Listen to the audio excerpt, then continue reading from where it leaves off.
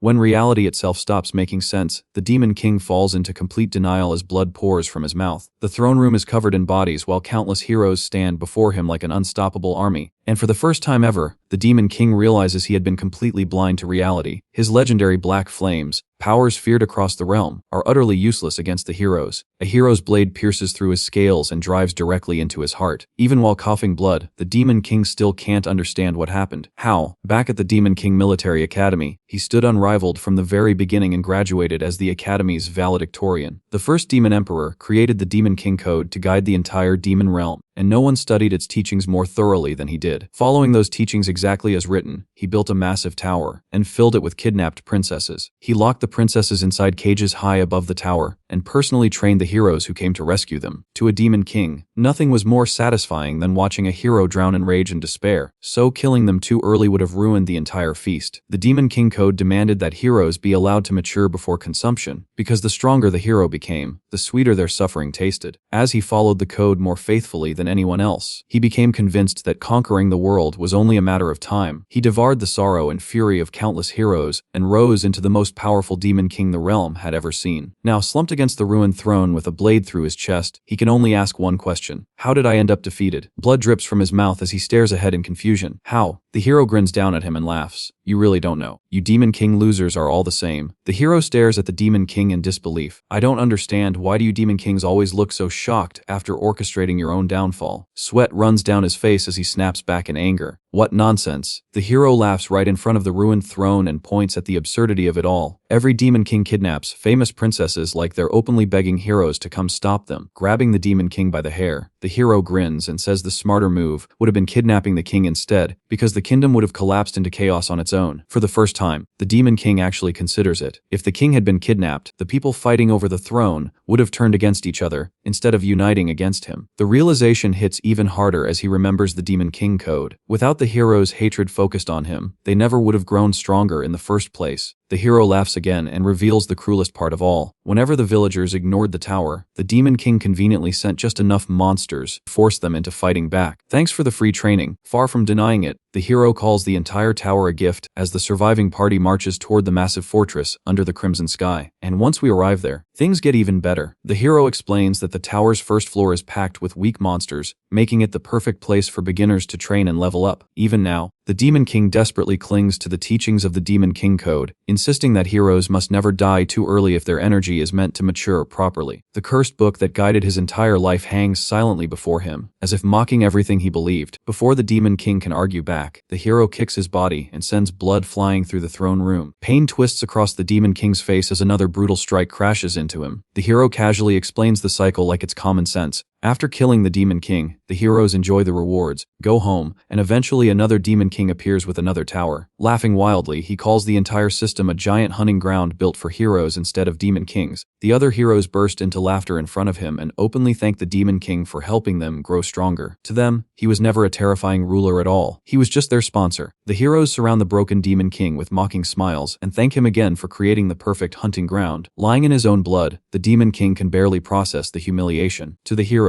his entire tower was nothing more than a place to farm strength. One of the heroes grins proudly and admits the Demon King was stronger than most. Killing so many heroes only made his own fame explode even further. Still smiling, the hero raises his sword above the Demon King and casually says goodbye. Veins bulge across the Demon King's face as rage completely overwhelms the shock. A lowly hero humiliating him like this is something he cannot accept. His fist clenches hard enough to crack the stone floor as he demands to know what the Demon King Code was even for. Blood drips from his mouth while demonic energy crackles around his body. Even at death's door, he refuses to die this pathetically. A savage grin spreads across his face as his eyes ignite with fury. No matter what the heroes believe, he is still the Demon King. Dark energy surges around the Demon King as the hero swings his sword and cuts his head off. A brutal slash sends his head flying through the air as blood explodes around it. From the Demon King's fading view, the laughing heroes blur past. Blood fills the air as the ceiling comes into view above him. Several heroes' feet come into view as his severed head drops onto the ground. His severed head lies in a pool of blood as he swears they will pay dearly for this. The reflection of the hero standing above him burns inside his widened eye as the rage only grows stronger. The hero stands victoriously above the fallen body. One of the heroes steps forward and claims the Demon King's horns for himself like a trophy. Purple energy suddenly crackles across the Demon King's body, forcing the hero to stop in confusion. The Demon King stares at the hero's reflection in his eye and decides he'll sacrifice even his final breath if he has to. The hero's expression stiffens as he realizes something is terribly wrong. Violent demonic energy erupts across the throne room. A blinding light suddenly engulfs the hero's face as he roars for everybody to run. A massive wave of purple energy explodes outward from the Demon King's body and floods the throne room. And inside that storm of demonic power, countless heroes are swept away like ashes. The Demon King finally realizes the truth. The so-called code was wrong from the very beginning, even while purple flames consume his body. He admits that if he had known the heroes would turn Demon Kings into complete jokes. His eye trembles with rage as he swears he never would have followed those rules if he had known the truth. One final thought fills his fading mind. If he ever gets another chance, he'll reduce that ridiculous code to nothing but orc fodder. A massive explosion erupts above the tower in blinding purple light. Through the darkness, a faint voice calls out the name, Burge. His eyes snap wide open in shock. Instead of a ruined battlefield, he finds himself standing inside a crowded hall. The confused Burge stands frozen while the people around him stare in silence. His eyes shake with confusion as the impossible reality sinks in. Wait, I'm alive. The ceremony hall falls silent around him while his name is called from the stage. Burgedeus! Come forth at once. Burge walks toward the stage in silence while the crowd watches from every side. His expression stiffens as the name repeats in his head once again. Burgedeus. Standing face to face with the headmaster, Burge hears the old man calmly ask why such a brilliant student looks troubled on graduation day. His eyes lock onto the scarlet badge pinned to his uniform, the ultimate symbol granted to graduates of the Demon King Military Academy. A bead of sweat slides down his face as a realization settles in. Under the moonlit sky, the massive academy stands exactly as he remembers it. Burge realizes he's back at his graduation ceremony from 15 years ago. Rows of graduates rise toward the stage while one thought stays fixed in his mind. He has no idea how he returned to the past, but he refuses to waste this chance. The ceremony hall falls silent as Burge Diaz stands before the graduates, chosen to recite the oath as class valedictorian. A massive copy of the Demon King code towers over the stage while Burge stands alone beneath it. His eyes stay fixed ahead as the words echo through him once again. The Demon King Coda. Those rules are burned into his memory, laws he memorized endlessly and devoted his entire life to obeying. A dark figure looms over him in the memory of his downfall while one bitter truth remains. Those same rules turned him into nothing more than the hero's plaything. The other students watch from the crowd while Burge prepares to read the oath one more time. A calm smile rests on the student's face as Burge silently vows again to follow the code for the rest of his life. The academy leaders sit proudly among the crowd. Burge's face twists with rage as a low growl escapes through clenched teeth. The announcer stares at him nervously and asks him to recite the inviolable Demon King code. His teeth grind so hard the sound echoes through the chamber. Standing alone before the entire academy, Burge gives a cold answer. I refuse. The graduates can only stare at him in complete shock. Burge screams his rejection across the hall. Following the Demon King code is nothing but brainless stupidity. His eye trembles with fury as the words leave his mouth. Burge roars across the academy. The Demon King Kodu is nothing but useless orc fodder. As the entire hall falls silent around him, shock spreads through the graduates, and some can only stare at him with their mouths hanging open. Even the professors freeze in disbelief as Burge's furious scream echoes through the chamber. The entire academy trembles under a wave of stunned confusion. And just like that, the greatest student in the academy's history becomes its most notorious delinquent. A fist slams against the platform hard enough to shake the room. Archduke Alkane Blemif erupts in rage and bellows Burge's name. Insulting the Demon King code is a crime worthy of death on the spot. Despite his fury, Alkane decides to give Burge one final chance out of respect for his unmatched talent and years of exemplary conduct. The entire hall listens in silence as Burge is ordered to retract his reckless words and apologize to the demon realm. Otherwise, he will be stationed in Arene. The name alone sends waves of panic through the audience. Arene is infamous as the dimension where countless demon kings have died. Whispers spread through the chamber as nobles and graduates question why he is being spared at all. To them, insulting the Demon King code deserves nothing less than execution. Alkane stares down at him coldly and reminds him exactly what kind of cursed place Arene really is. But Burge doesn't hesitate for even a second. Go ahead, send me there. The academy freezes in disbelief as he calmly declares that he will expose the Demon King code for the worthless doctrine it truly is. Red magic circles flare across the chamber while Alkane finally delivers the punishment. Burge Diaz is officially assigned to Arene, effective immediately. Even after being named valedictorian, Burji is stripped of every privilege the Academy could have offered him. The punishment only grows harsher as Alkane declares that no demon will accompany him to Arene. And until his conquest is complete, Burji is forbidden from ever returning to the demon realm. A portal tears open in the sky as he falls from it toward the ground. Falling through the air, Burji can only give a bitter smile as the chaos he caused leaves this outcome unsurprising to him. But even now, one thought echoes through his mind. He's back in Arene, the land of the heroes who killed him. The glowing handcuffs crack apart as he remembers how he once volunteered to be stationed there himself, convinced that only the highest difficulty was worthy of someone with his talent. Flapping his wings, he admits the truth. That arrogance is exactly what got him killed. And even worse, countless heroes are abusing the Demon King Code for their own gain. Burji crashes into the frozen mountains of the northern continent as his massive wings spread across the snow-covered ground. Cold air escapes from his mouth while he stares ahead with absolute certainty. This time he refuses to be fooled twice. Now it's his turn to exploit the Demon King Code for himself. A razor slides across a face. Moments later, someone tightens the collar of a fresh white uniform. A satisfied smile crosses his face as Gordon Derrick, valedictorian of the Demon Training Academy, stands completely transformed. The Demon King Military Academy exists to raise future Demon Kings, while the Demon Training Academy raises the demons destined to serve them. And under Demon Realm law, the valedictorian of the Training Academy must personally serve the Demon King valedictorian. Back at the Academy, Gordon's classmates can only laugh and envy the position waiting for him beside Burj Dais. One demon clenches the railing in frustration, furious that he narrowly missed the chance to become Burji's personal aide himself. Gordon casually reassures the other graduates that the demon kins they will serve are all extraordinary talents themselves. But the moment Lord Diaz comes up, his entire expression turns fanatical as he insists nobody else can even compare to Lord Diaz. Burji stands silently while Gordon praises Diaz as an unmatched prodigy from the legendary Demon Dragon clan, destined to enter Demon Realm history forever. In Gordon's imagination, he proudly stands beside Diaz as the legendary Demon King's trusted vice, commander conquering dimension after dimension. A crazed grin spreads across his face as he vows to carve his own name into Demon Realm history right beside Lord Diaz. Then a cold voice cuts through the entire hall with only two words: "I refuse." Gordon's smile instantly cracks apart. Burji glares forward and roars that the Demon King Code is nothing more than useless orc fodder. Gordon's face completely breaks apart as the reality of Burji's words finally hits him. Far beneath the Urzist mountain range, Gordon arrives at the frozen northern continent still haunted by the Demon Realm rule forcing the valedictorian to serve the Demon King valedictorian. He can only stare blankly ahead and ask himself how any of this happened and why. But the moment he notices Burji behind him, Burji says the Demon Realm at least sent someone to accompany him into exile. The thought leaves Gordon frozen in disbelief. Then Burji calmly steps forward and introduces himself to Gordon. Gordon stares at him in confusion and desperately asks why he would do such a thing. And Burji only tilts his head and asks what exactly he is referring to. Gordon completely loses control as he screams that insulting the Demon King Code in the middle of Arene is practically a death sentence for both of them. Burji casually tells him to calm down because too much stress leads to hair loss, and Gordon nearly explodes on the spot. Even while watching Gordon panic in the snow, Burji quietly realizes this is nothing like the fearless companion he remembers from his previous life. Meanwhile, Gordon suddenly straightens himself and forces out a dramatic declaration that no matter how difficult the path ahead becomes, the two of them can accomplish anything together. But Burji immediately realizes the situation has changed too much for him to explain the truth about returning to the past without sounding insane. Gordon drops to the snow, breathing heavily as the stress completely drains him. A moment later, he fixes his ruined hair, apologizes for the outburst, and reluctantly accepts that he will carry out his duties after all. The Demon King Code declares that every Demon King must build a tower in their assigned world, and the tower cannot be hidden in some unreachable death trap because heroes must still be capable of reaching it. After studying the frozen mountains around them, Gordon points out that this region is far too dangerous and isolated for humans to ever find easily, especially with monsters roaming everywhere, so the location completely violates the code. Ignoring every warning, Burji plants the tower seed directly into the frozen ground and declares that his tower will rise right here in Arene. The crimson seed sinks into the snow as the ancient rule activates. Once it drinks the blood of a demon king, a tower will begin to sprout. Gordon nearly loses his mind as he screams that this is a direct violation of the Demon King Code, but Burji coldly reminds him that he never swore loyalty to those rules in the first place. Even while hearing Gordon's outrage, Burji understands exactly where that blind devotion comes from because he once believed in the code just as strongly himself. Looking down at the snow, he quietly realizes that only death was enough to break him free from that faith. Without hesitation, Burji clenches his own hand until blood bursts from his fist. Blood drips onto the tower seat as Burji declares that the Demon King Code is nothing more than useless orc fodder, especially in a place like Arene. The ground suddenly trembles beneath Gordon's feet as the seed reacts to the Demon King's blood. A massive roar shakes the entire mountain range. The tower seed glows with terrifying force. The tower seed suddenly shoots forward from his foot. A gigantic circle spreads across the mountains in front of Burji. Burji stares into the raging storm of energy and calmly explains that Arene is overflowing with heroes, an infuriating number of them in fact. The faces of countless heroes flash through his mind like a reminder of everything he despises. At the center of the magic circle, the tower immediately recognizes its master, Burj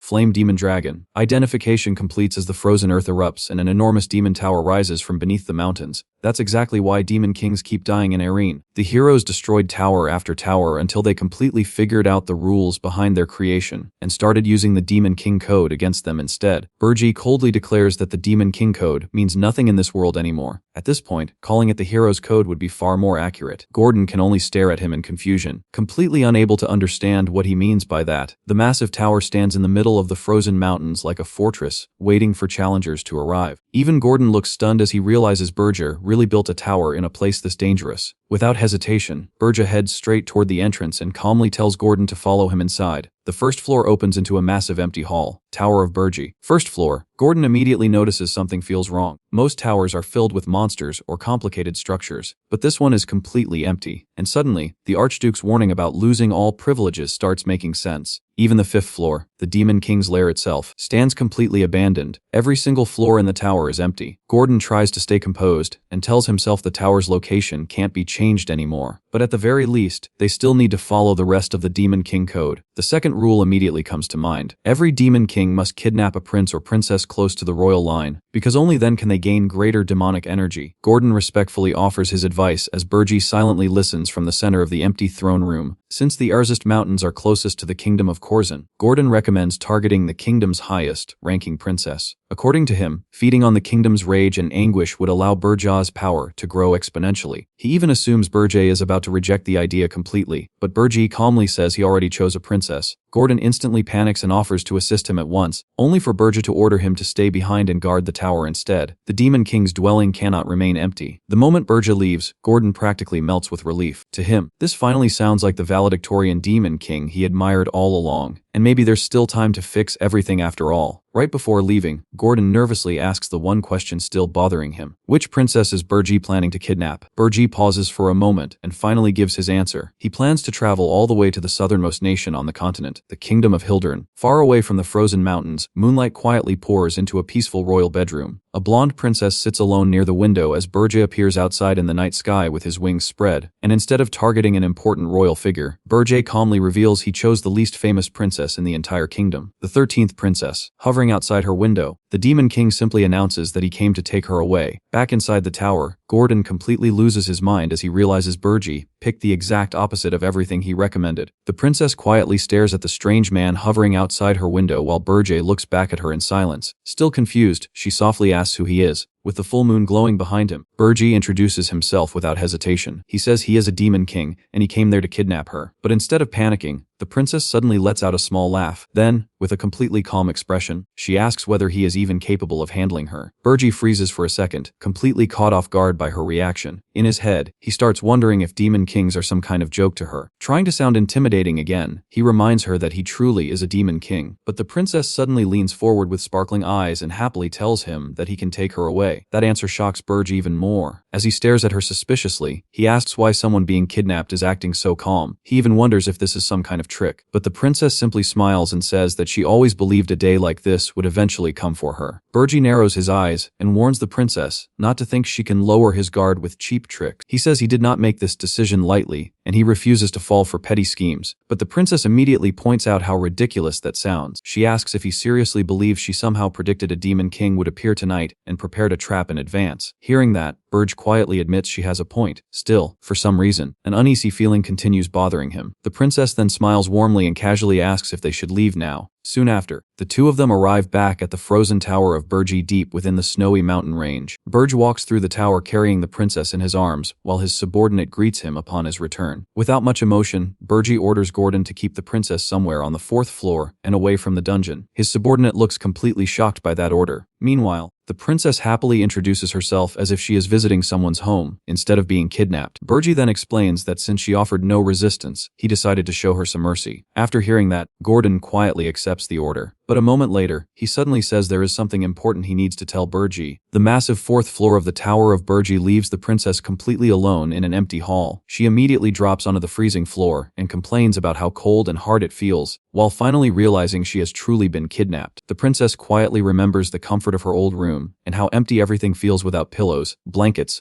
or maids around her. Her thoughts drift back toward the peaceful gardens of Hilderin, and she realizes this strange tower is nothing like her home kingdom. But instead of looking afraid, the princess suddenly blushes and smiles to herself as she admits this situation somehow is not that bad. Meanwhile, Burji hears about an invitation coming from the Tower of Beasts. Gordon explains that the other demon kings are preparing a welcome banquet for the new demon king, but Burji immediately dismisses it as nothing more than outdated customs meant to test and humiliate him. At the same time, the truth about the demon kings finally becomes clear. Their pride normally makes alliances impossible, yet the threat of the Arene dimension forced every demon king to unite together. Even while remembering how he once looked down on the other demon kings as weaklings, Burji decides this time he should at least hear them out. That decision soon brings him to the massive Tower of Beasts, rising deep within a wild jungle. Inside the tower, the demon king of beasts finally reveals himself. Draxen towers over Burja like a monstrous predator and proudly declares that he has ruled this domain for 70 years. The beast king bursts into laughter as he mocks Burji for being the reckless new demon king who dared to insult the code, while openly claiming the newcomer does not look impressive at all. Burji immediately loses patience and coldly asks whether this entire invitation was only meant to provoke him. Draxen leans closer and angrily reveals that Archduke Blamif personally told him to size Burja up the moment he arrived. The moment Burji casually calls Blamif nothing more than a noisy old vampire, the atmosphere instantly turns dangerous. Draxen explodes in rage and roars that Burji's disrespect toward Archduke Blamif has gone far beyond simple insolence. Draxen slams the giant piece of meat onto the ground like he is feeding an animal instead of welcoming a guest. The Beast King shoves his massive face right beside Burja and mockingly orders him to lick it if he wants forgiveness for his disrespect. Burji calmly looks down at the mess and realizes Draxen still has no idea why he was truly sent to Arene in the first place. But Draxen only scoffs and insists Burja was exiled for insulting the Demon King Code. A cold smile slowly spreads across Burja's face as he quietly reminds Draxen that the very same code forbids demon kings from killing each other. Then his foot crashes into the ground hard enough to shake the entire area. A violent shockwave explodes outward as Burji stands, completely still in the center of the destruction. With that terrifying pressure pouring out around him, Burji stares straight at Draxen and asks if he really believes he would obey rules like that. For the first time since the meeting began, Draxen's confidence visibly cracks. Even while sweating under that overwhelming pressure, Draxen hurriedly explains that Archduke Blamif ordered him to monitor whether Burj kidnapped a princess, warning that his authority would be stripped away if he failed to report back within a month. But Burja only turns away with a cold snort, casually revealing that he already captured a princess long before anyone questioned him. That answer leaves the Beast King completely stunned as Burja calmly admits he simply chose one he liked. Far above the frozen mountains, the Tower of Burji stands silently beneath the falling snow. Back inside the tower, Gordon praises Burja for completely crushing Draxen's arrogance with pure authority alone. But Burja dismisses it like it was nothing and quietly admits there is still far more trouble waiting ahead. Even so, he orders Gordon to check on the princess because he still needs to figure out how she might be useful to him. Gordon bows his head and immediately leaves the room. Left alone in the silent chamber, Burja rubs his forehead and realizes that if the other demon kings behave like Draxen, this entire situation is going to become incredibly troublesome. Burja quietly reflects on how insulting the Demon King Code brought far harsher consequences than he originally expected. Even so, there is still not a single ounce of regret in his eyes. Rather than lowering his head before worthless trash like them, he would rather die. After making up his mind, Burji decides he will never repeat the same mistake again and starts planning to build his strength from the very beginning. Since he kidnapped the lowest ranking princess, he expected to gain only a few hundred demonic energy points, believing it was the safest way to avoid attention. But the moment the status window appears before him, the number instantly leaves him stunned. 13,000 points. Even Burji cannot understand why he gained such an absurd amount from a single princess. Before he can process it further, another notification suddenly appears. The fourth floor of the Tower of Burja has started undergoing naturalization. Then Draxen's image suddenly appears through the communication screen, congratulating Burja on becoming a new demon king. This time, the Beast King speaks with complete respect, admitting that pulling off something so reckless inside Arene is not easy at all. He even praises Burji's courage and asks whether insulting the code in front of everyone was actually part of some elaborate plan from the beginning. That confidence disappears the moment Burji realizes something has gone terribly wrong. A servant rushes toward him in panic and begs him to come to the fourth floor immediately. But the second he arrives there, the entire place leaves him speechless. The fourth floor no longer looks like part of a Demon King tower at all. A peaceful forest spreads across the area as butterflies drift through the air and clear water flows through the valley. Even Berger can only stare at the scenery in disbelief. The tower of Berger's fourth floor is actively undergoing naturalization, but somehow, it transformed into a place overflowing with life instead of demonic energy. And the real shock is waiting at the center of it all. A young blonde girl casually plays with slimes and elemental spirits, like she belongs there completely. That's when Berger finally understands how absurd this situation really is. Only someone capable of controlling all four elements could create an environment like this inside a Demon King tower. But that realization makes even less sense to him, because he specifically targeted the weakest princess he could find, not a spirit mage powerful enough to reshape an entire floor. Berger immediately questions her identity, because there should only be one spirit mage on the entire continent capable of controlling all four elements at once. But the girl casually smiles and asks if he mistook her for the 13th princess instead. That single answer makes Berger's expression completely freeze, because there is only one person she could possibly be. The girl happily introduces herself as Ernan Hildurin, the first princess of the Hildurin kingdom, and the moment that name spreads across the kingdom, absolute chaos erupts. The king explodes with rage after learning that the crown princess has been kidnapped by a demon king. He immediately orders every available soldier and the kingdom's strongest heroes to march out at once and bring her back alive. Meanwhile, Ernan looks completely amused by Berger's reaction. She even reminds him that she already warned him to think carefully about whether he could actually handle her. Berger still cannot understand how he failed to notice her overwhelming mana. A spirit mage of her level should have been impossible to hide in the first place. Ernan casually reveals the secret behind everything. The ring she wears is a royal heirloom capable of completely concealing her mana. Then she looks at Berger with a playful smile and asks the obvious question. Is he finally planning to send her back before things spiral any further out of control? But Berger immediately rejects the idea. Returning the crown princess now would make him look incompetent in front of the entire world. Heroes would stop fearing him, and gathering demonic energy points would become far more difficult. So despite realizing exactly how dangerous this situation has become, Berger decides he has no choice but to keep going. That decision instantly triggers another reaction from the system. The hatred directed toward Demon King Berger Diaz spikes even higher, pushing his demonic energy points all the way to 19,521. Berger finally realizes the kingdom already knows his identity. But even with the entire Hildurin kingdom preparing to hunt him down, his answer remains the same. The princess stays calm as Berger reminds her that she is still his prisoner, far away in the kingdom of Hildurin. The entire nation falls into unrest over the princess's disappearance. Inside the royal court, the king orders his men to kill the insolent demon king and bring his daughter back immediately. But the nobles can only lower their heads and admit they still haven't identified which demon king is responsible. That answer only makes the king even more furious as he roars at them to stop wasting time and find the culprit at once. One advisor finally steps forward and warns that something about this situation doesn't add up. He reminds the king that the demon king of lust kidnapped a foreign crown prince not long ago, and that reckless act ended with the heroes killing him. Now another demon king has suddenly abducted Hildurin's crown princess, and the advisor openly questions whether that coincidence is really believable. The nobles can only stare at him in stunned silence as the implication finally sinks in. At that moment, a trembling hand tightens around the throne, while the entire room grows tense. The king's expression darkens completely as he finally reaches a terrifying conclusion. The culprit is the new demon king. A messenger crashes into the royal court with urgent news. The teleportation circle has finally been traced, and the path leads north toward the Arzest mountain range. The moment the king hears the destination, his expression freezes in shock. Deep within the frozen Arzest mountains, the Tower of Berger stands alone in the middle of endless snow. Back at the tower, Gordon warns that Hildurin's forces are already approaching, but even he doubts whether their inexperienced ruler can handle what's coming. The demon king only turns his head with a quiet grin. Instead of panicking, he calmly tells them there's nothing to fear because the kingdom cannot mobilize its royal army against him. A strategy meeting quickly breaks out as the kingdom realizes the Arzest mountains lie at the far northern edge of the continent, while Hildurin sits all the way in the south. Any army marching there would need permission to cross multiple nations, and that's exactly why the demon king remains so confident. Most kingdoms will refuse military passage, forcing Hildurin to rely on the Heroes Guild instead. Realizing the kingdom has no other option, the king finally orders a message to be sent directly to the Heroes Guild, far away in the snowy north. The massive headquarters of the Heroes Guild stands tall against the mountains. News of the kidnapped crown princess spreads through the guild almost instantly, and the adventurers can hardly believe a demon king would dare pull off something this reckless. But the moment they hear the destination is the Arzest mountain range, the mood completely changes. Veteran adventurers immediately start backing away from the mission, calling the mountains a death sentence and mocking the king for even considering it. Meanwhile,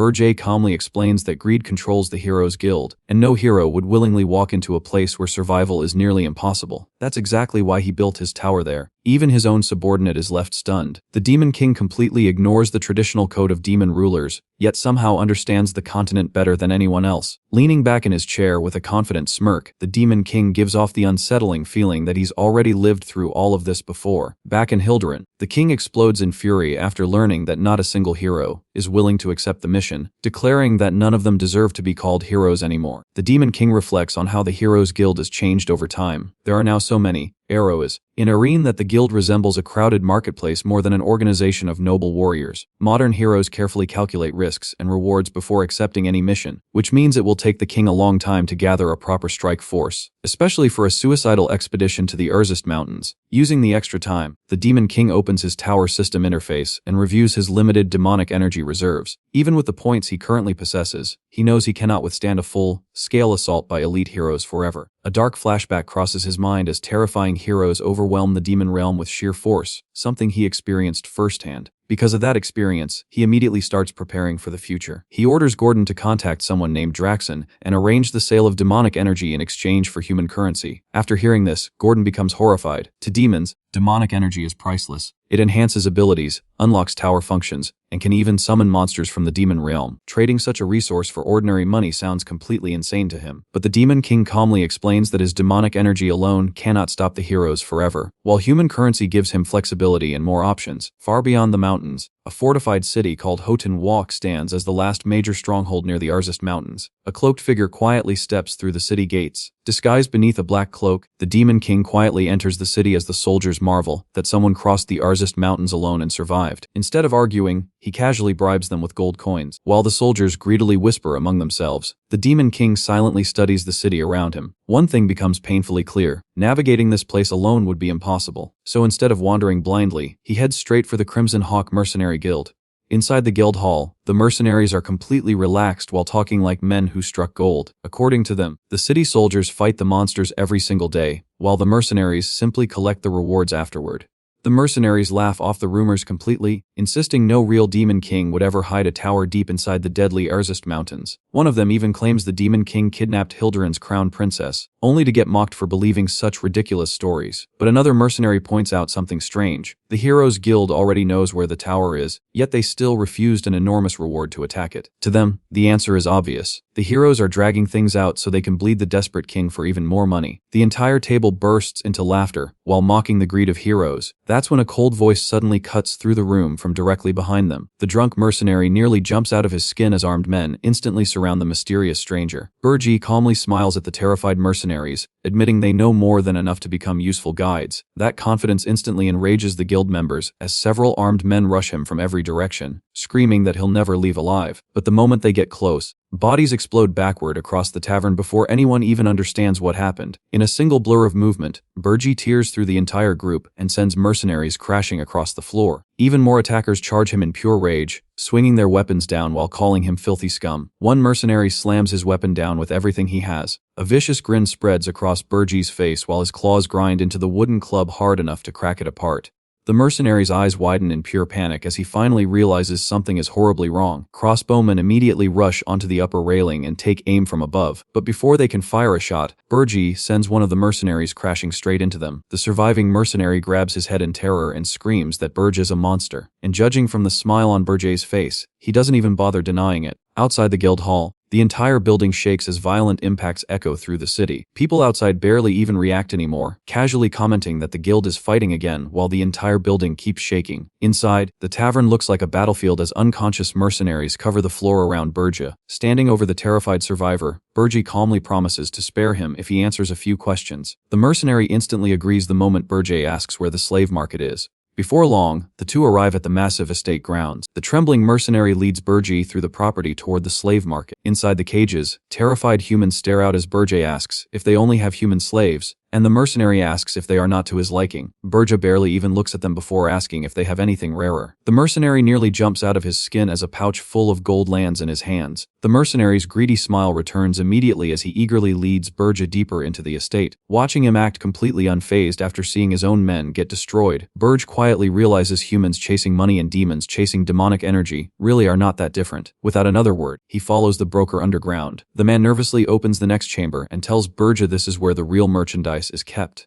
At the same time, Gordon's voice echoes through Burge's mind, reminding him exactly why human money matters in the first place. If humans can capture otherworldly races as slaves, then he can buy them for himself. Behind the bars, a battered elf glares out with exhausted eyes while Burge calmly decides an elf known for integrity would make the perfect spy. He immediately settles on using the elf to spread chaos among the heroes. Meanwhile, inside the royal palace of Hilderin, the kingdom finally welcomes the arrival of hero Hillen Cargill. Kneeling before the throne, Hillen swears that he will rescue the princess and bring back the demon king's head in the name of justice. Meanwhile, Burge continues studying the imprisoned elf while calculating how easily someone from a race known for innocence could deceive the heroes. The broker arrives asking what kind of slave he wants. Burge immediately points at the elf and says he's buying that one. Then he casually throws the entire payment onto the terrified mercenary who brought him there. A wave of killing intent instantly floods the room as Burge coldly asks if anyone objects. The brokers panic and hurriedly insist they would never refuse someone willing to pay. Burge calmly orders everyone to leave so he can confirm something himself, even while they nervously warn him the elf could go berserk. But the terrified mercenary immediately backs down after Burge reminds him that if anything goes wrong, he'll be the one paying for it. After everyone leaves, Burge slowly approaches the iron cage where the battered elf sits chained. With a wave of demonic energy, he unlocks the restraints sealing the elf's mouth shut and quietly mocks the sight of such a proud race being reduced to slaves. The elf immediately senses the dark energy surrounding him and asks if Burge is a demon, unable to understand why someone from the demon realm would come here for an elf. But instead of threatening him, Burge calmly says he wants to offer him a chance to take revenge on the humans who humiliated him. The elf admits the offer is tempting, yet says demons are no more trustworthy than humans. Burge answers without hesitation. He says he is different. If the elf remains loyal to him for 50 years, Burge promises him safety, freedom, and protection from ever being treated like this again. Then he calmly adds that 50 years is nothing for elves compared to a lifetime of slavery and humiliation. But the elf's expression hardens as memories of the sacred world tree fill his mind. To him, demons are still the enemies trying to destroy both the world tree and the entire world sustained by it. The elf stares at him and asks how an elf is supposed to trust a demon, even chained to the floor. The elf points out how absurd it is for a demon to seek help from someone his race should consider an enemy, and Burge realizes the question strikes directly at his biggest weakness. Instead of backing away, Burge quietly accepts the challenge and decides to prove his sincerity another way. With his hand over his chest, he swears on the Demon King's standards that he will honor every promise he made and never harm the world tree. That vow immediately catches the elf off guard because, to demons, the Demon King's standards carry the same sacred weight the world tree holds for elves. So Burge offers his own condition and says that if the elf truly wants his loyalty for the next 50 years, then the oath must be made properly. For the first time since their conversation began, a faint smile finally appears across the elf's face as he admits Burge is far stranger than any demon he expected. Standing tall despite the chains binding him, the elf introduces himself as Granada of the Maple Tribe and declares he will only swear loyalty after meeting the Demon King responsible for this deal. And with a calm smile on his face, Burge finally reveals the truth. He is the Demon King. Granada's expression freezes completely as he tries to process the impossible claim standing right in front of him. A second later, the elf bursts into laughter and refuses to believe any Demon King would leave their tower just to buy a slave, especially when their power weakens the farther they travel from home. Still laughing like the whole thing is ridiculous, Granada boldly declares that if Burge really is a Demon King, then he'll double the deal and serve him for an entire 100 years instead. Inside Burge's tower on the 5th floor, the elf finally comes face to face with the truth he thought was impossible. Sitting calmly on his throne, Burge reminds him that the 100-year contract was entirely Granada's own idea. The realization hits instantly, and Granada completely loses his mind as he screams that the whole thing feels like a scam because the tower is practically empty. Staring across the massive vacant floor, the elf can't believe there's literally nothing guarding the tower up to the 3rd floor. And after seeing the 4th floor filled with nothing but peaceful nature, Granada can only wonder what kind of Demon King tower doesn't even have a single monster inside it. Granada completely snaps, warning that a tower this empty won't survive even a single year before the heroes tear it apart. But the moment he tries to walk away, overwhelming demonic power floods the entire room as Burge calmly reminds him that their contract is already sealed. Cold sweat runs down the elf's face as the pressure crushing his body finally proves the terrifying truth. The man before him really is a Demon King. Remembering the disaster-level monsters that ignored them in the Urzist Mountains, Granada suddenly realizes those creatures weren't avoiding him at all. They were avoiding the Demon King beside him. That realization changes everything, and the elf kneels down to swear his loyalty to Burge for the next 100 years under the name of the World Tree itself. As he lowers his head, Granada convinces himself that a Demon King powerful enough to personally recruit him must have some massive evil plan underway, and that helping with it might finally earn him his revenge. Meanwhile, Burji casually smiles from his throne and gives his terrifying new subordinate his very first order: prepare a meal. The command hits Granada so hard that his brain practically stops working on the spot. Granada chops vegetables in complete silence, realizing his grand revenge scheme somehow turned into kitchen duty instead. Even while he cooks, the princess around him cheerfully talks about helping with the meal, leaving the elf even more confused about what kind of Demon King tower this actually is. Inside Burji's 5th floor dining hall, the Demon King calmly sits down for dinner with the others. The moment Granada notices the princess's face, his expression stiffens as he carefully asks if she's from the Hilderan kingdom. Burji casually confirms that the girl beside him is Ernan Hilderan herself. That answer nearly sends Granada into a panic as he jumps from his seat and screams that kidnapping the crown princess is complete madness when the tower barely has anything defending it. But Burji simply takes a bite of food and reminds Granada that protecting the tower is exactly why he bought him in the first place. The response leaves Granada completely speechless as the Demon King casually tells him to stop worrying and eat. Meanwhile, Burji praises the cooking while Ern happily takes credit for helping too, and the exhausted elf can only sit there wondering what kind of absurd situation he just got dragged into. On the tower's 4th floor, Granada quietly asks if this is where he's supposed to fight the heroes, but Burji immediately shuts the idea down, calmly explaining that if the heroes ever make it this far, the battle is already over. Instead, the Demon King reveals Granada's real job: disrupting the human world in his place. The elf stares at him in disbelief as the realization hits that he's being turned into a spy. But before sending him anywhere, Burji decides to test his abilities first and casually tells him to attack. That single sentence leaves Granada speechless because defeating a Demon King in his own tower seems impossible. So Burj offers him a handicap, promising to use only one hand without a trace of demonic energy, and if Granada somehow wins, their 100-year contract will be shortened by 50 years. The offer reignites Granada's fighting spirit as mana erupts around his body and he charges forward, nearly screaming that he'll crush Burja's head. In the next instant, Granada bursts forward as the field tears apart behind him. Granada's assault tears through the ground itself as he throws everything he has directly at the Demon King. But even while blocking every strike with one hand, Burji calmly analyzes the elf's movements and realizes he enhanced his body using the 4th floor's mana instead of ordinary magic, quietly admitting that the style suits an elf perfectly. Granada roars that an average elf could never pull this off and warns Burja to blame himself for choosing the wrong opponent in the wrong place. But the moment roots burst out around Burja's feet, the Demon King instantly notices the trap. Granada lunges forward with a grin, his fist glowing with intense green energy as he shouts that Burj is wide open and declares that he's taking those 50 years back. A grin slowly spreads across Burja's face instead. Dark pressure explodes around the Demon King as massive wings spread behind him, and he calmly reminds Granada exactly who he's fighting. Even with those terrifying eyes staring right at him, Burji casually assures the elf that he isn't even trying to use demonic energy and promises to control his strength so Granada survives the fight. For the first time since the duel began, Granada's confidence completely disappears, and the impact shakes the entire tower. Back at the Red Hawk mercenary headquarters in Houghton Walk, the captain immediately welcomes Burji like an honored guest the second he walks through the door. Burji calmly tells him he wants to hire the mercenaries for an entire year, and the man instantly switches into full business mode, while the others awkwardly watch their captain suck up to the same guy who beat them half to death. But the atmosphere changes completely when Burji drops a massive pile of gold right in front of them as a deposit. The mercenaries immediately start swearing lifelong loyalty to their captain instead. Without wasting time, Burj orders the captain to place one particular man on the team and explains that he'll be relaying orders from now on. The entire room falls silent when the bruised elf finally steps forward and introduces himself as Granada. And judging from everyone's expressions, nobody expected this to happen at all. The mercenaries can only stare in confusion as Granada instantly gets dragged into the group like he's been part of the squad for years.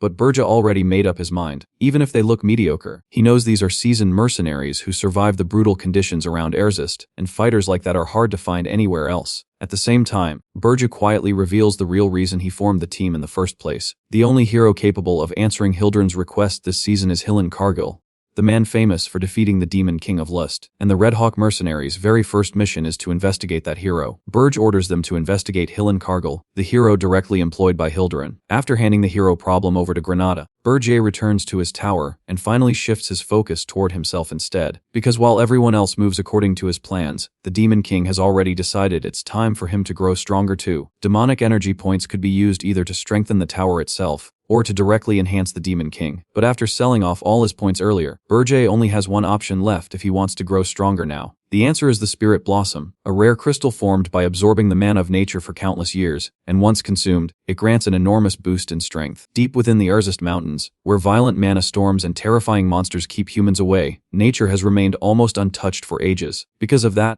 Spirit blossoms there have continued absorbing pure natural mana for years, refining their energy far beyond normal levels. Even if they aren't as effective for demons as demonic energy itself, Burji decides it's still better than nothing and immediately announces that he's going to search for some spirit blossoms himself. But Gordon quickly warns him that rushing out unprepared is dangerous. Finding spirit blossoms in those mountains is practically impossible, and the monsters roaming around will attack the moment they sense weakness. Burji calmly admits that handling monsters won't be a problem for him, but locating the blossoms really would be difficult. And just as Gordon mentions needing an excellent mana detector, someone suddenly knocks on the door. The door slowly opens as Ernan cheerfully peeks inside and asks if they're busy. The moment Burji sees who's standing there, even he freezes for a moment. Then, with sparkling excitement, she rushes in saying she's been unbelievably bored lately and reminds Burj about his promise to let her decorate the 4th floor however she wants. Burj immediately agrees as long as she can help him find the spirit blossoms. But the second he says that, he realizes something horrifying. She's already decorating the tower to her own taste, and somehow, that thought alone feels completely insane. Meanwhile, Ernan happily admits she never expected she'd actually get to leave the tower, and says it's a good thing she came to check on him. Then Burji suddenly places a hand on her shoulder. Before she can even react, Burji tells her to hold on tight while his massive wings spread across the balcony. An explosion of wind erupts beneath them as the Demon King launches straight into the sky at terrifying speed. The violent acceleration instantly forces the girl to shut her eyes from the pressure, but the moment she slowly opens them again, the sheer size of the world leaves her completely stunned. For the first time in her life, endless mountains and skies stretch far beyond the tower she spent years trapped inside. Back in the kingdom, her entire life had been nothing but endless studying, magic training, and repeating the same routine every single day. Now, while flying across the Arzest Mountains beside the Demon King, she happily realizes she might be the first person to ever cross these mountains through the sky. Burji barely reacts to the claim and calmly tells the princess to focus on her task instead. But before she can continue talking, Ernan suddenly insists that he stop calling her princess, and excitedly tells him to call her Ernan instead, since they'll be spending plenty of time together from now on, leaving the Demon King completely speechless. Even Burji realizes he might have spoiled her a little too much as he coldly reminds Ernan to remember her place,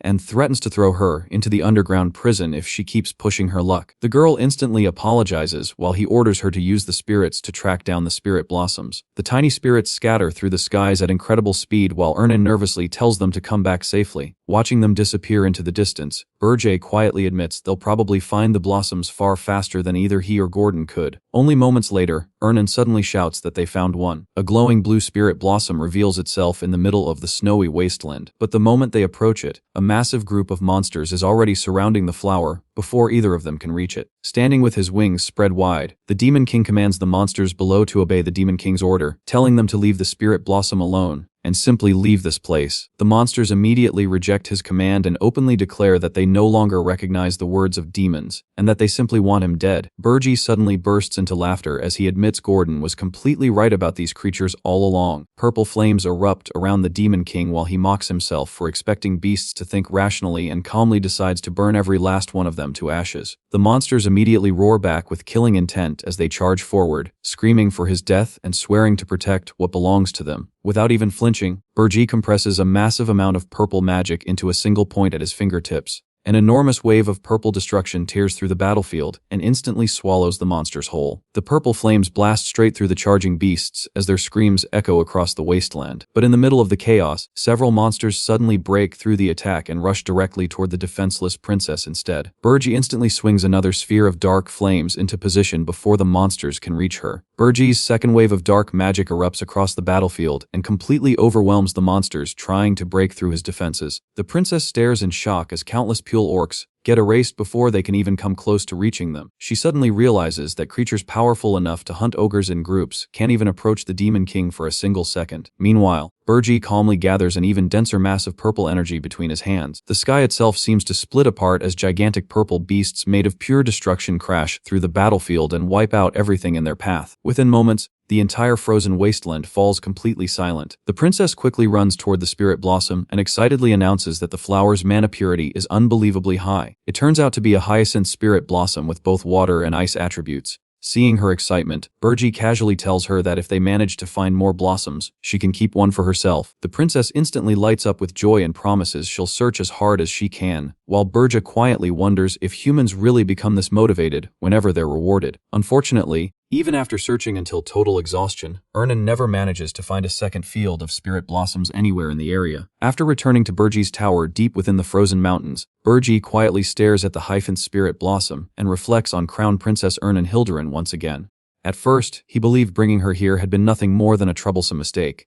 Meanwhile, exhausted from the endless searching, Ernan falls asleep wrapped in Burji's fur cloak as tiny spirits drift around her while Burji realizes her connection with the spirits may make her far more useful than he expected. Gordon suddenly reports that Granada has already made contact, and even Burji looks surprised by how quickly everything is moving. At the same time, hero Hillen Cargill leaves Hilderin's capital alongside 32 other heroes, but their group isn't heading toward Erzist at all. Instead, the heroes calmly follow the traditional path by forming a party, helping villages, and growing stronger throughout their journey. Watching their route unfold, Gordon presents several plans to interfere with the hero party and urges Burj to review them carefully. But the moment Burj looks through the proposals, he immediately dismisses every single one, leaving Gordon stunned. A grin spreads across Burj's face as he declares that this time there will be no monsters or interruptions standing in the hero's way. According to him, pointless interference only makes heroes stronger. So Granada's real mission is to travel alongside the hero party with the mercenaries and earn their trust instead. Even Gordon can't hide his confusion anymore as he points out that Burji still isn't following the standard Demon King strategy, especially with their tower still lacking proper defenses. But Burji only smiles calmly and assures him not to worry, because he already plans to strengthen the tower himself. Burji calmly reveals that the tower's next reinforcement will involve a dwarf. The moment Gordon hears that, he completely loses composure and screams that their tower already contains a human and a high elf, so adding a dwarf would turn the entire place into a joke. But Burji's expression instantly turns cold as purple demonic energy swirls around his arm and silences the outburst. Keeping his composure, the Demon King explains that the real value isn't the dwarf himself but the magical tools dwarves can create. As far as Burji is concerned, the heroes have already become too comfortable with the standard structure of Demon King towers, expecting weak monsters on the lower floors every single time. But instead of monsters, Burji imagines dozens of cannons waiting for them the instant they enter the first floor. Even Gordon freezes in disbelief as he realizes the heroes would never expect something like that. Still visibly shaken, Gordon points out that even this idea completely breaks the normal standards of a Demon King tower. But by the time Gordon looks back toward the throne, Burja is already gone without a trace. The moment Burja disappears, Gordon completely loses his mind and screams that the Demon King has already gone off to recruit another strange addition to the tower. Deep beneath the surface, the massive underground dwarven city of Wolfner stretches through the cavern like an entire hidden kingdom. Inside one of the blazing workshops, a dwarf blacksmith hammers molten metal while sparks and mana erupt around him with every strike. That craftsman turns out to be Loger Friedrich, the greatest dwarven blacksmith in the city and Burja's newest kidnapping target. Not long afterward, a cloaked figure quietly arrives at the gates of Wolfner and stares into the heart of the dwarven city in silence. Even Burji admits that despite fighting countless dwarves before his regression, this is his first time ever visiting their homeland directly. His search quickly leads him toward a place called the Midnight Inn. Inside the inn,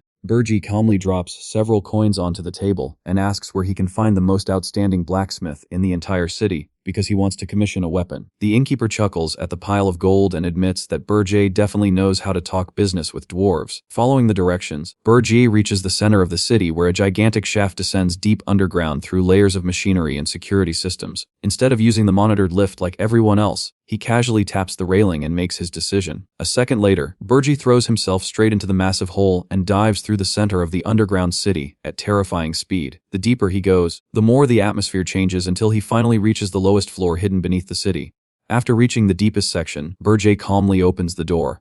At the very end of the underground complex, flames explode through the workshop while a lone dwarf continues hammering metal with overwhelming focus. And standing inside that inferno of sparks and machinery is the man Burj came for, Loger Friedrich himself. Watching the dwarf work, Burji realizes the man's control over mana is so precise that the energy itself almost looks alive. The moment that thought crosses his mind, Burja quietly reaches toward the blacksmith and considers abducting him on the spot. But the instant the hammer crashes down, a violent burst of heat explodes through the entire workshop. The flames tear across the room so suddenly that even Burji is forced backward in shock. At that moment, he realizes the dwarf somehow sensed the tiny trace of demonic energy leaking from him. And once the blacksmith charges straight through the flames with his hammer raised, Burji can't help wondering if this dwarf might actually be something far more dangerous than expected. Their attacks collide head-on in a massive explosion that shakes the entire forge. Even while blocking the strike, Burji tells the dwarf, "You are a hero." Loger roars without hesitation and declares himself a hero blacksmith whose power exists exist to destroy demons. The furious dwarf swears Burge will never leave the land of dwarves alive, but the Demon King only smirks beneath the shadows and mocks him for being far weaker than his words suggest. Then he finally reveals the truth himself. I'm not a demon. I'm a Demon King. The moment those words leave his mouth, Lojer coughs as the overwhelming pressure behind him crushes the workshop with pure fear. Even the dwarf's massive hammer slips from his hand and crashes onto the floor. Outside the forge, armored dwarven guards storm into the facility after hearing the explosion echo through the lower levels. But when the smoke clears, the entire workshop is already empty. Panic spreads through the underground city as the dwarves realize Lojer is gone and an intruder has abducted their greatest blacksmith. Orders immediately spread across Wolfner to seal every exit and search the entire facility before the kidnapper escapes. Meanwhile, high above the city, Burge silently watches the chaos below with the dwarf beside him. Burge quietly warns the dwarf that a single scream will get him killed instantly. Even while pinned to the ground, Lojer still panics at the thought of a Demon King entering the dwarven city for their princess. But Burge immediately shuts that idea down and coldly tells him he has no interest in any princess at all. Instead, the Demon King calmly reminds him that dwarven blacksmiths keep hidden underground escape routes for emergencies. Then he gives a simple order: guide me. The terrified dwarf can only grit his teeth and convince himself the Demon King must still be targeting the princess somehow. Fear completely overwhelms him as he admits the only reason he lived quietly for so long was because he was terrified of ever fighting Demon Kings.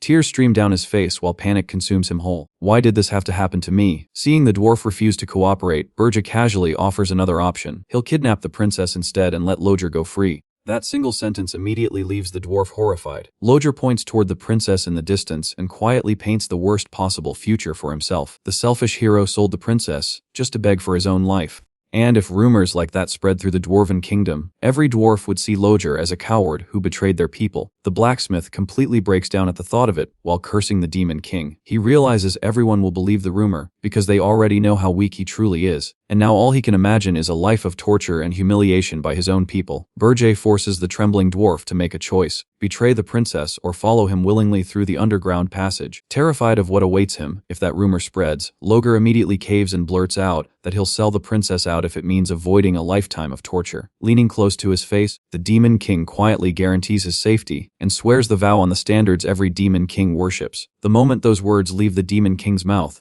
panic in the dwarf's eyes instantly turns into shock. To Lojer, a vow made on the Demon King's standards is absolute, and there's no way Burge would ever break it. The blacksmith squeezes his eyes shut for a moment before finally making up his mind. With a completely different expression, he suddenly offers to guide the Demon King through the underground passage himself, while armed dwarven soldiers surround the workshop searching for the missing hero. Lojer is already long gone. Far away from the chaos, the princess quietly calls his name, while wondering where he disappeared to during the forging process. Princess Louise Werft stands alone beside the unfinished weapon as the dwarves nervously report that Lojer may have been kidnapped. Louise immediately snaps at the dwarves and refuses to believe a hero like Lojer could ever be kidnapped so easily. Furious at their excuses, the princess orders every soldier to hunt down the kidnapper and drag him back to her immediately. Her eyes burn with killing intent as she warns the entire search party that failure will cost them their heads. Deep beneath the kingdom, Lojer leads Burge through the narrow secret tunnel hidden beneath his workshop. The exhausted dwarf crawls through the cramped passage while the Demon King silently follows behind him. Burge finally loses patience and complains that he's been staring at the dwarf's disgusting backside the entire trip, while Lojer desperately begs him to endure a little longer. At the end of the tunnel, the two finally emerge before a massive hidden structure buried deep underground. Completely out of breath, Lojer collapses onto the rocky ground and declares that his role ends here, now that he's shown the Demon King the underground passage. The blacksmith stares at the Demon King in complete panic as purple flames explode behind him, desperately reminding him about the vow made on the Demon King standards. But the Demon King only grins and calls the vow meaningless garbage, leaving the terrified dwarf completely speechless. Dark energy curls around his claws as he looms over the trembling blacksmith and calmly asks what he should do with him now. Fear instantly crushes the dwarf's pride, and he throws himself to the ground while desperately begging for his life. The blacksmith shamelessly offers everything he has, bragging about his metallurgy skills and claiming he can forge any weapon the Demon King wants. Sweat pours down his face as he offers to become a spy as well, proving survival matters far more to him than loyalty. The Demon King finally gives him a chance, declaring that mercy will be granted if the blacksmith swears allegiance to him. The dwarf immediately bows over and over while loudly praising the great Demon King like his life depends on it. But the second he turns away, the coward's true colors finally appear as he curses the Demon King and vows revenge the moment he escapes. Pure hatred burns in his eyes as he swears the Demon King will regret letting him live for the rest of his life. the blacksmith suddenly wakes up inside the tower's 4th floor, surrounded by floating spirits and endless greenery while complete confusion takes over his face. Meanwhile, Gordon completely loses his mind the second he realizes Berger actually dragged a dwarf into the tower, and not just any dwarf, but a hero dwarf at that. Even the report from outside gets ignored immediately as Gordon panics over the situation in front of him. The princess quietly leans toward the dwarf and asks if the hero came to rescue her. Before realizing that probably isn't the case at all, the terrified dwarf stares at Berger in disbelief and asks why he's even here after supposedly being spared. But the Demon King calmly reminds him that mercy never meant freedom. Berger casually reveals that he knocked the dwarf unconscious and brought him into the tower himself, because leaving a hero blacksmith unattended would obviously be dangerous. And somehow, the dwarf completely breaks into laughter instead. The dwarf's laughter only gets louder until the entire 4th floor echoes with it. Berger watches the breakdown with a grin and casually asks if he's really that happy to become his subordinate. Tears stream down the dwarf's face as he forces out a trembling answer, claiming he's absolutely thrilled to serve the Demon King. Berger immediately accepts the attitude and tells him his first mission is already prepared. The dwarf nervously asks what kind of mission a Demon King could possibly want from him, and Berger answers with the most insane request imaginable: install massive cannons across the 1st floor to wipe out the heroes. Far away at the Erzest Heroes Journey Preparation Station, rumors about the new Demon King are already spreading through hero society. The reports claim the Demon King uses terrifying black flames, forcing heroes to prepare fire-resistant equipment before entering the tower. The rumors keep spreading as more heroes convince themselves the new Demon King stopped deploying monsters because he's afraid of fighting them directly. But Berger calmly points out that the heroes still haven't realized the real danger yet. Without glory, wealth, or meaningful battles inside the tower, the heroes will eventually lose interest completely, and once that happens, they'll stop growing stronger. Granada quietly realizes Berger is fighting a battle against time itself and agrees to continue monitoring the situation. Even he can't hide his shock anymore, as he admits the Demon King understands human nature far better than anyone expected. Walking back into the station, Granada can only wonder if a Demon King like Berger has ever existed before admitting he's relieved they aren't enemies. Back inside the tower, Berger adds one restriction to Ludger's mission: absolutely no mana stones can be used in the traps. The dwarf immediately panics and insists traps without mana stones would never work against heroes, but Berger coldly tells him that's his problem to solve. According to Berger, heroes are practically loved by the world itself, giving them absurd sensitivity to magical energy. Any trap powered by mana stones would be detected long before it could ever activate against them. Berger calmly warns the dwarf that if the greatest blacksmith he could find still fails him, he'll simply replace him with someone else entirely. The threat alone instantly changes the dwarf's attitude as he desperately blurts out that he actually does have a way to hide traces of mana. According to him, he once created a magical tool capable of concealing mana signatures completely, though making one take several years. But the second Berger hears that, his smile turns terrifying as he accuses the dwarf of trying to use excuses just to escape the tower. The blacksmith immediately panics and swears he's telling the truth this time. Berger finally agrees to trust him, but only after locking a glowing magical collar around his neck. The horrified dwarf freezes as Berger casually explains the device can separate his head from his body with a single motion, and to make sure escape becomes impossible, Berger adds another magical tool that completely hides the dwarf's face from other people. If the dwarf ever removes it, Berger will treat that as an escape attempt immediately. At that point, the blacksmith can only scream that he'll never take it off no matter what. After securing his new subordinate, Berger travels across multiple kingdoms collecting supplies and mana-related materials for the tower. The process takes nearly an entire month as he stores everything inside his subspace pocket while preparing for whatever comes next.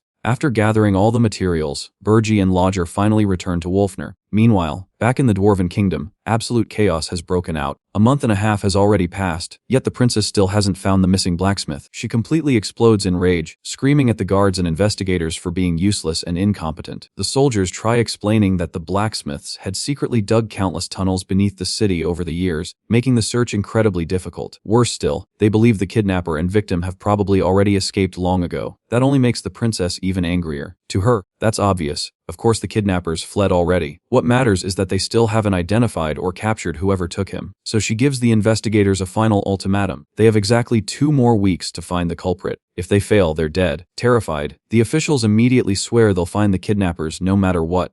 The entire search force scrambles into action the moment she orders every blacksmith tunnel in the kingdom to be sealed immediately. Even after everyone leaves, the princess still stands there trembling with rage as the destroyed underground workshop falls silent around her. The princess stares at the unfinished blade Lodger forged for her, quietly admitting that this weapon was supposed to belong to her. But the obsession in her eyes immediately twists into something far more dangerous as she crushes the weapon in her hands and demands that Lojer stay alive until he finishes it. At that exact moment, a hidden hatch slowly opens behind her while Lojer cautiously peeks out from underground. The moment she turns around, her furious expression instantly disappears. Lojer freezes in panic as the mask hiding his identity remains fully active across his face. The princess quietly realizes that the tunnel behind him is one of Lojer's secret passages, a place nobody else should even know exists. Now she can only stare at the hidden blacksmith in complete disbelief as she softly calls out his name. Meanwhile, Lojer nearly dies from panic the moment he realizes the princess is staring directly at him despite the mask still hiding his identity. Louise bursts into laughter as she realizes Lojer actually came back on his own. Still smiling, she accuses Lojer of hiding because he refused to forge her weapon, while the terrified Lojer desperately calls it a misunderstanding. But her expression turns completely cold as lightning crackles around her body, and she declares that Lojer now belongs to her for the rest of his life. At the same time, she lunges straight at the terrified Lojer and promises to punish him for trying to escape. A massive blast of purple energy suddenly crashes through the room. The princess skids across the floor as she stares ahead in shock and demands to know who interfered. A black boot lands on the floor, and standing in front of Lojer, Burji calmly tells him to gather whatever equipment he needs while the mask hiding his identity remains fully active. The furious Luce demands to know who this man is and why he's protecting the blacksmith she considers worthless. Without even flinching, Burji calmly declares that he's the master of the blacksmith she's been extorting. That answer only makes her angrier as she rockets straight toward him and screams that Lojer belongs to her forever. Electricity explodes around the room while she unleashes a relentless barrage of attacks and demands to know who dares take her blacksmith away. But behind the mask, Burji's eyes stay completely calm. In a single motion, he drives a massive wave of purple energy through a powerful kick. Louise catches his strike with one hand as she stares at him. Even Burja looks slightly surprised by her strength for a brief second. A violent impact sends Burja crashing backward across the room, while Louise grins and prepares to turn her attention back toward Lojer. With his hand gripping the girl's head, Burji drives a punch infused with dark purple energy. Blue sparks erupt all around them while he twists through her attacks and keeps her locked in close combat. Burja instantly recognizes Louise as the Dwarven Kingdom's second princess, and even without being a hero, her strength is terrifying. Memories of the future flash through his mind as he remembers that before his regression, she was far stronger than she is now.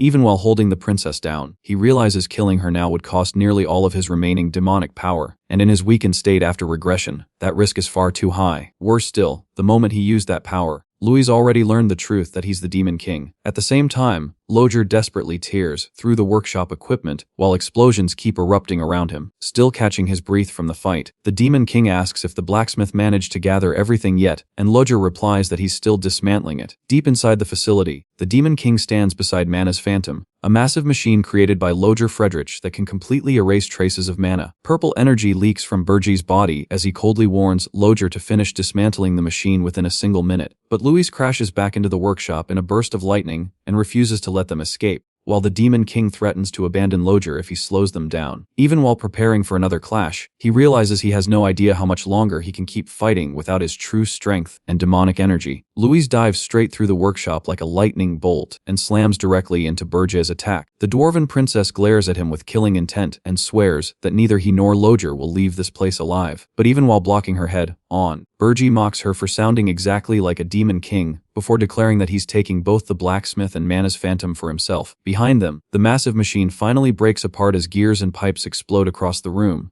Lojer screams that the dismantling is complete while Burji and Louis collide again in another violent shockwave. The moment Louise realizes what Lojer just did, her expression twists with fury as she curses him for helping the enemy escape.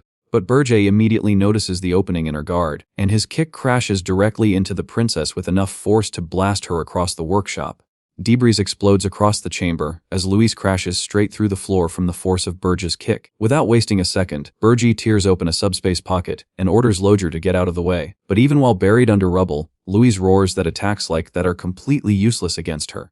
The Dwarven princess suddenly freezes when she notices the men in front of her have completely vanished. The guards rush into the room asking what happened, but the princess just snaps at them for being too slow, demanding to know if they were waiting for her to die before showing up. She screams for them to chase Lojer through the tunnel as a massive explosion erupts behind her, sending flames and debris flying everywhere. The princess gazes down with a hollow expression, wondering if Lodger really hated the idea of making her weapon so much that he'd actually blow up the tunnel to escape. But as she stares into the debris, a twisted grin spreads across her face, finding it incredibly interesting that Lodger would go to such extreme lengths. Louise's eyes fill with obsession as she swears she'll hunt Lodger down, even if she has to search the entire continent just to make him regret escaping her. And the way she slowly whispers his name makes the entire room feel unsettling. Far away from the chaos, heavy chains drag across the floor as Mana's Phantom finally arrives inside Burgie's tower. The massive machine towers over everyone on the first floor. Burgie calmly declares that this weapon is the key to stopping the heroes while Gordon and Ernan stare at it in complete disbelief. Standing beside the machine, Lodger proudly announces that Mana's Phantom is fully installed. Burgie immediately orders him to activate it. Purple demonic energy spills from the Demon King's body as he warns Lodger that dragging this thing here better have been worth all the trouble. Completely drenched in sweat, the blacksmith hurriedly activates the machine, and the core of Mana's Phantom finally roars to life like a giant swirling galaxy. The moment Mana's Phantom activates, a blinding wave of light floods the entire tower and forces everyone to shield their eyes. The tower immediately recognizes Mana's Phantom and offers synchronization in exchange for 10,000 points. Even Burgie looks caught off guard as he realizes the tower has a synchronization function he never knew existed. Without hesitating, the Demon King chooses to confirm it himself and sacrifices 10,000 points in an instant. Mana's Phantom accepts Demon King Burgie Deus as its master while the entire machine converts from mana to demonic energy. Even Lodger stares in shock as he frantically insists he never designed anything capable of merging with the tower itself. Burgie immediately closes the door and orders the princess to cast any spell she wants. Completely excited by the idea, the princess unleashes a massive vortex of magic that spirals wildly through the tower while Gordon screams in despair over the mess he just cleaned. Gordon desperately screams for the princess to stop as the massive spell tears through the tower behind her, and Burgie says that under normal circumstances, magic on that level should have been detectable from outside the tower. Burgie steps outside the tower. Even standing right at the entrance, he realizes he can't see or sense a single presence inside the tower anymore. That's when the Demon King starts realizing just how terrifying a tower synchronized with Mana's Phantom really is. Burgie calmly places his hand against the tower and begins manipulating it through demonic energy. Purple energy surges through his hand as he reaches toward the tower. The Demon King stares across the empty snowfield in shock as the entire tower completely disappears from sight. Purple demonic energy surges around his hand, and then the hidden tower instantly reveals itself again. Now he realizes the synchronized tower can be concealed whenever he wants, as long as he keeps feeding it demonic energy points. Even with his power draining rapidly, a grin spreads across his face as he sees just how useful this ability could become. Meanwhile, the dwarf completely loses control and begs to tear apart both the tower and the device just to study them. Lodger practically shakes with excitement as he calls the tower a historic discovery unlike anything ever seen before. That reaction alone leaves the Demon King staring at him like a crazed man ready to start a fight. Still, he accepts the deal and promises full access to the tower if the dwarf's trap wipes out the heroes on the first floor. Lodger immediately erupts with confidence and swears he'll sweep the heroes away himself. At the same time, the Demon King turns toward the princess and calmly orders her to face any heroes who reach the fourth floor. The princess freezes in confusion since she still sees herself as royalty, not a fighter, while he reminds her she's also a genius spiritist with no intention of returning to the royal palace. For a moment, the Demon King hesitates since forcing an innocent princess to betray her own people might be asking too much. Meanwhile, the princess casually considers whether she should fight with fire, water, wind, or even rock magic until he immediately gives up on the idea. Instead, he calmly explains that she only needs to confuse the heroes by revealing herself as an enemy, and promises another reward if everything goes well. The princess quickly agrees to cooperate, but only if everyone introduces her as the Demon King's subordinate instead of calling her a princess. That simple request completely catches him off guard before he quietly accepts it anyway. A second later, her excitement completely explodes as she wonders if she should seduce the heroes with her looks instead of actually fighting. All he can do is stare at her in silence before shutting the idea down and ordering her to stick to the original plan. Back in the throne room, the Demon King sits before his floating control panels while the final preparations for the tower finally come together. Now the strategy is clear. The Miasma Mana cannons will wipe out as many heroes as possible on the first floor, while the princess becomes bait for whoever survives long enough to reach the fourth floor. Even with every trap inside the tower, the Demon King realizes it still won't be enough to stop more than 200 heroes. At that point, he quietly wonders if the only real answer is becoming stronger himself, especially after discovering that demonically corrupted spirit blossoms are incredibly effective against demons. So now, gathering more of those corrupted blossoms becomes part of the plan as well. A little later, he calls the princess outside, and she practically bursts with excitement the moment he says they're heading out.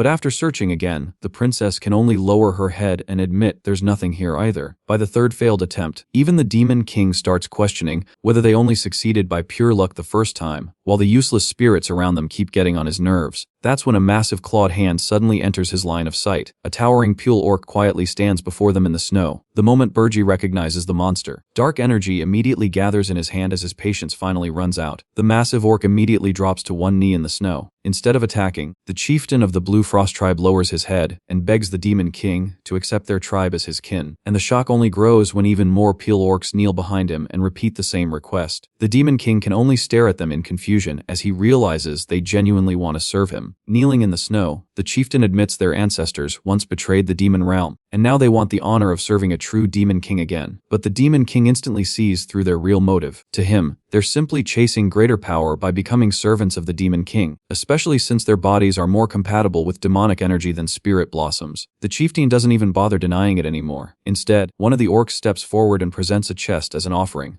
When the box opens, several rare spirit blossoms immediately glow with powerful energy inside. The Demon King finally realizes why his search kept failing while staring at the spirit blossoms inside the chest, and even admits the Pule orcs are far smarter and more prepared than he expected. Kneeling in the snow, the tribe explains that surviving this frozen land forced them to value wisdom over raw strength, and that's exactly why they came searching for the Demon King. But the moment he asks if they sought him out because they lacked strength, the chieftain lowers his gaze in silence. That answer only makes the Demon King smile. For the first time, genuine interest appears on his face as crimson demonic energy erupts around his hand, and instead of accepting the entire tribe, he declares that only Krutu will become his kin. A burning crest instantly carves itself into the orc chieftain's body, as the Demon King orders him to roam the snowfields and expand the tribe in his name. Then his horn grows even larger while he promises a reward far greater than simple strength. With the Demon King's blessing carved directly into his body, Krutu officially becomes one of his kin, and his tribe earns a place that will last forever. Overwhelmed by the honor, the Pule orc leader kneels before him and swears absolute loyalty to the Demon King. Even the entire tribe bows their heads at once, ready to devote everything they have to serve him. Far beyond the frozen mountains, Burji's tower now stands at full force, like a fortress built for war. Outside the tower, the Pule orc legion gathers in massive numbers, armed and prepared to defend their new king. Inside the first floor, Lodger stands surrounded by 60 fully loaded mana cannons aimed straight at the door. On the fourth floor, Ernan Hilderin quietly waits with her summoned spirits as another piece of the defense falls into place. Watching every floor through magical projections, the Demon King calmly realizes that all the pieces are finally in place. Staring straight ahead with cold determination, the Demon King calls the heroes forward and vows to repay every humiliation from his previous life. Snow-covered forests stretch across the frozen land as the hero party moves deeper into the mountain. Hillen smiles the moment they finally arrive, while his companions confirm that the Arzest Mountains are now directly ahead. The entire hero party stands silently before the endless frozen peaks as the massive mountain range comes into full view. Far from the battlefield, Holton walks Hero Preparation Station. Inside the grand banquet hall, nobles and soldiers fill the room as the celebration continues late into the night. Hillen politely thanks the fortress master for the banquet, and the old man proudly tells the hero that history will remember him. The fortress master urges Hillen to give a speech to raise everyone's morale, while the young hero hesitates under the pressure of the entire hall waiting for him. The fortress master excitedly announces that Hillen has a few words for everyone, instantly grabbing the entire hall's attention. The guests turn toward the hero with proud smiles, already expecting a legendary speech. Hillen clears his throat and calmly steps forward as the banquet hall falls silent, standing before heroes, nobles, knights, wizards, mercenaries, and merchants alike. Hillen declares that the long-awaited hero's journey has finally reached its final stage. The banquet erupts with laughter as Hillen claims the Demon King must already fear the massive army gathered against him, but he still warns everyone not to lower their guard after years of preparation. Raising his glass high into the air, Hillen declares that tomorrow is the day they make the Demon King pay for kidnapping Princess Ernane of Hilderin. His voice echoes across the hall as he demands to know who truly rules this world, and calls on everyone to remind the Demon King of that fact once again. The entire banquet hall explodes with cheers as countless voices roar together for justice. The banquet hall erupts into celebration as the heroes drink and cheer without a single worry in sight, exactly the kind of confidence the Demon King expected. Even after everything, the heroes' army still hasn't grown or collapsed, and Hillen's overwhelming popularity is the only reason this journey has managed to survive for so long. With a confident grin, Hillen keeps rallying the crowd while quietly holding together the merchants funding the campaign and the mercenaries who nearly deserted along the way. Granada stares off in silence, remembering how completely empty the tower once was as a dangerous thought slips into his mind about whether the heroes might actually lose this battle. The realization horrifies him instantly, and he forces himself to remember that the heroes succeeded defeating would finally free him as well. Sweat runs down Granada's face as he desperately tries to calm himself and decides to step outside to report everything to the Demon King. Standing alone on the balcony at Holton, Granada informs the Demon King that the heroes will resupply tonight before climbing the mountains tomorrow.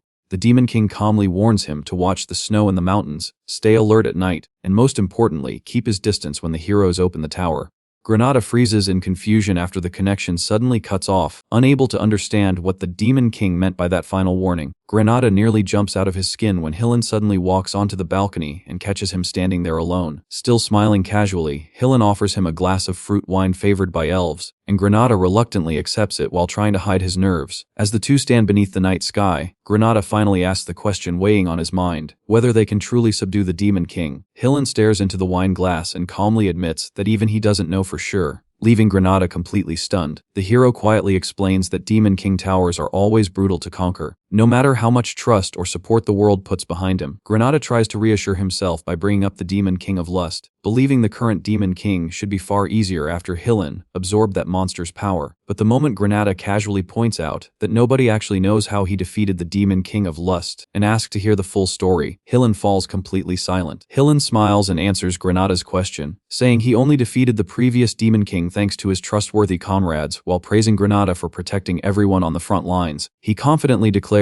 that he'll lead the charge while Granada guards his flank, insisting that together they'll definitely win. Those words finally calm Granada's anxiety, and he quietly agrees to stand by Hillen's side. As they head back inside together, however, Hillen's expression darkens the moment Granada walks ahead of him. In his inner thoughts, Hillen repeats the phrase about joining forces with brave comrades, but the atmosphere turns ominous as he specifically asks Granada the elf to take care of him again this time. The next morning, the heroes begin their march toward the Demon King's tower. Crowds cheer wildly for Hillen and Granada, believing them to be humanity's great champions as the expedition finally begins. The expedition enters the frozen Erzist Mountains Gorge as hundreds of soldiers march through the narrow canyon beneath towering cliffs. With the weather calm and the snow surprisingly light, the soldiers confidently joke that they'll reach the Demon King's tower without any trouble. The entire army relaxes as they laugh about the missing disaster. Class monsters, convinced even the creatures are afraid of Hillen, but one soldier's smile fades the instant strange purple slime drips onto his head. Completely confused, he touches the substance while staring upward in alarm. The answer comes immediately as gigantic ghouls suddenly reveal themselves across the cliffs above the army. Hillen instantly draws his sword and commands every unit to enter battle formation as the heroes prepare for an ambush. Monstrous creatures pour through the gorge from every direction, while orders echo through the battlefield to protect allies, cover the mages, and fall back before the entire canyon collapses into chaos. A panicked soldier warns Hillen that a frost giant has appeared at the front, while a massive shadow looms through the snowy gorge behind them. The enormous frost giant drags its skeletal body through the canyon as the soldiers stare upward in shock. Hillen orders Wharton to lead everyone out of the gorge while he handles the frost giant alone, calmly insisting it won't be a problem. Blue energy erupts beneath Hillen as he launches forward through the snow.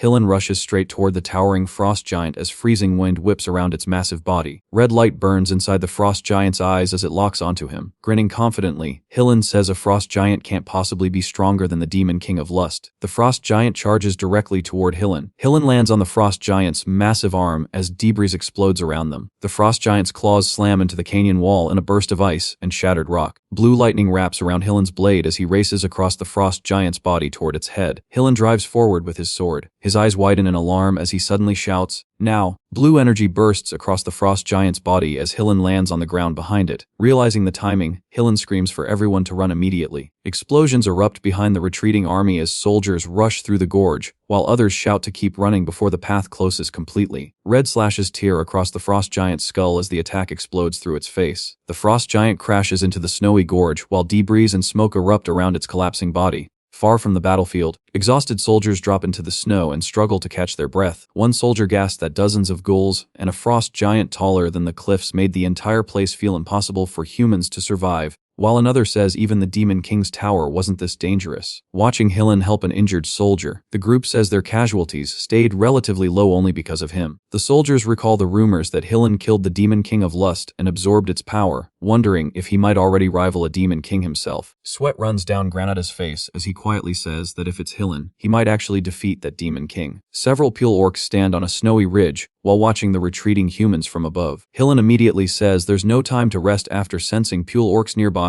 and recognizing their demonic energy as belonging to the Demon King's subordinates. A horned peel orc stares down at the heroes and welcomes them to Urzus before calling them foolish heroes. Hillen dismisses the peel orcs as easy opponents, but Granada suddenly warns him about the strange sounds surrounding them. A cold smile spreads across Burji's face as he quietly says, "Watch the snow." Sweat pours down Granada's face as he realizes the warning might have meant something far worse. The horned peel orc declares that not a single one of them will reach the tower. Smirking in the darkness, Burje repeats that none of them will reach the tower. The heroes stare across the snowy mountains as heavy rumbling echoes through the entire region. Granada's face twists in panic as he screams that there's no way to watch out for something like this, cursing the Demon King while sweat pours down his face. A massive avalanche crashes down the mountain while dark figures scatter across the snow below. Panicking completely, Granada screams for everyone to run. Far away inside the castle, Burji sits calmly on his throne while blue magic screens display the chaos outside. Grinning from his throne, Burja welcomes the heroes once again, smiling coldly. Burji declares that this time he'll hunt every one of them down. Sitting before the floating screens, Burji says he warned Granada about 3 things. A close-up of Burje's eye fills the panel as he reveals the first warning was the snow. Scattered across the snowy mountainside, the survivors realize the peel orcs triggered the avalanche and swept many heroes away. Shouting orders through the snowfall, Hillen says they'll camp there and search for the heroes who were swept away. Surrounded by glowing-eyed monsters in the dark, the peel orc leader recalls his second warning.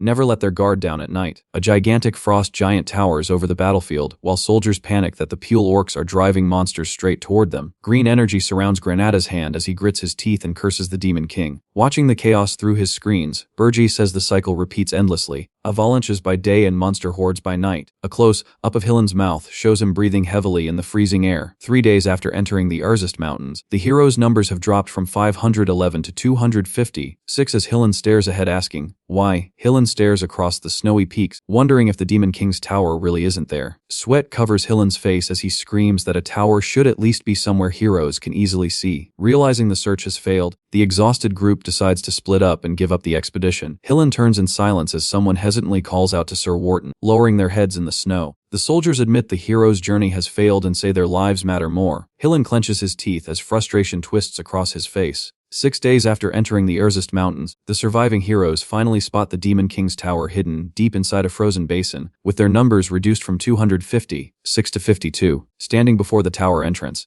The heroes shout that they'll wipe out every enemy inside since the first floor should only contain weak monsters. The Demon King grins with glowing red eyes as he reveals his third warning. When the heroes open the tower, he should stay far away from it. Blue mana cannons fill the tower entrance as the remaining heroes stare forward in silence. Hillen freezes in shock, staring at the glowing cannons as he mutters, "What the?" A massive blast of blue mana erupts through the tower, as Burja confidently declares they'll wipe everything out in one shot with the dwarves' mana cannons, reducing the surviving headcount from 52 down to 1. Watching the aftermath through his screen, the Demon King smirks and admits even that still wasn't enough to bring Hillen Cargill down. Smoke rises through the ruined hall as Hillen stands alone among shattered mana cannons, struggling to understand what he's seeing. Hillen screams that nothing about this Demon King or the entire situation has been normal. Granada leans against the ruined hall doorway as Hillen asks if he's okay, and Granada replies that he barely avoided the mana cannon attack. Hillen immediately tells Granada they should head to the next floor, while Granada nervously asks if only the 2 of them are left. Blue energy crackles around Hillen's sword as he declares that he killed the Demon King of Lust and absorbed its power, so a new Demon King is no match for him. Granada watches Hillen walk ahead alone before quickly hurrying after him, insisting the 2 of them should move together. The second floor of the tower stands completely empty as Hillen and Granada walk through the silent hall.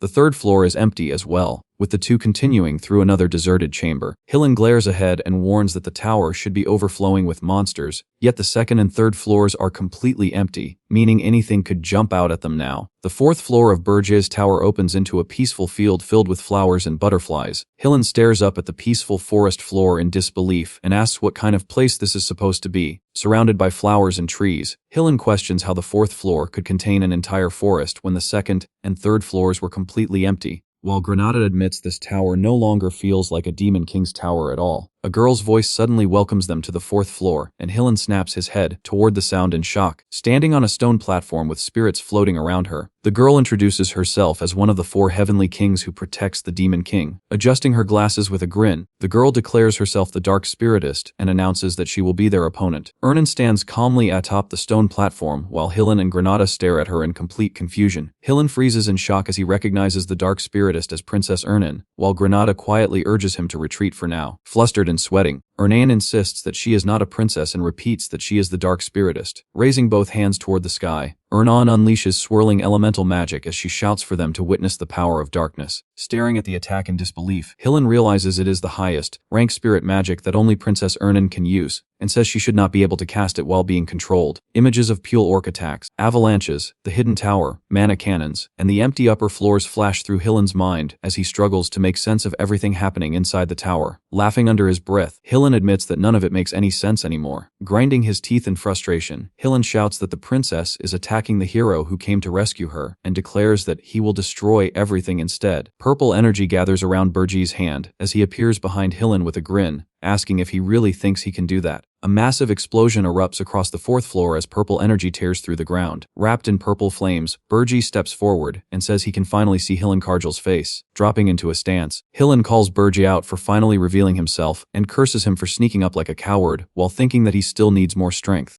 Pointing past Burj, Hillen suddenly notices Granada standing deeper inside the forest. Blue lightning bursts around Hillen as he flashes behind Granada while Burji calmly turns around. Hillen grabs Granada's shoulder and says they should combine their strength, but Granada freezes in shock as red energy surrounds his body, and he realizes his power is being drained away. Green energy surges around Hillen as he stares down at Granada and says that as long as they stay together, there is no problem. Burji narrows his eyes at the glowing ring and says the artifact looks familiar. Grinning wildly as green energy pours around him, Hillen reveals that the forbidden artifact is called the Elf Eater and says it converts an elf's infinite vitality into mana. Standing over Granada's collapsed body, Hillen calmly explains that the artifact's flaw is that the elf eventually dies after activation, then asks if Granada is fine with sacrificing himself for the greater good. Pinned beneath Hillen's armored foot, Granada weakly calls him a swindler and a hypocrite. A grin spreads across Burji's face as he says he likes how vile and lowly Hillen truly is. Burji stares at the glowing ring and asks if removing it would make Hillen weak again, still laughing with green flames surrounding him. Hillen dares Burji to try removing the ring and boasts that even the demon king of lust failed to take it from him. A voice suddenly calls out Gordon's name as Hillen's expression freezes mid-laugh. Hillen's grin suddenly falters as sweat runs down his face. Blood sprays across Hillen's arm as he screams that his hand is gone and panics that he never sensed anyone nearby. Holding a bloodstained blade behind Hillen's back, Gordon calmly says the humans are both rude and noisy. Hillen suddenly leaps away from Gordon in a blur before sliding back while clutching his wound. Shaking in disbelief, Hillen stares ahead and realizes a mere high-ranking demon brought him down even while using the artifact. A black, gloved hand grips Hillen's shoulder from behind. Red light glows from Burji's eyes as he looms over Hillen and declares that he is not going anywhere. His eyes widen as he realizes he has to dodge the attack. A massive purple dragon-shaped aura towers behind Hillen, standing trapped inside its glow. The Demon King lunges forward through the purple energy as Hillen realizes he can't dodge. Staring at the Demon King's glowing eyes, he wonders just who this Demon King really is. Grinning down at him, the Demon King says it's time for Hillen Karjal to take a beating. Sweat runs down Hillen's face as his eyes shake in fear. A massive explosion of purple energy erupts in a blinding blast.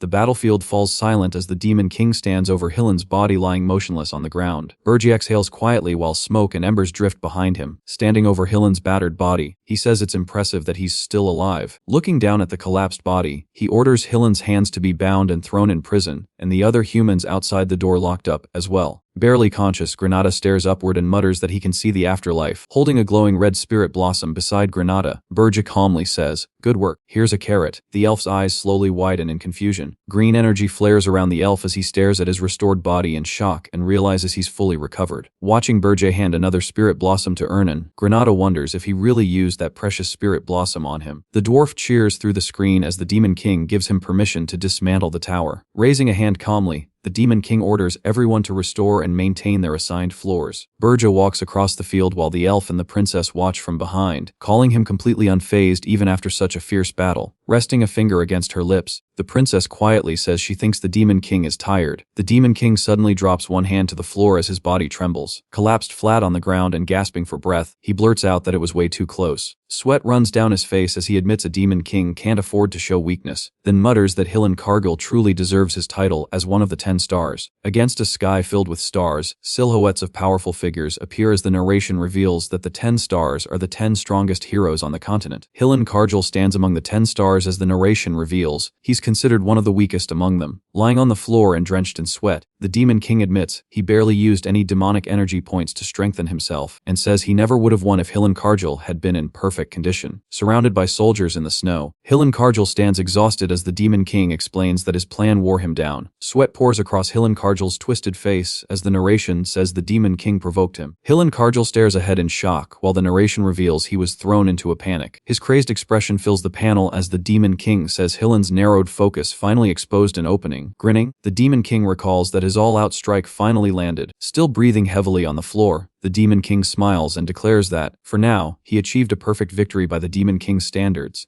Something that never happened in the past. Still sitting on the floor, the Demon King declares that he successfully altered fate. His eye sharpens with determination as he says he can change the future. Surrounded by shadowy smiling figures, he says he can finally take revenge. A fierce smile spreads across his face as he swears revenge on the heroes. The massive tower rises above the jungle, while the narration questions how the heroes could fail simply because they couldn't find it. Inside the Holton Walk press conference hall, reporters shout demands for accountability and ask who's responsible for the failure. Holding a communication crystal, a nervous man insists the heroes haven't failed yet and says Hillenkargel is still searching for the Demon King's tower. Birds fly above the city as the narration reveals that news of the new Demon King spread across the entire continent. The furious king slams his newspaper aside, raging that Hillenkargel failed to rescue the princess. While elsewhere a dwarf talks about the hero's journey before Louise snaps, "I don't care, just find Lodger immediately."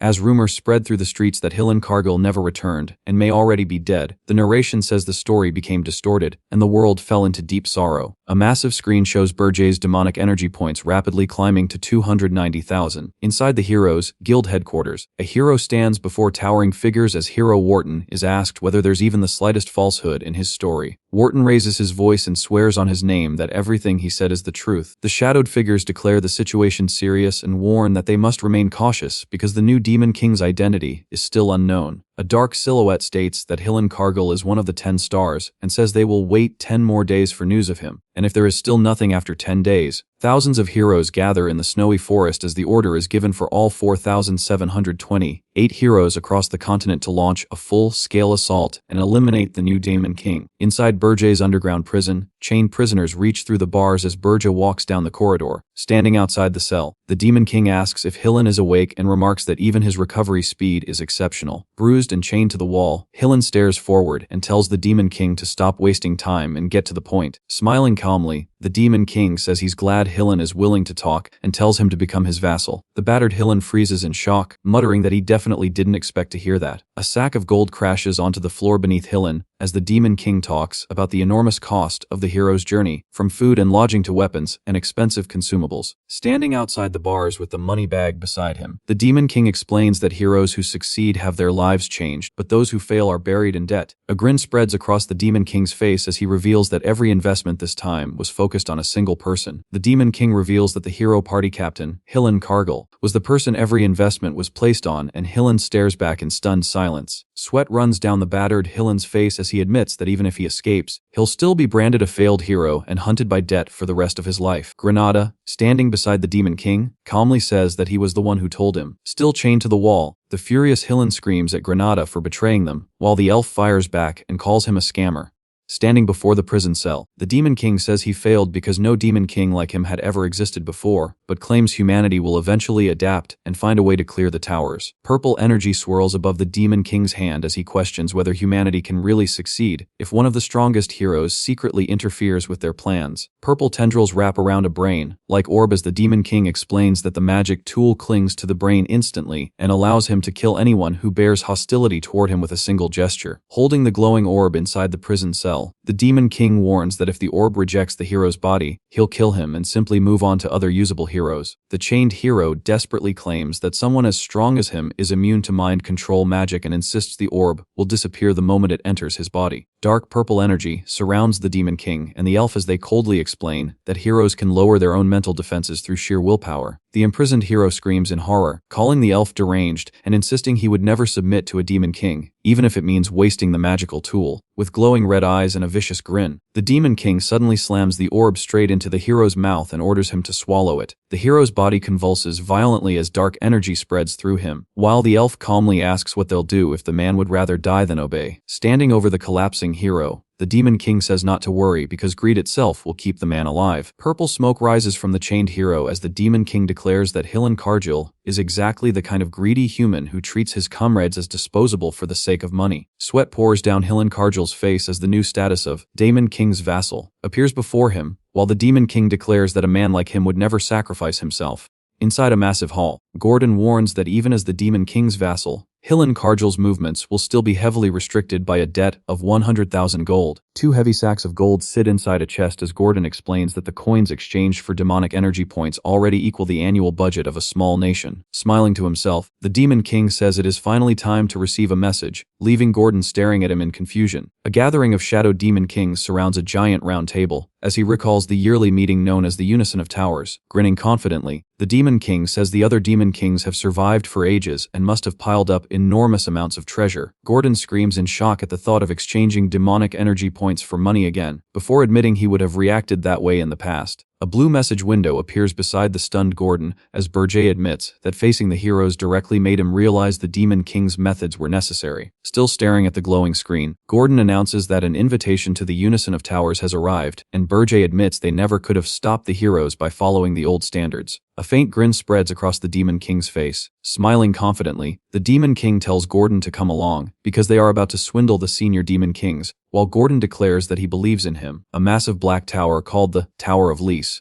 rises from the center of a lake. Inside the grand chamber on the 13th floor, the Demon King walks toward the gathering and remarks that everyone arrived before him even though he is not late. He introduces himself as Berger Dias, the Demon King of Flames from the demonic dragon race, while asking if they had many things to discuss without him. With glowing red eyes, Draxen glares forward and calls out Berger's name as he is revealed to be Draxen Doldorf, the Demon King of beasts from the werewolf race. An icy woman crowned with crystal spikes looks toward Berger Dias and remarks that he is the talk of the town, revealing Reyna Soldane, the Demon King of Winters from the Frost Demon race. A massive horned titan glares forward and mocks Berger Dias as the stuck-up newcomer who insulted the standards, revealing Ugar Belver, the Demon King of Indestructibility from the Titan race. Smiling brightly from his throne, Jason Kochman welcomes Berger Dias while introducing himself as the Demon King of Lies. Berger Dias calmly calls the other Demon Kings fools for forming an alliance, then says he still believes it is the right choice for Arene. The furious Titan charges across the chamber, while screaming that the newcomer knows nothing about Arene, as Berger quietly notes that simple provocation reveals what people are truly thinking. Purple energy crackles around Berger Dias as the enraged Titan threatens to kill him, while Berger stares back and tells him to try it. 2 gloved hands rise between the opposing Demon Kings. A loud clap echoes through the chamber as the towering Titan and Berger Dias glare directly at each other. Jason Kochman folds his hands together with a smile and reminds Ugar and Berger that the gathering is meant to discuss cooperation, not waste time fighting. Berger silently watches the room, while the others realize Jason instantly erased the killing intent between 2 Demon Kings without using visible magic. From above the round table, the Demon Kings return to their seats as Jason thanks them for understanding, while Berger wonders whether the tower itself holds that strange power. Berger sits quietly with his guard raised as Jason cheerfully begins the meeting and invites everyone to speak freely. The round table falls silent until one of the Demon Kings announces that he will begin the discussion. Draxen leans over the table with glowing red eyes and demands to know where Hillenkargil is. Berger Dias stays completely silent beneath Draxen's stare. A close view of Berger's mouth breaks the silence as he begins to answer, saying that Hillenkargil is. The aides lean forward in shock as they ask whether Hillenkargil is dead. Sweating nervously, Gordon raises both hands and says Hillen never entered their tower, and is probably wandering around the Urgest Mountains. Inside the Tower of Lies aides' reception room, the group questions how Hillen could have missed the tower before asking if the rumors about their Demon King are true. Facing the gathered aides, Gordon quietly confirms that everything happened exactly as the Demon King said. Berger Dias stands beside the anxious Gordon and orders him to tell the others nothing about Hillenkargil, since they plan to use him as a spy. Gordon stares ahead in disbelief as he admits the Demon King was right about him after all. Clutching his head in frustration, Gordon screams that the Demon King never listens to anyone and causes trouble the moment he looks away. Blushing with wide eyes and a crazed grin, Gordon realizes he strangely enjoys complaining about the Demon King. The exhausted aides gather around Gordon as they complain that every Demon King seems completely insane. Staring ahead with trembling eyes, Gordon quietly admits that he just needed emotional support. Around the round table, the Demon Kings stare toward Berger as one asks if they are really expected to believe that excuse. With bloodshot eyes and a furious expression, the Beast King explodes over the claim that Hillen missed the tower because it was not built at the mountain peak, while Berger casually says he can build his tower wherever he wants. smiling behind clasped hands. Jason points out that heroes are targeting Burge's tower, even though he left it undefended to attend the meeting. Grinning calmly, Jason reminds Burge that a demon king who loses their tower meets a dreadful end, especially for someone at the top of their academy class. Resting his cheek against his hand, Burge tells Jason not to worry about his tower, because he is protecting it in his own way. Burge's narrowed eyes darken as he silently fumes that the Demon King of Lies pisses him off. Jason bursts into laughter and tells Burge that if he insists, then he will stop prying into the matter. Draxon roars in outrage and demands whether Archduke Arcane would tolerate this, but Burge dismisses the old man completely before the meeting moves on. Staring up at the chandelier, Burge decides that even if the others suspect him, lying is still safer than letting his secret be exposed. Seen from behind at the center of the gathering, Burge reminds himself that he came to this meeting for one reason only, earning 100,000 gold. While the Demon Kings continue their discussion, Burge quietly observes the clear hierarchy among them and realizes the Demon King of Lies holds significant influence. Sitting silently between the towering Demon Kings, Burge listens carefully and tries to figure out which rulers are running low on demonic energy points. Rina slowly turns her head as the discussion continues. Burge suddenly freezes with a confused expression as something catches his attention. On the balcony of the 13th floor, Rina waits alone beside the railing. Rina stands beside the balcony railing and calmly tells Burge she wanted to speak with him alone ever since hearing about him. Bathed in sunlight, Rina quietly admits that she agrees with some of Burge's views. A nervous look crosses Burge's face as he wonders if Rina said the same thing in his previous life. Facing Burge across the balcony, Rina tells him she does not hate the Demon King standards like he does and insists she still lives by them. From above the balcony, Rina explains that Demon Kings need to be more flexible in Arene, and says speaking with him alone is more productive than reasoning with the others. Burge smirks while Rina tells him he is not bad and looks better than she expected. A glowing orb rests between their hands as Rina gives Burge a personal transmitter and tells him to call anytime he wants advice, saying she will cooperate as long as he does not insult the Demon King standards in front of her. Rina's dress sways across the balcony floor as Burge asks what she thinks about the Demon King of Lies.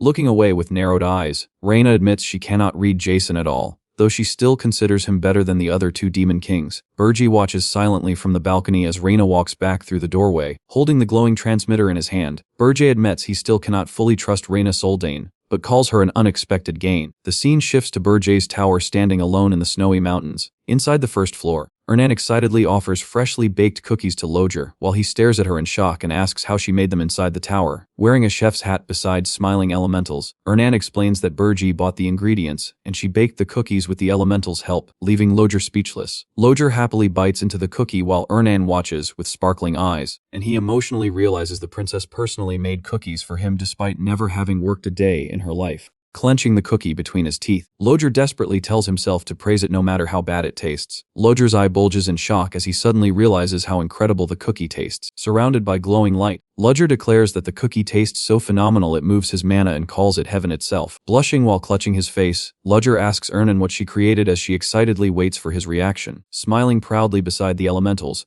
Ernan reveals she mixed spirit blossoms into the dough, while Lodger panics over her wasting something so precious on cookies. Ernan smiles warmly and tells Lodger the cookies are a gift so they can stay close for a long time. Holding the tray between them, Ernan asks whether Granada would enjoy the cookies too, and Lodger confidently says even more than him. Blushing against a sparkling background, Ernan shyly asks if the Demon King would enjoy the cookies too. From above the empty chamber, Burge asks whether everyone has already left, while Jason answers that the discussion ended quickly. Smiling, Jason offers Burge tea and asks if the two of them should talk alone, and Burge agrees. He folds his gloved fingers together in silence. Smiling in the darkness, Jason says he knows Burge is in need of the human's money. Burge's eye narrows sharply in alarm. Purple energy surrounds Burge as he demands to know what he means and wonders where the information leaked from. Purple energy flickers from Jason's hand as he calmly reveals that Draxon told him. Leaning forward over piles of treasure, Jason tells Burge to stop wasting time on mind games and proposes a deal trading demonic energy points for human currency. Burge falls silent for a moment before asking Jason what his real angle is. Laughing brightly, Jason claims he is on Burge's side and says they should get along from now on. Back on the first floor of Burge's tower, huge sacks of gold cover the floor in front of the group. Standing beside Hillen, Burge tells him to take 100,000 gold from the pile and warns him to hide the source of the funds. Jason looms behind Burge like a puppeteer as Burge warns that if Jason traces the flow of money, they could end up as his puppets. Burge stares ahead in silence, deciding they need to act as cautiously as possible since he still cannot read the other Demon King's intentions. Purple energy surrounds a group of armored men as Burge reveals he turned the remaining people into black knights and black mages, including a merchant from the Golden Moon Merchant Guild. The branded Black Knights stand with exhausted expressions while Burji explains they will follow orders, absolutely, and use the money to grow even more wealth. Hillen stares ahead as he realizes keeping the guild members alive means this disaster was not a complete failure, and he may finally be able to pay off his debts and return to hero work again. Grinning nervously, Hillen reaches out toward Burji and says the situation is not so bad for him after all, as he calls Burj his new business partner. Purple energy crackles around Burji's hands as he stares forward in shock at being called partners. A glowing purple curse erupts around Hillen's head, exposing his terrified expression. Standing over the screaming Hillen, Burji coldly clarifies that they are not business partners, and that Hillen is nothing more than his slave. Collapsed on the floor and struggling to breathe, Hillen hears Burji mockingly say he did not know he was into master and slave relationships before ordering him to get moving. Hillen nervously turns around as Ernan quietly calls out his name from behind him. Holding a sealed purple letter in both hands, Ernan asks Hillen to deliver it to her younger sister, Alina. Holding the purple letter, Hillen asks if Alina is the 13th princess of Hildurin and questions why her sister is siding with the Demon King. Facing Hillen inside the tower, Ernan apologizes and says she has no intention of returning to the kingdom right now because he already knows the royal family's secret.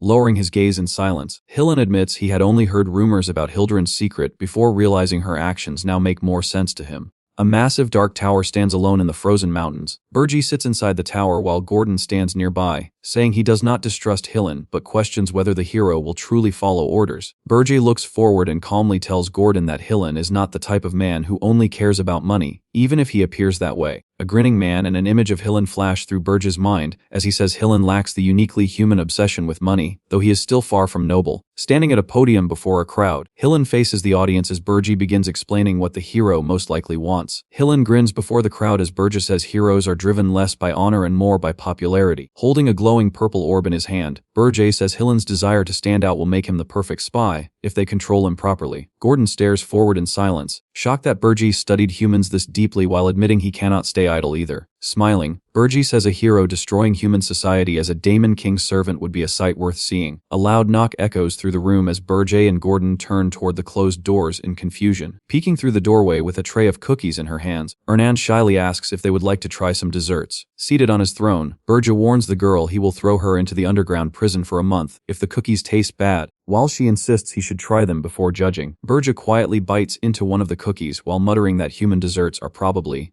Burji's eye widens in shock as the flavor hits him, and he blurts out, "This tastes do." Clenching her fists excitedly, Ernan lights up after seeing the exact reaction she was hoping for. Burji suddenly crushes the armrest in his hand. Sweat runs down Burji's face as he forces out a grin and admits the cookies are not bad for a mere human, while Ernan stares in disbelief that he actually endured them. Still sweating, Burji asks if she mixed spirit blossoms into the cookies, and Ernan happily confirms it while proudly saying she knew he would notice right away. Holding the half-eaten cookie, Burji calmly says she must want something in return for giving back the reward he gave her. Blushing with a bright smile, Ernan quietly admits that she really does have a request. Hillen and his party descend safely through the snowy mountains under Krutu's escort, as the narration confirms their journey continues without incident. After arriving in Holton Walk, Hillen's party immediately departs for the kingdom of Hildurin through a teleportation magic circle. The narration shifts to Granada, as the Scarlet Hawk Mercenary Guild headquarters comes into view. Inside the guild headquarters, terrified mercenaries kneel on the floor, while the narration reveals Granada has returned to established discipline. With a furious expression under the crimson atmosphere, Granada demands to know if they all abandoned their captain during the very first blizzard. Crying uncontrollably, one of the mercenaries argues that even heroes die in the Urgest Mountain, and says they had no choice if they wanted to survive. Granada lashes out in rage, shouting that they chose to abandon their captain as the mercenary is thrown across the room. Granada suddenly turns his head with a confused look after hearing someone behind him. A blonde hero steps through the doorway and introduces herself as the hero Cade, saying they finally meet at last. Cade says she came all the way here to seize this opportunity, even if she arrived late, and asks to join the hero's journey. Granada stares at her in confusion, while one of the mercenaries casually reveals she has been paying for all their drinks in his absence. The mercenaries immediately panic as Granada lunges toward them and orders them to stay still. Trying to calm the situation, Granada tells Cade the hero's journey is already over and reveals Hillen's group already left Holton Walk. Cade freezes in disbelief before suddenly leaning forward with an intense grin, demanding to hear every detail about their failure. Granada quietly agrees, deciding he will only reveal as much as the Demon King allowed. The narration shifts across the city as Granada finishes explaining everything that happened. Sitting across the table in silence, Cade stares down in disbelief after learning the Demon King's tower was never even located at the summit. Cade rises from her seat and says she has no reason to stay any longer, then leaves behind a small payment to thank Granada for his time. Granada watches Cade walk out of the guild in silence. One of the mercenaries laughs that Cade is obviously just a rookie hero who still does not understand how the world works, and warns she will probably get betrayed by Hillen's companions someday. Cade quietly walks through the streets in full armor, while armored knights watch from behind her. From inside the guild, Granada silently watches the group leave together. His expression hardens in silence as the mercenaries continue celebrating behind him. The narration shifts to a deserted alley in Holton Walk where the armored knights surround Cade and order her to return because her fiancé is waiting for her. Cade angrily refuses, declaring that she wants to live as a hero instead. Watching from behind the corner, Granada realizes he never heard the knights' footsteps despite their heavy armor, and identifies Cade as a princess. Granada decides the kingdom should handle its own problems and quietly turns away from the alley. A blade suddenly presses against his neck as one of the armored knights catches him spying from the shadows and demands to know who he is, questioning the suspicious magic covering his face. Sweat runs down Granada's face as he realizes the magic tool connected him directly to the Demon King and would expose him as the Demon King's vassal if he gets caught. The armored knight coldly asks if he is a spy from another kingdom, then declares he cannot be allowed to live. Granada freezes in panic, realizing he may have gotten himself into serious trouble. An explosion suddenly erupts down the alley as Granada charges straight toward the knights. One of the armored knights jumps into the air after realizing an assassin has appeared and shouts not to let him escape. The armored knights immediately raise their swords around Cade after hearing that an assassin has appeared. Granada grits his teeth while running through the alley, realizing he cannot use his elven powers without exposing himself as the only elf in Holton Walk. The armored knights surround Cade with drawn swords and promise to handle the assassin themselves, but Cade refuses to stand back and insists that she is a hero too. Green energy gathers around Granada's hand as he decides he has no choice but to use his powers here. A calm voice suddenly asks if this is why he's late. Purple energy engulfs the knight as he swings his massive blade toward Granada. Burji descends through the purple flames, asking if Granada was late because he had been slacking off here. Granada glares at Burji and complains that the situation is obviously serious, while Burji casually dismisses his injuries as wounds that would heal if he spit on them. The knights surround Princess Cade while shouting that a demon king has appeared to kidnap her, and Cade excitedly calls it their chance to defeat one. Burji stands beside the massive crater after admitting he did not even know Cade was a princess, while the knights accuse him of lying, causing Granada to ask why he is really here. Raising his hand, Burji calmly says he only came here on an errand by coincidence, while Granada stares at him in disbelief and yells that his excuse sounds even more suspicious than before. The scene shifts to Burji sitting on his throne as he demands to know what she wants. With a bright smile, Ernan asks for senile powder, the substance used for spirit contracts. An elf kneels before a king as the narration reveals that hundreds of years ago, an elf named Senile defected to a human kingdom. Ancient research tools and magical ingredients cover the table as the narration explains that the king ordered Senile to create a supplement that would allow humans to properly form contracts with spirits. A glowing green vial floats in the darkness as the narration reveals that senile powder was eventually created. Burji looks at her and says that with her talent, senile powder should not even be necessary, while she coughs and explains that the tower barely contains any mana for her spirits. Ernan awkwardly avoids his gaze as Burji asks if she's trying to form a contract with a new high-ranking spirit after immediately seeing through her plan. A massive blue spirit towers over the girl as Burj recalls that Ernan Hilderin formed a contract with a high-ranking spirit at the age of 27, shocking the entire continent. Flushed with embarrassment, Ernan nervously asks how Burj figured it out, while he thinks she's going to form the contract 7 years earlier than before. A gloved hand reaches for a cookie while Burj casually says he does not care what she does as long as the tower grows stronger, before thanking her for the meal and preparing to leave. Purple energy glows between Burj's fingers as he says he has his own circumstances and wants to end things quickly. Princess Cade freezes in shock. A violent burst of purple energy tears across the city in a massive explosion. Burji pauses beneath his dark wings, narrowing his eyes as he quietly reacts. Oh, wrapped in glowing blue aura. Princess Cade steps forward with the knights behind her, while Burj admits that a hero is still a hero. Blue aura surges around Cade as she raises her sword, and declares that a hero's power exists to annihilate demonkind, making heroes the natural enemies of demon kings. A massive crescent, shaped slash tears across the battlefield as Cade unleashes the Jespine sword technique, Crescent Moon Slash. Sweat runs down Cade's face as she explains that Crescent Moon Slash instantly releases aura to cut down enemies, and is only passed to the imperial family's greatest swordsman. Remembering the old king's disgusting grin, Cade bitterly admits she understands why a low-ranking princess like her was sold off to a foreign king.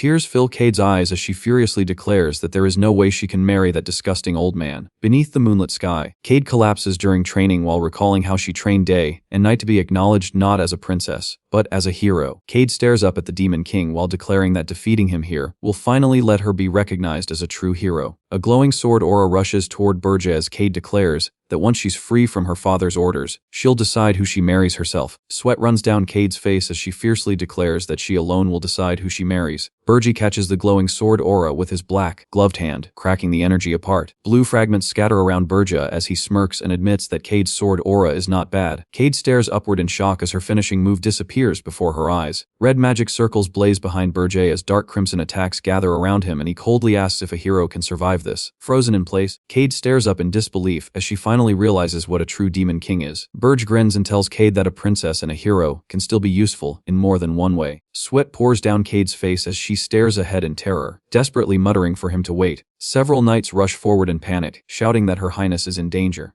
Black, red explosions erupt across the city streets in massive bursts of demonic energy. Smoke rises over the destroyed street as people panic over the demonic energy and realize a demon has attacked Holton Walk. From high above the ruined city, civilians shout in panic while injured bodies and destroyed buildings cover the streets below. Kneeling beside an injured knight, a man freezes in shock after hearing that Her Highness was taken by a Demon King. Black smoke and burning flames spread across the city, while terrified voices wonder if the Demon King of the Urgest Mountains caused the attack. The Tower of Berja stands alone beneath the snowy mountains. Inside the underground prison, the unconscious princess lies across the cold floor. Leaning over the injured girl, Ernan asks if her name is Senial, while Berja calmly reveals that she is Princess Key Jespine, the 9th Imperial Princess. Standing inside the prison cell, Berja says Cade will stay on the 4th floor from now on, and tells Ernan to treat her injuries since she might become useful if raised well. Berja explains that he has to kidnap a prince or princess periodically to secure demonic energy points, preferably someone with a low rank. His eyes widen in panic as he realizes he almost revealed classified information to a prisoner. Turning away from the cell, Berja abruptly changes the subject and says he will go get Senile powder, while silently reminding himself that the princess is only a prisoner. Far away from the tower, news of the 9th Imperial Princess of the Jespine Empire being kidnapped in Holton Walk spreads across the entire continent. At the Heroes Guild headquarters, Hillen Karjal stands before the gathered heroes and swears that every word of his report is true. Lowering his head in shame, Hillen admits that he failed to find the Demon King's tower and says he will take full responsibility. The other heroes tell him not to worry, saying that if heroes were blamed for failed heroes' journeys, nobody would volunteer again. As the meeting continues, the heroes discuss how the hero's journey retreated while the Demon King of the Urgest Mountains kidnapped the 9th Imperial Princess of Jespine, and they ask Hillen for his opinion, since he already entered Urgest. Hillen states that even he could not locate the tower, and says their priority should be sending a small reconnaissance unit to find it before launching another hero's journey. Facing the gathered heroes, Hillen says subjugation will become simple afterward because a truly powerful Demon King would never hide his tower. The other heroes quietly agree, saying a strong Demon King would have no reason to hide, and that a coward hiding his tower cannot be a major threat. Several of the gathered heroes nod in agreement and conclude that this Demon King is probably weak. One of the gathered heroes falls silent as the meeting room grows quiet, surrounded by a red-black aura. The Hero Council announces that they will temporarily postpone a full hero's journey until the tower's location is confirmed. Standing alone after the meeting, Hillen quietly wonders if this was what the Demon King wanted all along, using his authority to block a hero's journey before it could begin. A projection screen appears in front of Berja as Gordon reports that hero Hillen Kargil's report has concluded, and Berja orders him to keep watching Hillen. Sweat runs down Berja's face as he realizes the Heroes Guild was already preparing a full assault, and admits that turning Hillen into his vassal was the right decision. Images of Hillen and Granada appear in Berja's thoughts, as he says the two of them can delay the next hero's journey from outside the tower. Holding the captured princess beside glowing demonic energy points, Berja says he has continued kidnapping princesses to build up more points and considers using Armani's orb to turn her into real fighting power. Lojer works beside massive machinery while monsters gather across the snowy mountains, and Berja notes that the dwarf is remodeling and reinforcing the first floor, while Krutu expands their influence. Berja stares at the glowing tower and says that once Ernan Hilderin contracts a high-ranking spirit, no ordinary hero's journey will dare attack them, because the tower will become overwhelmingly powerful. A dark grin spreads across Berja's face as he vows to begin his true revenge against the heroes who killed him. The image of a crazed hero flashes through his mind while Berja says he first needs to obtain Senile powder. Standing outside a massive city protected by a giant magical barrier, Berja sets his sights on obtaining Senile powder, Towering magical structures rise into the sky as Burji describes Kamer as a magitech city overflowing with powerful mages and heroes. Sweat runs down Burji's face as he realizes getting the powder without being discovered will be extremely difficult. On the outskirts of the world's greatest magic market stands a shabby little shop called Jettison's World of Wonders. A shopkeeper reads the news about Princess Jespine's kidnapping and mutters about the Heroes Guild while mentioning a wanted poster for a hero named Loger. The shop door creaks open as someone enters the empty store. Wrapped in a black cloak, Burji immediately asks for senile powder while the cheerful shopkeeper welcomes him inside, and Burji notes that the place looks completely run down.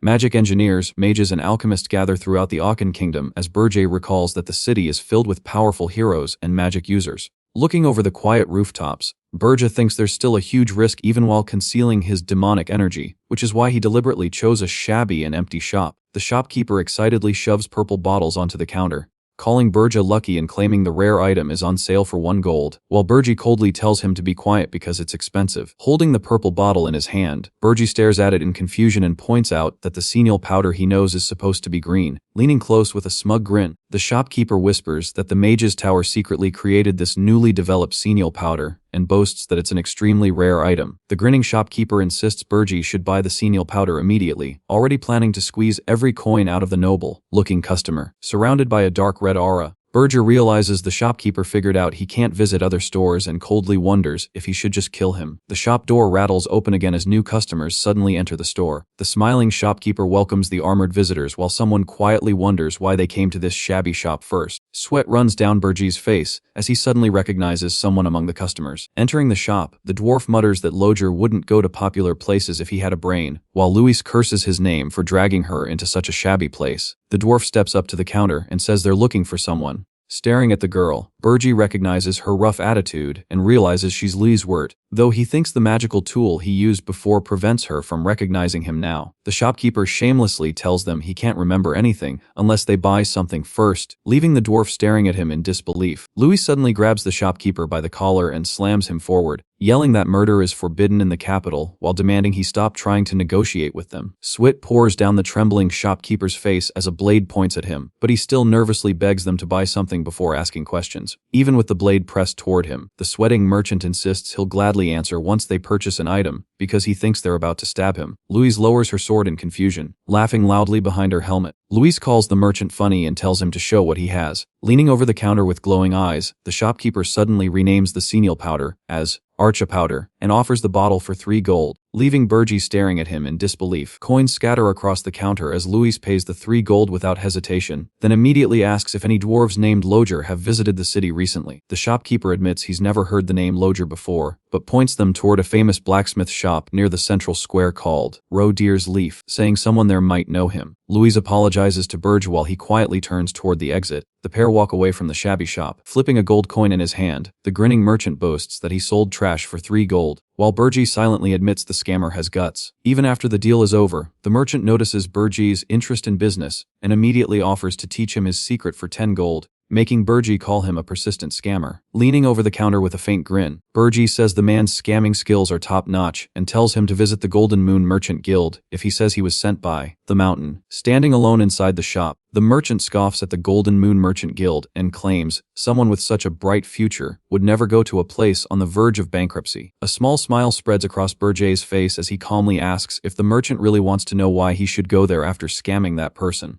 The bottle explodes, scattering purple powder everywhere as Burje reveals that the person he scammed was Louis Werft. Trembling in shock, the merchant realizes his customer was the punk princess, Louise Werft, and nervously asks what Burji wants. With a gold coin spinning across the counter, Burji calmly tells him to join the Golden Moon Merchant Guild for a monthly salary of 1 gold, warning that he'll bring Louis back if he refuses. Sweat pours down the merchant's face as he presses his hands together and begs Burji not to do that. A sinister grin spreads across the merchant's face as he asks if Burji really thought he would agree so easily. Shouting that no princess would personally come to such a shabby place, the merchant furiously tells Burji to get lost and try bringing Louis back himself. Burji quietly answers, "Sure," while walking toward the open doorway. The merchant stares toward the entrance as Louis's silhouette suddenly appears behind Burji, surrounded by blazing red flames. The merchant's face turns pale in shock. A massive crash echoes through the street. Standing outside the shop, Burji hears the owner cheerfully shout, "Thank you, come again." holding the bottle of senile powder. Burji realizes even a shop on the outskirts sells the proper product and quietly calls the merchant a scammer. Louise suddenly calls out, "You're still here," as Burj turns toward her in confusion. Louise thanks Burj for helping her get a refund, while Burj asks what happened to the shop owner. With fury twisting her face, Louise says the merchant was from another country, so she could only give him a light beating, before shouting that she should have ripped his heart out. Watching her rage explode in front of him, Burj quietly thinks she's as ill-tempered as ever. Burji pauses after hearing Louise talk about ripping the merchant's heart out. Looking toward Louise and the dwarf, Burj asks if they're searching for a blacksmith named Loger. Pulling out the necklace, Burj asks if it's connected to him, and the dwarf immediately recognizes it as one of Loger's early creations. Burj explains that he met Loger in the forest of Ormuth 2 months ago and shared food with him after seeing he was starving, and as thanks, Loger gave him the necklace. Shaking with rage,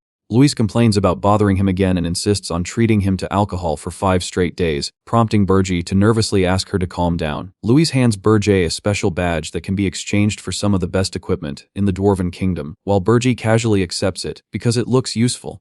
Watching the pair walk away, the dwarf asks what they're planning to do. A grin spreads across Louise's face as she declares that she's not letting Lodger escape. Watching Louise disappear into the distance, Burji suddenly recalls the heart she mentioned and realizes he lost track of time, trying to stop the hero's journey after his regression. A massive beast roars through the flames as Burji remembers Draxon, absorbing the heart of a summoning beast and gaining overwhelming power before the regression. Louise charges forward surrounded by blazing flames while Burji realizes fighting her directly, even with everything he has, would only end in a stalemate or a narrow victory because of the dimensional interference affecting his new Demon King body. His eyes sharpen as Burj declares that if he wants revenge against the heroes and wants to survive in this dimension, he needs to develop his powers. A towering structure rises above the forest as Burj decides to send Louise to Ormuth, where the beast tower is located. Surrounded by flames, Louise charges into battle like a raging beast. Draxon roars while giant wolves tear across the battlefield against Louise's forces. Holding the glowing heart in his hand, Burja declares that the summoning beast's heart will belong to him. After fusing with Mana's Phantom, the Tower of Burja gains 2 new functions. A glowing tower interface reveals the first ability, remote use of the tower. A strange mailbox appears as the second new function is revealed to be item transfer. Standing above the city, Burja tells Gordon he's leaving the tower to him for a while, and Gordon immediately accepts the order. Using the item transfer system, Burji sends 10 top-grade senile powders to Princess Ernan, explaining they're needed to form a contract with a high-ranking spirit.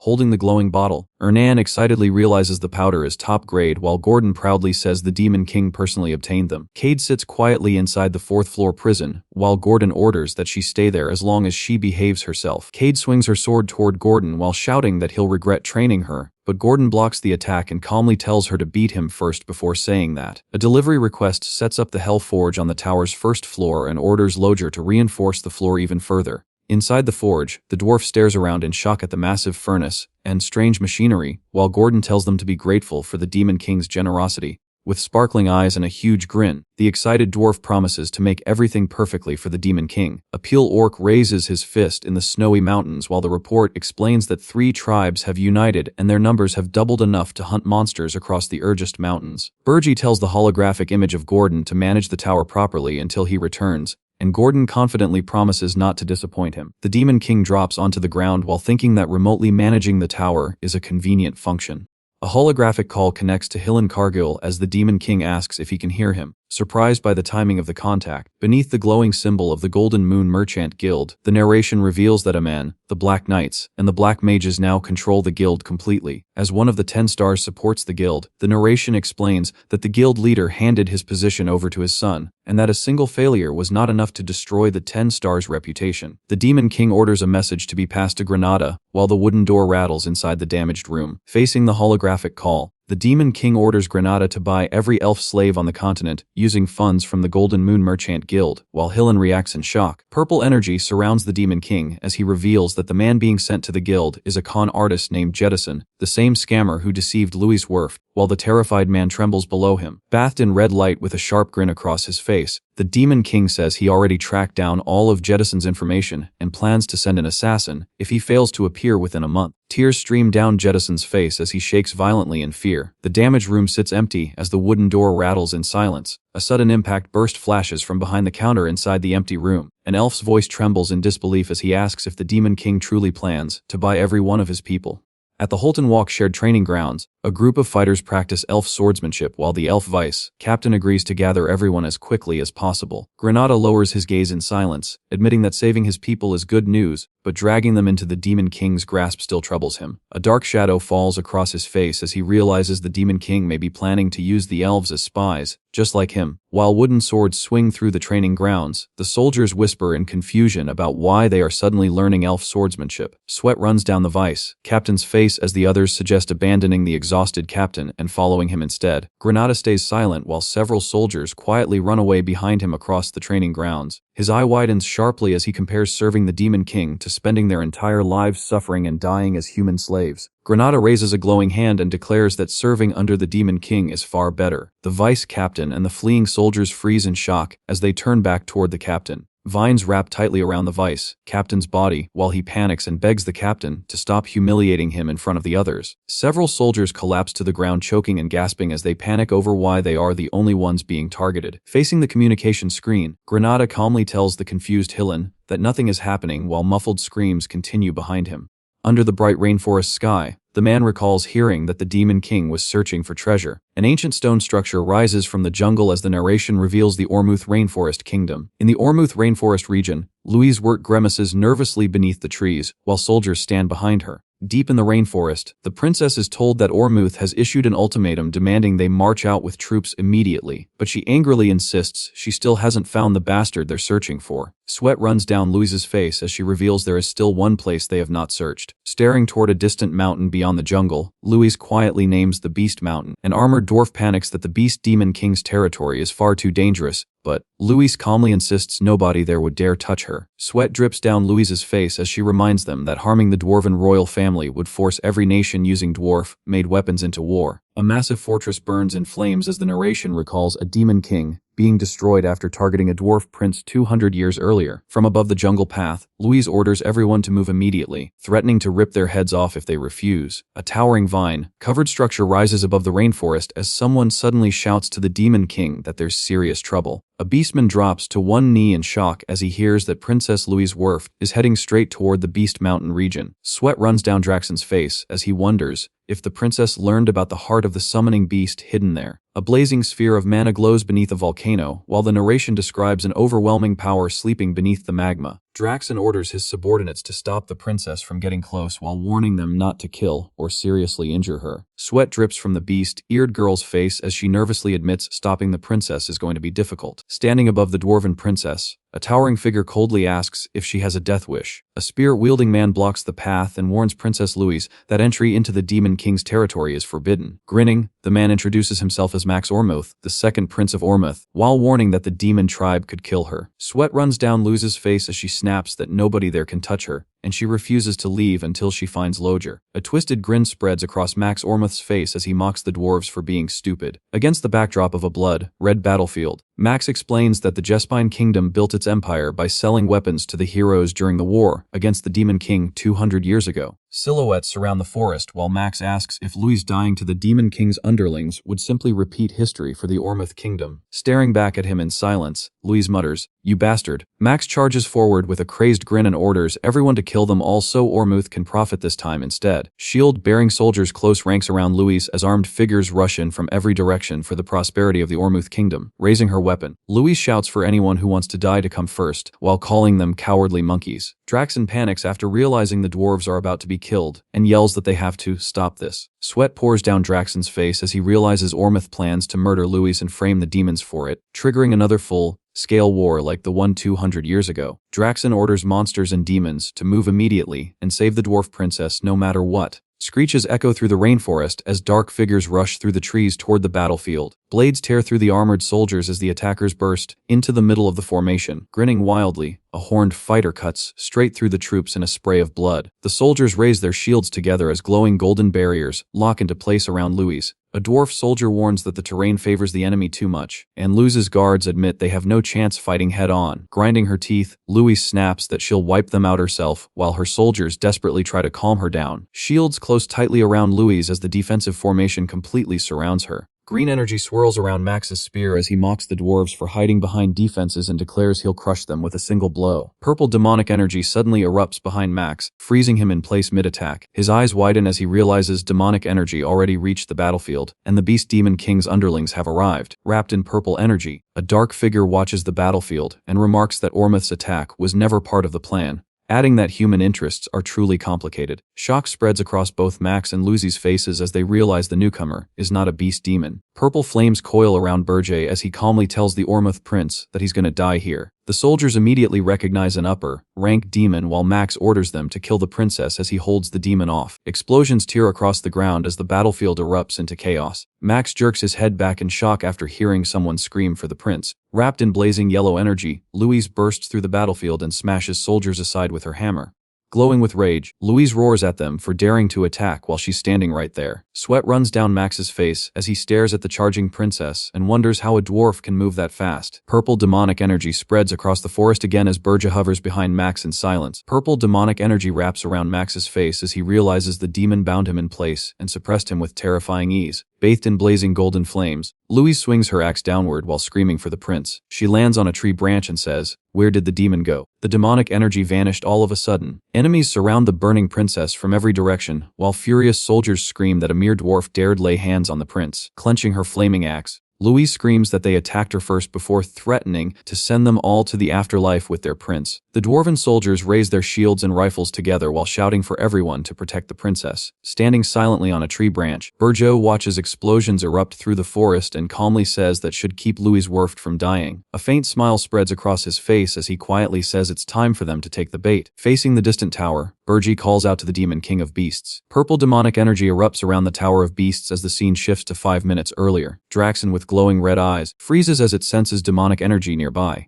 The horned beast woman stares ahead in alarm while recognizing the Demon King's demonic energy. Surrounded by a blood-red aura, Draxen realizes another Demon King has sent demons into his territory, and that the intruder's demonic energy belongs to an elite demon or something even higher. His glowing eye narrows as he realizes another demon appeared at the exact moment the dwarf princess clashed with the Ormuth prince, making the timing feel far too perfect. The beast demons rush through the forest, while the Demon King demands to know whether they captured the dwarf princess and what happened to the intruding demon. Lowering his head apologetically, the beast demon admits the princess was already surrounded by Ormuth soldiers when they arrived. Sweat runs down Draxen's face as he realizes that if the full-scale invasion from 200 years ago happens again, he still has no way to stop it. The wolf demon lowers his head and admits the princess was already surrounded by Ormuth soldiers when they tried to save her. Wrapped in blazing flames, the dwarf princess tears through the battlefield while soldiers scream for her to stop the massacre. Grinding his teeth, the wolf demon apologizes and admits the princess handled everything alone, leaving them unable to save her. The furious Draxen slams his own subordinates into the ground and yells at them for making the situation even more confusing. The beast demons report that the second prince of Ormuth was killed by the dwarf princess, then ask what should be done with the surviving Ormuth warriors. Towering over the trembling soldiers, Draxen decides not to kill them, since the prince's murder would be blamed on him, and kidnapping and murder carry very different consequences. Looking down at the surviving warriors, Draxen decides to let them live so they can properly testify and keep him from being framed. Draxen demands to know whether his subordinates found the demon that invaded his territory, only to hear that they still have no leads. Snarling in irritation, he calls the beast demons pathetic and mocks them for having useless noses on top of being idiots, forcing them to bow their heads in apology. After calming down, the Demon King realizes the intruder is likely an upper-ranked demon specialized in stealth, making it understandable why the others failed to track it. Deciding to handle things personally, he activates a technique called ultra-sensory amplification, pouring demonic energy into his senses until his entire body glows with a crimson aura. The enhanced ability sharpens his perception enough to detect even traces of stealth magic, and suddenly he catches the faint trail of an unfamiliar demon. His eyes widen as he realizes the mysterious demon may have gone after the dwarf princess. A red demonic trail suddenly cuts through the forest as he tracks the intruder's movements. Standing before the beast demons, Draxen immediately asks which direction the dwarf princess fled, and one of the beast demons nervously points deeper into the forest. Rocks explode apart as a violent red shockwave tears through the ground. Wrapped in crimson energy, Draxen roars in fury and curses the hidden enemy. Rushing through the forest at full speed, Draxen realizes the dwarf princess, the Ormuth prince, and even the exposed demonic energy were all bait meant to lure him away from the volcano. Draxen stares toward the distant volcano and realizes an upper-ranked demon was sent for only one target. Hidden deep in the forest, Beastmen guards stand outside a ruined stone entrance. Inside the blazing cavern, carts filled with ore move deeper through a tunnel surrounded by magma and firelight. A massive burning magma sphere fills the cavern as someone declares that this is the heart of the summoning beast. Standing inside the volcanic cave, Bergia realizes the magma is connected to the aura of the summoning beast, and says even Draxen would have struggled to enter this place. Bergia realizes they've been secretly digging through the cavern to drain the lava. Smiling, he says it doesn't matter since the scales of the black flame demonic dragon can move even through lava. Hovering in the air, Bergia is rushed from behind by a tiger beastman. The tiger beastman unleashes a red slash of force toward the cavern floor,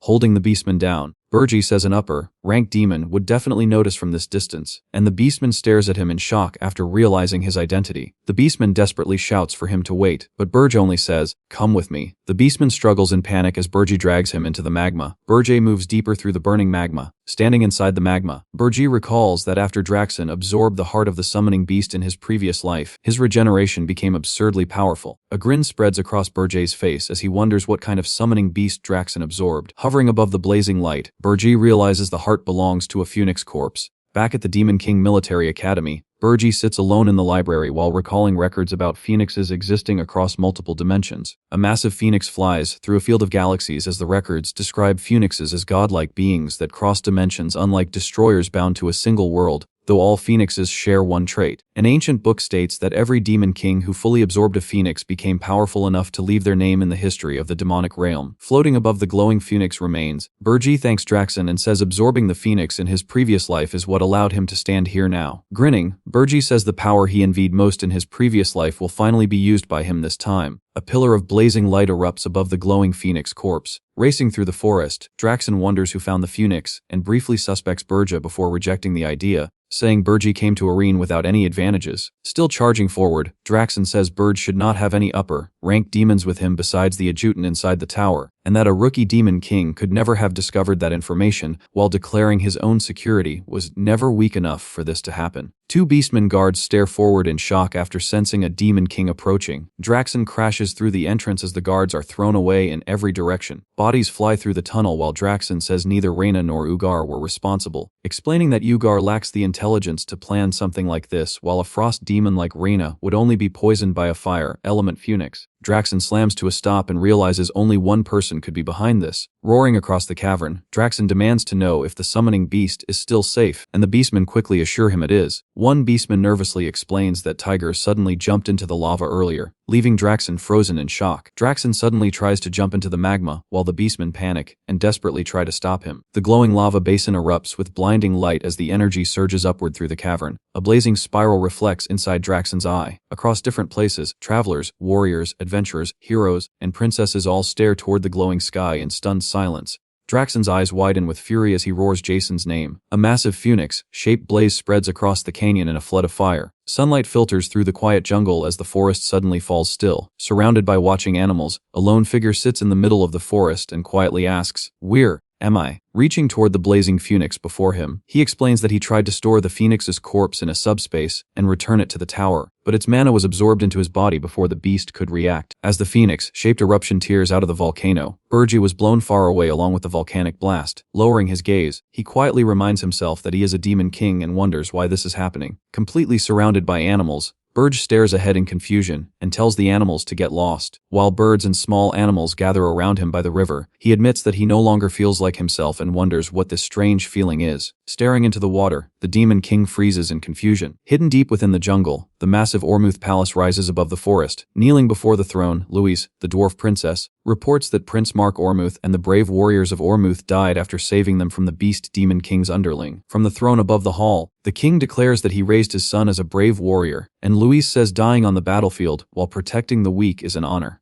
Slamming his fist down, the king snarls that there is no honor in this at all. Tears running down his face, the furious king orders the Heroes Guild to begin a hero's journey to execute the Beast Demon King immediately. A sharp electronic beep cuts through the quiet forest. Appearing through a blue communication screen, Hillen Cargill nervously says he has a report before asking who he is speaking to. While birds and forest animals crowd around him, the transformed Demon King calmly tells Hillen that he is his master despite his changed appearance, then learns that Ormuth's king is preparing a hero's journey. Flames and magic circles surround a red-haired woman as Hillen reveals that the captain is Rosal Charnt, a 10 stars hero and a top-class battle mage who specializes in flame magic. Wrapped in blue energy, the massive vice, Captain Palav Disrod stands in darkness as Hillen explains that 500 warriors, including 200 heroes, have gathered with the single objective of subjugating the Beast Demon King. Rows of armored warriors stand assembled in the shadows as the narration reveals that the hero's journey plans to attack the Tower of Beasts immediately after gathering in Ormuth. Standing among the animals in the forest, the Demon King notes that only 2 10-stars heroes are joining the 200-man force, then concludes that someone is secretly trying to keep the Beast Demon King alive. His eyes narrow as he quietly repeats that humans do not want a Demon King to die. Gold coins and magical materials fill the screen as the narration explains that Demon King towers are treated like gold mines, and many humans profit from the monsters and treasures inside them. Resting his hand against his chin, the Demon King remarks that even simple situations become tangled with conflicting human interests. Smiling beside the communication screen, the Demon King tells Hillen to join the hero's journey as well, promising to reveal the Beast Demon King's weakness if Hillen personally finishes him off. With a serious expression, the Demon King tells Hillen to absorb the Demon King's power after the kill, saying it will make gaining humanity's trust even easier. Forcing out an uneasy laugh, Hillen asks if they could really stop him if he became even stronger there. The Demon King falls silent for a moment before coldly asking if Hillen truly believes absorbing only 2 Demon Kings would be enough to oppose him. As Burjay prepares to leave the forest, a communication screen suddenly appears beside him while someone urgently calls for the Demon King. Burjay's expression hardens when Gordon mentions an emergency request from the Tower of Beasts, while Gordon suddenly blurts out through the screen, "Who are you?" Staring across the quiet forest, Burja coldly orders Gordon to speak as they explain that the Tower of Beasts has requested an emergency convocation of Demon Kings. Shock twists Burjay's face when he hears that Draxon was the one who called the meeting. 2 portals open before Draxon as he waits with his subordinates at the entrance of the Tower of Beasts. Ugar arrives through a glowing portal and asks Draxon what is going on, while Reyna beside him remarks that the place still smells terrible as usual. Standing beside the gathered Demon Kings, Draxon tells the others to head up first while he waits for the final attendee. With his glowing red eye fixed forward, Draxon notes that both Burja Diaz and Jason are late, wondering if they are still gathering their thoughts while declaring that if Burja arrives late, he will be treated as a suspect as well. Burji lowers his stance while cursing himself for letting his guard down for a moment. Wind and debris explode across the forest as Burja leaps into the air, saying there is no time now. Appearing through the communication screen, Gordon explains that since you're currently in Ormuth, he will head to the Tower of Beasts alone through a portal. Flying through the air, Burjay immediately rejects the idea and says he will arrive soon instead. Standing before Draxon in thought, Burj reveals that he came on foot without using a portal, admitting it would obviously raise suspicions, while also pointing out that arriving late would raise suspicion too, leaving the Beast Demon King stunned that he was already nearby. Red energy spirals behind Burjay as he says he first needs to return to his tower, take a portal with Gordon, and then move to the Tower of Beasts. Burjay flies through the sky at full speed, realizing this pace still is not enough and that he will be more than 10 minutes late unless he moves faster. His narrowed gaze sharpens as he realizes he has to fly even faster. Purple energy surges around a glowing heart suspended in darkness. Massive flaming wings burst open behind Burja. Staring back at the wings behind him, Burjay mutters, "Phoenix wings," while realizing he was not planning to use mana yet. A blazing heart pulses inside Burjay's chest as fiery energy erupts around it. Shock spreads across Burjay's face when he realizes the living presence inside his heart may be the reason the animals swarmed him earlier. Burjay's eye widens sharply as shock spreads across his face. Golden feathers spiral through the sky as Burjay tears through the clouds at overwhelming speed. A blinding burst of light engulfs the sky while Burjay desperately shouts. His face twists in strain as he grits his teeth and realizes the speed has become too fast to control. Burj crashes into the tower in a massive explosion of blazing fire. Black smoke pours from the damaged tower. Burjay crashes across the snow beneath the tower, holding his head in pain. Burjay admits he arrived quickly but still cannot control the Phoenix's power and needs to stay careful until he tames it. Burjay walks toward the tower entrance, asking Gordon if he is ready while wondering if the Phoenix has exhausted itself and fallen asleep. With a serious expression, Burjay announces that they are moving to the Tower of Beasts immediately. The city of Ormuth sits quietly beneath the bright sky. The crowd buzzes in excitement as they recognize Rosal Charnt, the genius mage who mastered magic at the age of 5. Several heroes stare toward Rosal in awe while others excitedly talk about fighting beside her. Leaning back against a rock, Rosal coldly tells the noisy heroes to get lost, introducing herself as the Dawn Flame Assault Unit Captain. A panicked man begs Rosal to watch her mouth, while she casually complains that the heroes are nothing but riffraff and useless for clearing towers. Rosal suddenly turns her head toward the crowd with a confused expression. Hillen Cargill walks through the gathering as people whisper about the 10 Stars hero who defeated the Demon King of Lust despite failing the Urgist hero's journey. Hillen approaches Rosal Charnt and says he came to lend his strength to the hero's journey as well. smirking at him. Roselle mocks Hillen for no longer wearing his filthy ring and asks if he removed it because there are no elves around. Laughing awkwardly, Hillen nervously says they should talk about that separately while worrying that Roselle knows how he killed the demon king of lust. Sweat runs down Hillen's face as he thinks that if Roselle opens her mouth, his entire image is finished. Standing beside him with her staff in hand, Roselle declares that she will be the one to finish off the beast demon king and warns Hillen not to get in her way with those filthy hands. Hillen smiles brightly and agrees, declaring that the beast demon king's head belongs to him. A massive purple portal opens in the forest as two figures appear inside. Several figures step out from the portals. Standing in front of them, Draxen greets Jason and Burja, saying they made it in time and that he'll explain the details once they're inside. Burja stands quietly, listening without saying a word. A faint smile appears on his face as he calmly says that they're not late. Inside the Tower of Beasts' top floor, several demon kings gather around Draxen. Ugar looks at Draxen and asks why he called for an emergency meeting. Smiling as he speaks, Jason reveals that the hero's journey that defeated the demon king of Lusk has gathered in Ormuth and asks if the meeting is related to him. Baring his fangs, Draxen says that since they already know part of it, he'll be honest. The gathered demon kings fall silent as Draxen reveals that one of the demon kings gathered here sent a high-ranking demon into his territory and stole the phoenix corpse he was going to absorb. Draxen reveals that the traitor behind the theft also caused Ormuth's second prince to die, triggering the current hero's journey. Reyna looks toward him while Draxen considers that the culprit may have even killed the dwarf princess, and Reyna remarks that losing a summoning beast was foolish since provoking a hero's journey directly is practically an act of war. Baring his fangs, Draxen growls that someone is trying to take him out, but he refuses to die alone. With rage twisting across his face, Draxen declares that he'll purchase the key of the black box to kill the traitor. A glowing black box and silver key appear as the explanation reveals that every tower contains a black box that records all of a demon king's actions. The narration explains that demon kings rarely use the black box because it consumes massive amounts of demonic energy and disappears if the tower collapses. Sweat runs down Burji's face as he realizes that if Draxen opens the black box in his tower, there'll be no way left for him to escape blame.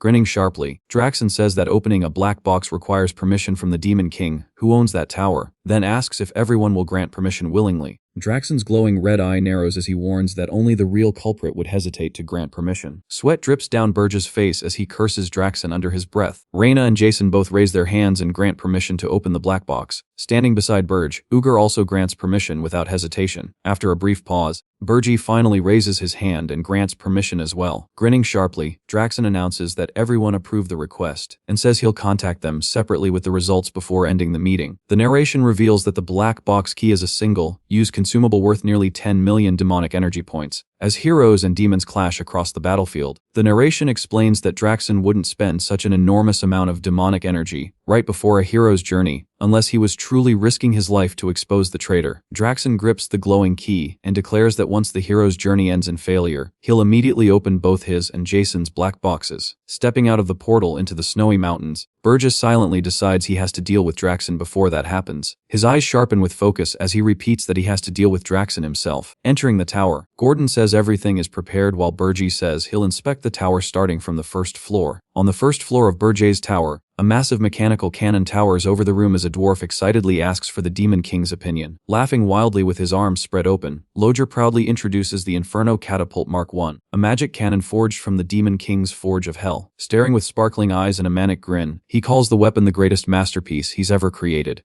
Watching the crazed dwarf celebrate, Burji quietly admits the weapon's performance is reliable even if its creator seems completely insane. Burje tells his subordinate to leave the crazed inventor alone and see how far he takes the project as the dwarf celebrates on top of the cannon. On the second floor of Burje's tower, Cade charges forward yelling that she warned them this would happen. A massive crescent-shaped wave of blue sword energy rushes toward Burja as Cade screams that training her was a mistake. Burje calmly raises one hand and stops the incoming attack with a single touch. Blue energy shatters around him as Burje stares ahead and tells Cade she still hasn't changed at all. Wrapped in glowing sword energy, Cade swings her blade downward and declares that the real fight starts now. Cade rushes toward Burj with her sword as the technique, Crescent Moon Shatter, lights up the floor in blue. Standing calmly among the shattered energy, Burji smirks and admits that Cade has improved a little. Burji smiles while dark purple energy gathers around his hand and tells Cade she still needs far more training. Sweat runs down Cade's face as she stares in shock, unable to believe Burje countered her technique so easily. The snowy tower trembles violently as massive shockwaves explode outward. Cade's body is buried into the cracked floor while Burje calmly asks why Princess Cade is on the second floor instead of the fourth. Hearing that Princess Ernan is preparing a summoning ritual on the fourth floor, Burji pauses and repeats the word, summoning. On the fourth floor of Burji's tower, colorful spirits float around piles of materials as a notification confirms that senile powder has been used. Surrounded by glowing magic circles, fourth floor boss Ernan Hilderin continues the summoning ritual in silence. With blue energy crackling between her hands, Ernan calls upon the Great Spirit of Water, Guardian of Water. Red blood droplets fall through the darkness as Ernan forms a sacred contract bound by blood, soul, and spirit. The blood droplet falls into the glowing magic circle as Ernan begins the summoning ritual. Sweat rolls down Ernan's face as she calls out in the name of Ernan Hilderin and desperately asks the spirit to answer her summons. A massive blue magic circle shines brilliantly as the summoning finally succeeds. From the center of the water magic, the high water spirit Neruniel slowly appears surrounded by flowing waves. Neruniel opens her eyes in surprise after sensing someone talented enough to summon her inside a Demon King's tower. Accepting the summoning, Neruniel introduces herself as a high-ranking water spirit under the Primordial Covenant and begins acknowledging the human contractor. Neruniel reaches toward Ernan's hand as she accepts her as her sole companion. A burst of white light engulfs Ernan and the water spirit as the contract forms between them. Suspended beneath the glowing water, Ernan's body floats motionlessly through the blue space. Her eyes remain closed while bubbles drift around her silent expression. Water rushes past her face as her body continues sinking through the glowing current. Standing in the rain, the Demon King catches Ernan in his arms. Still trembling in his arms, Ernan stares at him in confusion and quietly calls out his name. Smiling down at her, the Demon King says he almost missed a rare sight and praises her for the good work. Ernan laughs nervously and says everything worked thanks to the senile powder he saved for her. Blushing, she suddenly blurts out that she loves the Demon King. Suddenly her expression freezes in shock. Panicking instantly, Ernan screams that she never actually said that out loud and begs him to believe her. Holding Ernan in one arm, the Demon King stares at the tiny water spirit while Neruniel happily admits she really does love the Demon King. Introducing herself as the high-ranking water spirit Neruniel, the spirit casually asks when they are going on a date and reveals her favorite genre is forbidden love stories. The Demon King calls the spirit annoying while Ernan completely loses composure in his arms. Blushing furiously, Ernan stammers about dating while Neruniel grins and says rumors about the love between a Demon King and a princess have already spread through the spirit realm. Neruniel gushes over the romance between them while Ernan desperately begs the spirit to go back already. The Demon King suddenly stops the conversation and asks the high-ranking spirit what he looks like in her eyes, and Neruniel happily calls him a handsome Demon King destined to end up with the princess. But he calmly tells her to answer again. Flames rise around the Demon King as his appearance shifts into red hair, and he asks her again what he looks like to her now. Staring at him in confusion, Neruniel says the pure mana around him feels more like a spirit than a Demon King. Surrounded by flames, that the Demon King realizes that if even a high-ranking spirit cannot see through him, then the other Demon Kings and heroes probably will not notice either. A grin spreads across his face as he says that at this level, he could even take care of the Demon King of Beasts himself. Ernan stares at him in shock as the thought of one Demon King taking down another sinks in. He flies through the sky at incredible speed. Gordon screams through the communication screen, asking what kind of Demon King would actually go out to kill another Demon King, while Burji calmly says he already explained it. Walking out the snowy corridor, Burji casually says he is stepping out to kill Draxon, leaving Gordon completely stunned. Clutching his head in panic, Gordon screams that none of this makes any sense to him. Flying through the air, Burja reminds Gordon that he promised to stop arguing with his decisions, but Gordon shouts back that this situation is completely different and warns that if the other Demon Kings discover this, everything will spiral out of control. Flying forward at high speed, Burja says that if he cannot stop Draxon before he opens the key of the black box, then he will be the one who dies. Sweat runs down Gordon's face as he warns that Burji still has not overcome Arian's dimensional energy. A massive vortex fills the darkness as the narration explains that every dimension is naturally hostile toward other dimensions. A giant blue figure looms over a body, while the narration reveals that dimensions reject outsiders and crush intruders with dimensional energy. A level 666 Demon King shrinks into a sweating level, one gorilla creature upon entering arena, showing how dimensional energy suppresses demonic power outside the demon realm. A hero chosen by the dimension drives his sword through the weakened demon, as the narration explains that hero exists to eliminate those weakened intruders. Lightning surrounds the massive Demon King's tower, while the narration reveals that the tower was created to overcome dimensional resistance and invade other worlds. A glowing connection links the Demon King's tower to the demon realm, as the narration explains that the tower channels demonic energy directly from the demon realm itself. Red demonic energy engulfs the Horned Demon King, while the narration explains that strengthening the tower allows Demon Kings to recover their original power. Standing inside the hall, Gordon explains that the farther Burji moves from his tower, the weaker he becomes, especially against the 13th-floor Tower of Beasts. Sweat runs down Gordon's face as he admits that even Burji cannot guarantee victory. A massive beast silhouette towers over Burj as the narration warns that victory cannot be guaranteed inside the Tower of Beasts. Surrounded by purple flames, Burj admits that even after absorbing the Phoenix's heart, he still hasn't fully adapted and cannot face another Demon King alone. A sharp grin spreads across Burj's face as he says that would only be true if he were fighting alone. Wrapped in blazing energy, Burji declares that he'll directly participate in the hero's journey under the name File.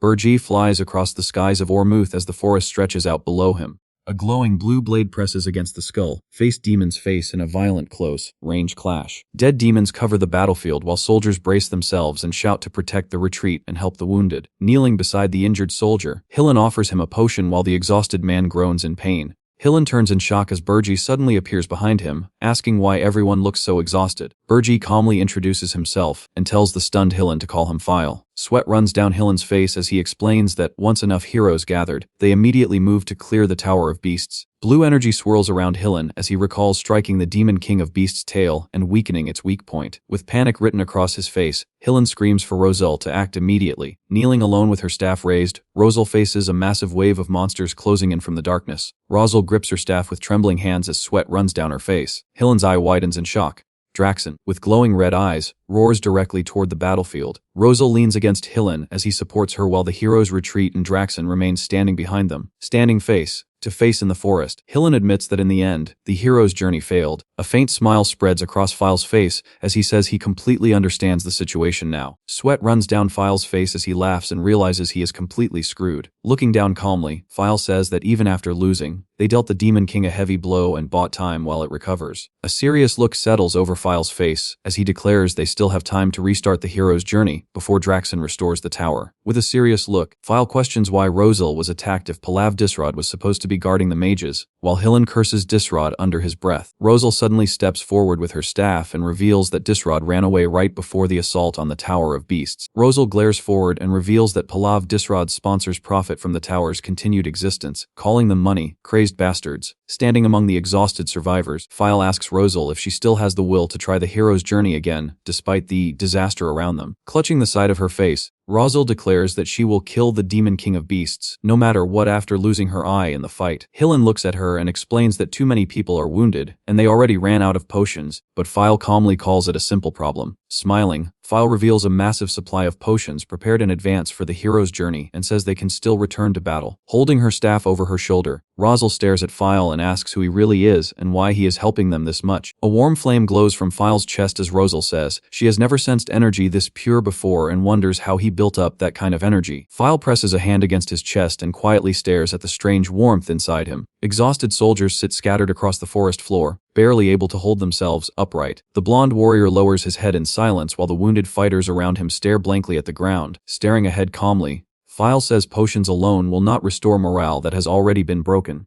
but if he plans to lead them against Draxon anyway, showing them once might help. A glowing bird, like flame, shines from File's chest as he quietly tells the others to follow him. The wounded fighters slowly look up as warm orange light spreads across the forest clearing. Rosal and Hillen stare ahead in silence.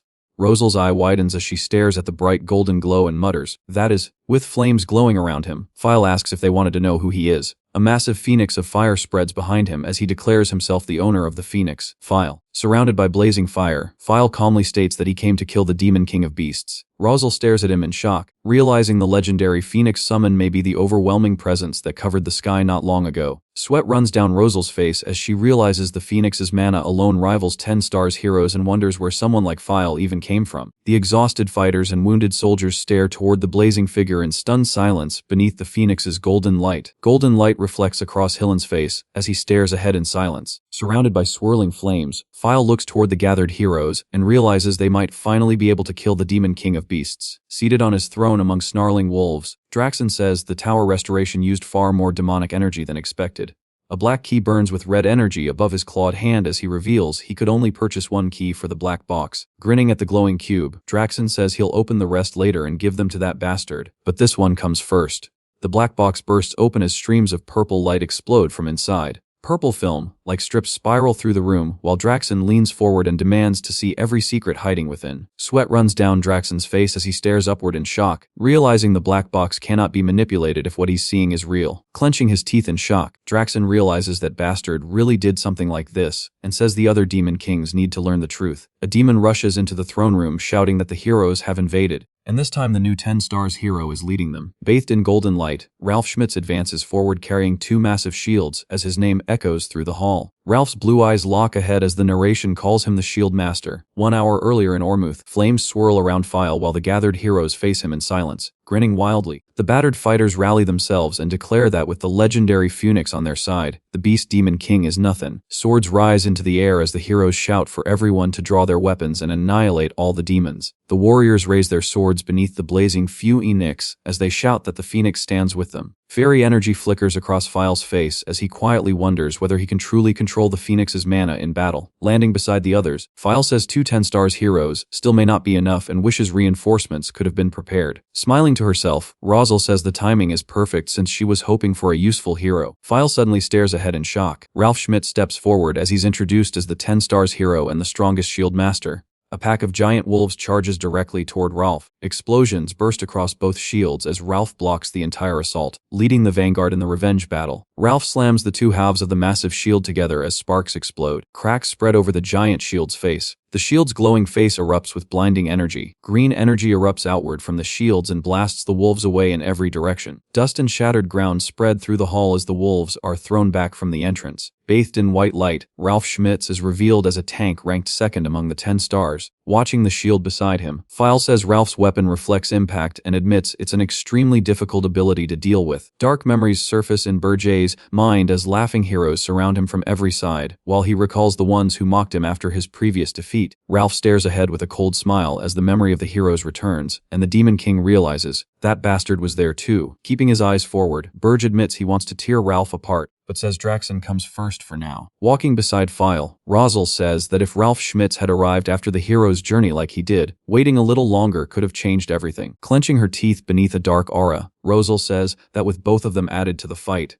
they could have won without suffering any injuries. As the two walk through the battlefield, File says it's good that she's confident in their strength, but warns her not to underestimate the Demon King. Rosal turns back in confusion and quietly asks, "What?" File walks ahead while warning that Demon Kings always keep a final trump card they use right before dying. His expression hardens as he thinks that if Draxen restored the tower after purchasing the key, the heroes might not be able to stop the demonic energy this time, and he may finally witness Draxen's secret weapon. The heroes step into the Beast Tower's 13th floor, where the Demon King waits alone. The heroes slow down in confusion, wondering why there are no demons left on the highest floor when it used to be filled with underlings. Red energy burns around Draxen's claw as he mocks the heroes for returning, revealing he prepared all of this while waiting for their second attempt. Staring at the overwhelming pressure in shock, Rosal realizes the massive demonic energy may be the reason no demons remain on this floor. A red energy sphere flies into Draxen's mouth as he confirms that he gathered everything here to handle all of the heroes at once. Glowing red orbs pulse inside the Demon King's mouth while he declares that he gathered all of his vassals together. File narrows his eyes and realizes Draxen found a loophole by absorbing everything on the highest floor instead of placing monsters there. Draxen's glowing eye locks onto the heroes as he declares that none of them will ever climb again after he kills them here. Ralph Schmitz steps to the front of the group while the heroes stare ahead in silence at the Demon King. File fixes his eyes forward and warns, "Here he comes." Draxen throws his jaws wide open in a terrifying roar. Red spiraling energy explodes outward from the Demon King. A massive red vortex forms before Ralph as he braces behind his shields. Two warriors rush forward through the red energy while others shout for them to stop, warning that the Demon King is trying to grow even stronger. The charging heroes suddenly freeze in shock as the red vortex twists violently around them. Spinning red energy erupts across the chamber as Ralph Schmitz blocks the attack. Several people are thrown through the air as the red vortex tears across the chamber. Ralph braces behind his shields in shock as the impact pushes him back. Ralph's eye narrows sharply as he stares into the storm. Golden sparks explode across the shields as another impact slams into them. A bright green beam cuts straight through the chamber toward the spinning red vortex. The Demon King's silhouette stands before the massive red vortex. Red flames coil around the Demon King's snarling face as he stares ahead. Green energy scatters across the chamber as the Demon King's silhouette remains standing, staring at the battlefield in shock. The heroes realize Ralph's reflection was blocked with ease. Red demonic energy erupts around the Beast Demon King as he steps forward. The Beast Demon King's glowing red eyes lock onto the heroes. Red demonic energy spreads behind the Beast Demon King while the warriors face him. Gripping their swords, the warriors struggle against the sinister demonic energy as one compares it to poison choking the throat. Several people collapse to the floor, gasping for air, while others tremble inside the red demonic energy. A massive phoenix spreads its burning wings. A blazing barrier spreads across the battlefield as File activates advanced defense magic, Phoenix version. The people stare at File in shock, calling him a legendary summoning beast they'll never forget. With Phoenix flames burning behind him, File says he won't let Draxen gather the demonic energy. Phoenix wings spread behind File as he warns everyone not to leave the barrier. Draxen stares at the glowing barrier while the heroes remain gathered inside it. Facing the 4 heroes, Draxen says one of them possesses mana that could become a problem. Draxen reacts after noticing File standing among the heroes. Draxen's eye narrows as he growls, "Yor." A grin spreads across File's face. Draxen roars Burja's name as his glowing red eye locks forward. He lunges toward the barrier, accusing Burja of stealing the Phoenix's power and invading his tower. Raising one finger, Burja calmly says, "Silence." While declaring that his control reigns supreme inside this domain, Draxen hangs frozen above the glowing barrier. Watching the barrier in surprise, Razel says File canceled the Beast Demon King's roar and hid their magic incantation. Golden chains crash down across Draxen as advanced binding magic wraps around his body. Snarling through the chains, Draxen calls the heroes pathetic worms and says a petty trick like this could never work on him. Draxen crashes through the chains and slams toward Burj. Staring down at him with glowing red eyes, Draxen declares this is a hunt and says he'll devour Burja first. Burja looks at him in silence. Smirking beneath the silence effect, Burja says he can't hear Draxen barking anymore. Draxen grits his teeth as his glowing eye narrows. The heroes stare ahead in shock while Rosal calls out File's name. Phoenix wings spread behind Burja as he faces the charging Draxen. Draxen tears across the ground in a burst of debris and red energy. Red energy trails tear across the battlefield as the 2 demon kings move faster than the heroes can follow, surrounded by exploding magic circles.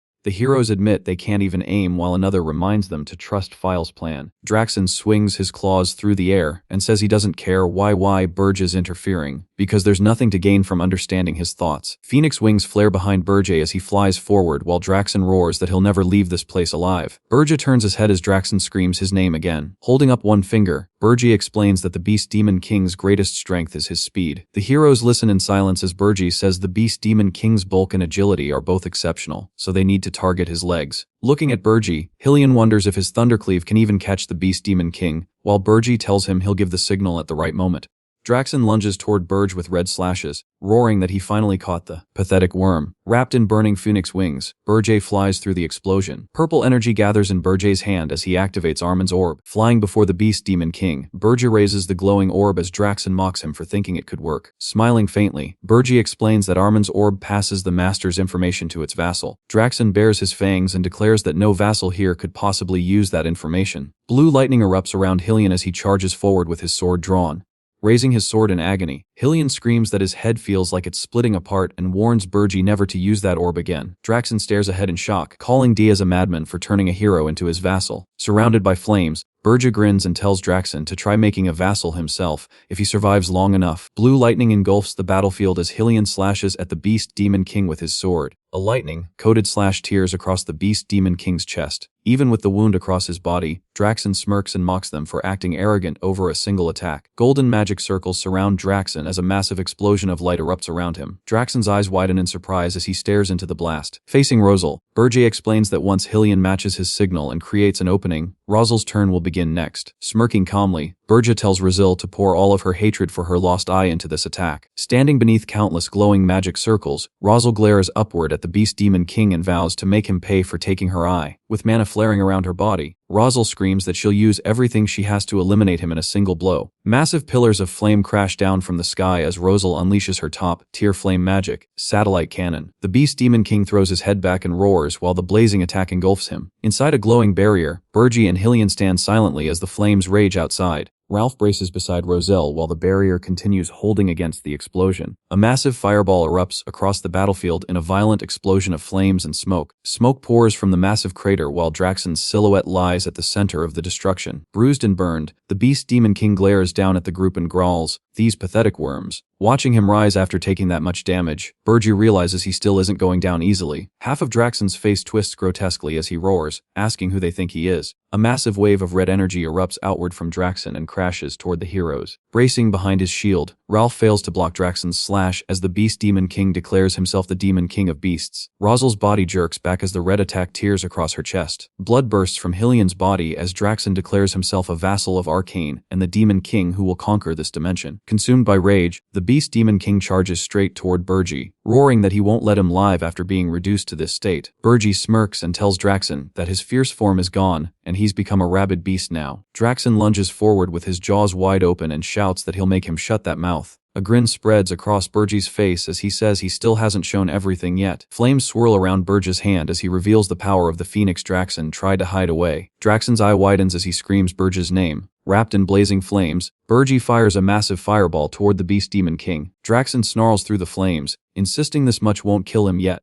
Draxon crashes down through the flames as Ralph braces below with both shields raised. Green energy circles around Draxon as he reacts to an attack striking his tail from behind, bleeding on the ground. Rosal reaches out with a glowing magic circle and swears not to let the Demon King escape. Golden chains descend around the Beast Demon King as advanced binding magic. Sage's chain locks him in place while he curses that taking an attack now would be dangerous. Blue lightning surges around Hylian as he crouches with his sword. Draxon bares his fangs and roars Burji's name. Wrapped in blue lightning, Hylian blitzes forward and attacks the Beast Demon King at incredible speed. Burji smiles calmly, saying he'll make good use of the Phoenix before bidding farewell to Draxon. Blood erupts as the Beast Demon King's severed head spins through the air. The massive head crashes onto the ground. The surrounding warriors stare ahead in shock as one of them mutters that they won. Covered in blood, Hylian raises his weapon, while the people shout that he defeated the Demon King of Beasts and cheer his name. Grinning wildly through the blood on his armor, Hylian demands even more praise as he declares himself the hero who will become the strongest in history. Suddenly, the tower trembles violently as debris rains down, and the people shout for everyone to escape while securing the treasure and recovery potions first. Beside the Beast Demon King's severed head, Burj quietly calls out Draxon Daldov's name. Staring at him in silence, Burj wonders if someone like Draxon will also be given a second chance. Watching the collapsing tower, Burji says that even if Draxon returned, it would still be meaningless since he followed the Demon King's standards until the very end. The tower continues collapsing as Burji realizes this outcome was Draxon's plan all along. Sunlight breaks through the jungle canopy as Roselle acknowledges that Hylian claimed the Beast Demon King's head, while the bandaged Hylian awkwardly calls it a misunderstanding and Rosal dismisses it as complete bullshit. Rosal admits she became suspicious the moment Burj suddenly joined the fight, though she still cannot deny that he risked his life fighting beside them. A faded memory surfaces of Rosal leaning against Hylian as he supports her, remembering that he saved her back then too. With a blank expression, Rosal says she already took the Beast Demon King's corpse and asks if Hylian has any objections, while Hylian nervously agrees. Someone calls Rosal over after finding something inside the ruins of the Beast Tower. The rescued princes and princesses are discovered scattered throughout the ruins of the tower. Rosal kneels beside a sleeping girl in confusion as she wonders if the girl is the missing princess. The girl opens her eyes, revealing herself as Lavinia Akan, the third princess of the Akan kingdom, and Rosal immediately panics over finding her inside the tower. Rosal stares at Lavinia in disbelief after learning she entered the tower to gather demonic beast materials for Chamara research, while the surrounding people wonder how she can even understand the princess. Standing behind them, Burj quietly asks if the Beast Demon King harmed her, but Lavinia calmly replies that she traded money for demonic beasts instead. Watching the two leave together, Burj realizes Draxon's massive fortune came directly from the princess, while Rosal tells the reckless royal to head back for now. Burji stares ahead in disbelief as he realizes Lavinia entered the tower alone and made a deal with the Demon King just to continue her Chimera research, calling her a complete nutcase even compared to his previous life. At the Heroes Guild Elder Council meeting, the elders discuss how important the Tower of Beasts had become as a hunting ground. The meeting continues as the elders complain that even after coordinating with sponsors and suppressing the 10-star heroes, someone claiming to be the Phoenix Master still led the hero's journey to victory.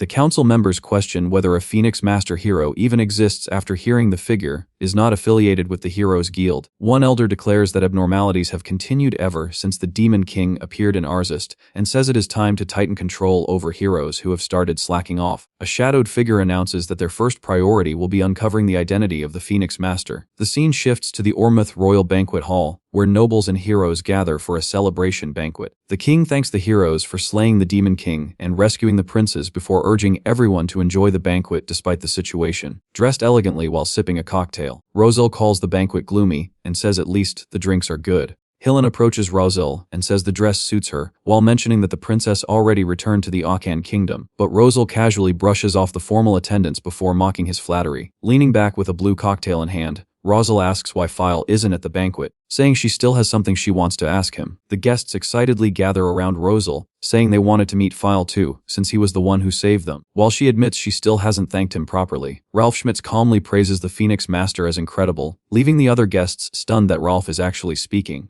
With an awkward smile, Hillen explains that File already left, and the crowd immediately freezes in shock. Snow falls around Burgie's tower deep in the Urgest Mountains as someone thanks the Demon King for his hard work. Inside the tower, Gordon nervously asks if the Demon King really killed the Demon King of Beasts and returned alive, and Burgie calmly answers, "I did," sweating and trembling. Gordon stares in horror at the Demon King, while wondering how he plans to bear the consequences of something so insane. Resting back in a large chair, the Demon King says the other Demon Kings will soon react to Draxon's death, and explains that returning immediately avoids suspicion. His eyes narrow as he admits this battle made him realize he's still weak. Draxon's massive beast form stands surrounded by dark red energy, as he recalls that the Demon King had already been weakened after surviving one hero's journey. Holding a blazing attack in his hand, he admits the strike was meant to kill Draxon, but it dealt far less damage than expected. The Demon King looks down at the glowing phoenix on his chest, and realizes that not only his original power, but the phoenix's power also needs to grow stronger. A holographic call suddenly appears beside the Demon King as he realizes the other Demon Kings finally contacted him. From the interface,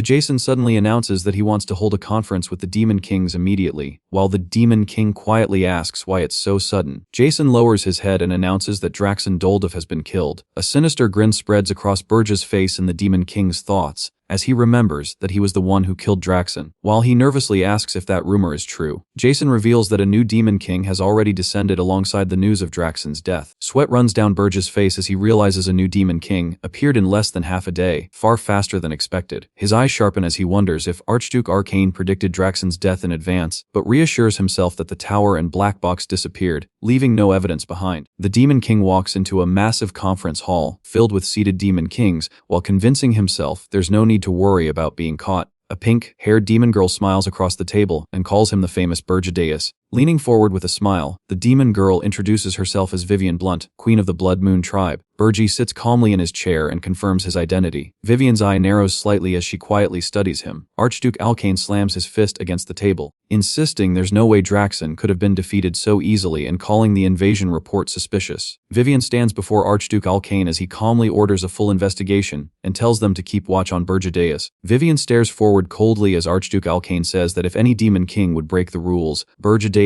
is the most likely suspect. A sly smile spreads across Vivian's face as she says the unfriendly types are the easiest to win over, then calls this a warm-up. Jason announces that everyone has gathered and the meeting is about to begin before suddenly pausing in confusion. Vivian rises from her seat and says the dimension of Arene is amusing, especially how Demon Kings gather together whenever one of them dies. Her heels click across the table as she admits she's more interested in one person instead. Surrounded by pink light and flower petals, Vivian fixes her gaze forward and calls out the famous Burgedeus. Leaning close to Burge, Vivian says she's curious what kind of demon could turn the demonic realm upside down like that. Holding out her hand with a playful smile, Vivian admits she's attracted to him and asks him to spend the night with her. Burge raises his hand to stop her and coldly tells her to keep her hands off him, calling her ugly. Vivian freezes in complete shock, stammering over the word oogly, while reminding herself that she's the succubus queen. Rina interrupts the awkward scene and tells Vivian to return to her seat. With a calm expression, Rina says the meeting is both a welcome reception and an investigation into how Draxon was defeated so helplessly. Jason looks startled as he realizes Rina is overseeing the meeting. Laughing behind Rina's shoulder, Vivian teases her for also desiring Burge, before casually backing off for the day. Jason resumes the meeting and explains that the 10 stars were the main force behind the hero's journey this time. The meeting drags on as the Demon Kings monotonously share the information they each gathered. A massive phoenix burns behind a shadowed figure as the meeting shifts toward the sudden appearance of a new powerhouse known as the Phoenix Master. A towering structure rises over the water while the Demon Kings conclude that the Phoenix Master must be investigated carefully. Sitting silently in his chair, Burge admits that since he was disguised as File during the hero's journey, he failed to properly surveil the demons,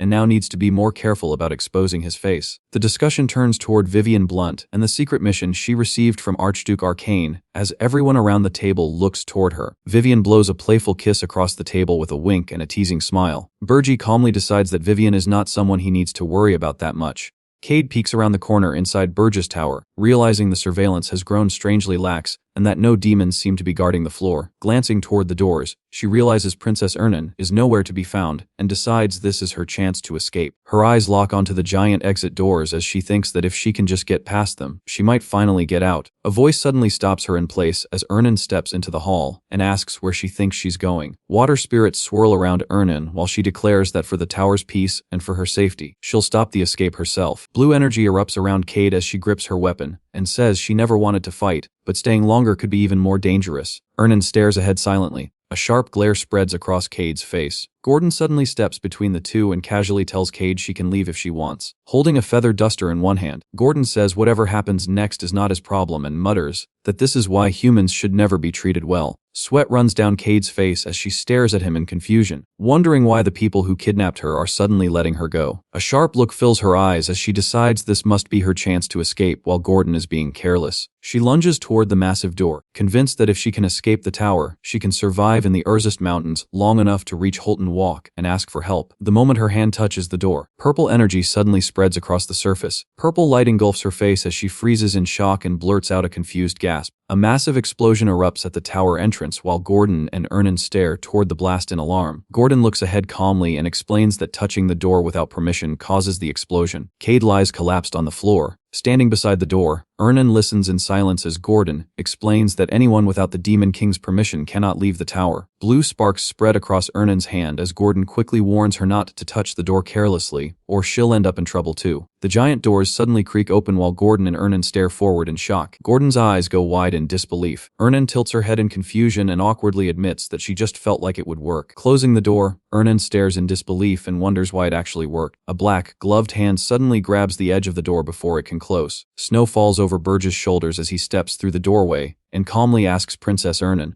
if she's finally trying to escape on her own. Gordon immediately bows his head and welcomes the Demon King while Ernan freezes beside the open door in awkward silence. A snow rests across Burge's hair as he stares at the scene in confusion and asks what everyone was even doing. Inside the Demon King's chamber, Gordon reports that Princess Cade attempted to escape, and Burge orders her to be locked in the underground prison. Gordon hesitates and asks what happened with Princess Ernan outside the tower, but Burge simply asks what he means. Still stunned, Gordon explains that only people with Burge's permission should be able to leave the tower, yet Princess Ernan opened the main door herself after the tower already recognized her as one of its members. A blue screen glows before Burge's eyes as he realizes that if Princess Ernan truly has a contract with a high-ranking spirit, escaping the tower and crossing the Urzest Mountains alone would not actually be that difficult. Burge narrows his eyes and wonders why Ernan still hasn't escaped even after he spent so much time away from the tower, questioning what her true objective really is. Inside the interface, Ernan Hildren lowers her gaze in silence. Inside the underground prison beneath Burge's tower, Ern stands outside the cell. Cade bitterly tells Ernan that kindness without reason does not exist and insists the Demon King must be planning something with her too. Ernan slowly turns back toward her in confusion. Pointing at herself in surprise, Ernan blurts out that she came there willingly on her own. Burge stares downward in silence, realizing she may have noticed him watching her. Smiling casually, Ernan explains that she hated the royal palace, the royal family, and her father, and admits that while she was technically kidnapped at first, she never wanted to go back afterward. Burge lowers his gaze and quietly asks Princess Ernan if those words were meant for him. Gripping the prison bars, Cade insists that among Hildurin's many princes and princesses, only Princess Ernan was born with overwhelming talent and destined to become the next queen. Facing Ernan from inside the prison cell, Cade questions why someone with such a brilliant future would choose to become the Demon King's subordinate instead. Standing beneath the silhouettes of countless royal figures, Ernan reveals that Hildurin has 62 princes and princesses, yet aside from her, not a single one of their names is publicly known. Cade stares in shock as Ernan points out that Hildurin officially claims there are only 28 princes and princesses. Lowering her face into shadow, Ernan quietly says that explanation is only the official story. Turning back with a calm smile, Ernan tells her to ask the Emperor after returning to the Empire, since he would likely know the truth. Clutching the prison bars, Cade anxiously asks if Ernan truly does not care what would happen to the kingdom and the royal family's honor if that truth became known. Smiling with a teasing expression, Ernan says those words do not sound like something a runaway princess who refused marriage should be saying. Cade grips the bars with a flushed face and a stunned expression as Ernan's teasing leaves her speechless. Laughing it off as a joke, Ernan walks down the underground prison corridor and tells her she will see her again tomorrow. Seated alone in the massive chamber, the Demon King quietly thinks about Hildurin's royal family's secret. A glowing blue screen reflects across his face as he mentions that the secret is known only to the high nobility, then orders Gordon to prepare Ernan because he is heading out to search for spirit blossoms. Snow-covered peaks stretch across the frozen Urgest Mountains beneath the dark sky. Naruniel races through the snowy mountains while yelling for everyone to go search for spirit blossoms and leave the Demon King alone with the princess, while Ernan nervously asks if she is thinking strange things again. Standing beside the Demon King through the falling snow, Ernan laughs and says Naruniel must be excited since she has not been outside in a while pointing out that the Demon King has been leaving frequently lately. Hearing the Demon King suddenly call her Ernan Hilderin, the princess freezes in shock and realizes he used her real name, Hoff. Hidden beneath the dark shadows, the Demon King says he does not believe everything she said was the truth. Purple flames gather around his hand as the Demon King stares down at Ernan and orders her to reveal everything she is hiding. Bathed in the glow of the purple flames, Ernan stands silently with a nervous expression. The Demon King's face remains cold and unreadable beneath the falling snow and flickering purple light. Far out in the snowy mountains, the Demon King and Ernan stand facing each other. Snow continues falling across the empty mountain range as the two remain standing. Buried beneath the snow in the frozen mountains, a figure quietly watches them. A masked figure hidden beneath the snow peers through a scope and says he finally found Urgest Demon King. Ernan stares ahead nervously, hesitating. Bathed in purple light, the Demon King calmly says there is no helping it now. Purple energy erupts from the Demon King's outstretched hand in a sudden blast. A massive purple explosion bursts across the snowy mountains as the Demon King tells Ernan he will hear her out after dealing with the nuisance first. The masked man is thrown back in shock as he realizes the Demon King noticed him from that distance, despite his concealment arts. Purple flames tear through the masked figure as he stares in disbelief at his destroyed clone. Wind sweeps past the Demon King as he coldly dismisses the concealment arts as petty tricks. Ernan stares at the Demon King in shock and asks if that masked man was a hero, and he calmly explains that the man had been irritating him for a while. As snow blows across the mountains, Ernan realizes the intruder must be the 10 Stars hero, Dapner Filion, a reconnaissance mercenary famous for concealment arts and clone techniques. The Demon King silently recalls hearing Dapner's name in his previous life, and remembers that much of his information had once been leaked because of him.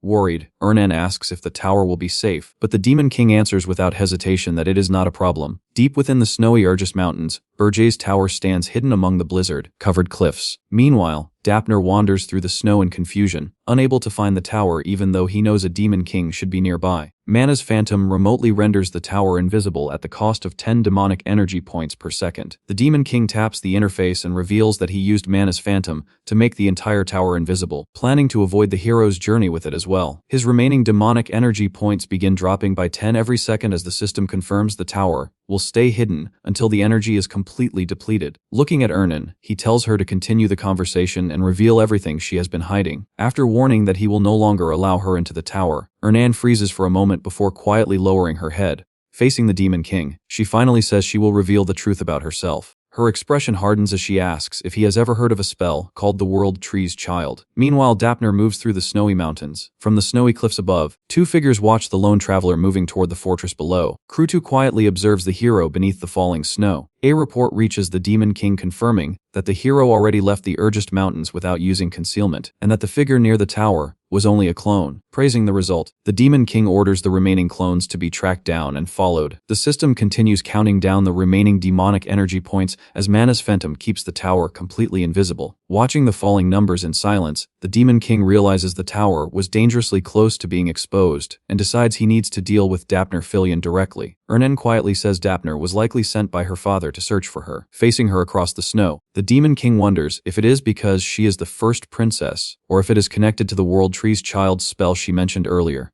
Snow drifts across the mountains as Ernan admits the story behind it is long, and Bergi calmly answers that he has time to hear it. Ernan reveals that long ago, Hilderin was once a powerful empire before endless wars caused its strength to collapse into a mere kingdom. As shattered fragments fall through the darkness, she says her father still dreams of restoring those glorious imperial days. Standing alone across a battlefield filled with corpses and fire, a single mage overwhelms the entire war zone as Ernan explains that one genius mage was worth more than 10,000 soldiers. Facing the Demon King, she says true geniuses cannot be created through education alone and are nearly impossible to find naturally. The realization leaves the Demon King staring ahead in shock. Ernan finally reveals that the World Tree's Child is a spell designed to create enhanced humans like herself. The Demon King's eyes narrow silently at the revelation. Ernan reveals that massive amounts of mana are forcibly injected from the fetal stage to create children with overwhelming sensitivity to magic. Looking over the horrifying experiment, The Demon King remarks that humans are not much different from demons after all. As snow sweeps across the mountains, Ern admits that countless mothers and children died during the process. Lowering her eyes, she says even the survivors were often left deformed or lived painfully short lives. A giant eye-like monster suddenly appears as Ernan explains that only the successful cases are ever shown to the public. Purple demonic energy gathers around the Demon King's hand as he realizes the creature was drawn in by the mana Ernan released moments earlier. Calling it a top-tier monster, the Demon King tells the princess to step aside. Ernan silently moves in front of him instead. Nerunil appears behind her and reveals that among the successful cases, she was created to become an overwhelmingly gifted genius. A magic circle forms before the giant eye monster. A massive red beam tears across the ground as the giant eye monster fires straight toward them. Blue magic circles spread in front of the princess's hand as she raises a barrier against the attack. The princess and the water spirit brace behind the glowing circle, while towering ice erupts upward to stop the crimson blast. Blue flames flicker around her hand as the princess stares forward with complete focus. A gigantic wall of ice surges across the battlefield with the Demon King standing behind the princess. Towering ice spikes crush through the giant eye monster's body. Staring at the frozen monster in shock, the Demon King wonders how a human defeated a top-tier monster in a single blow, saying it is no surprise the king refuses to give up on her. Looking down quietly, the princess calls this bloodstained power. Standing before the frozen monster's corpse,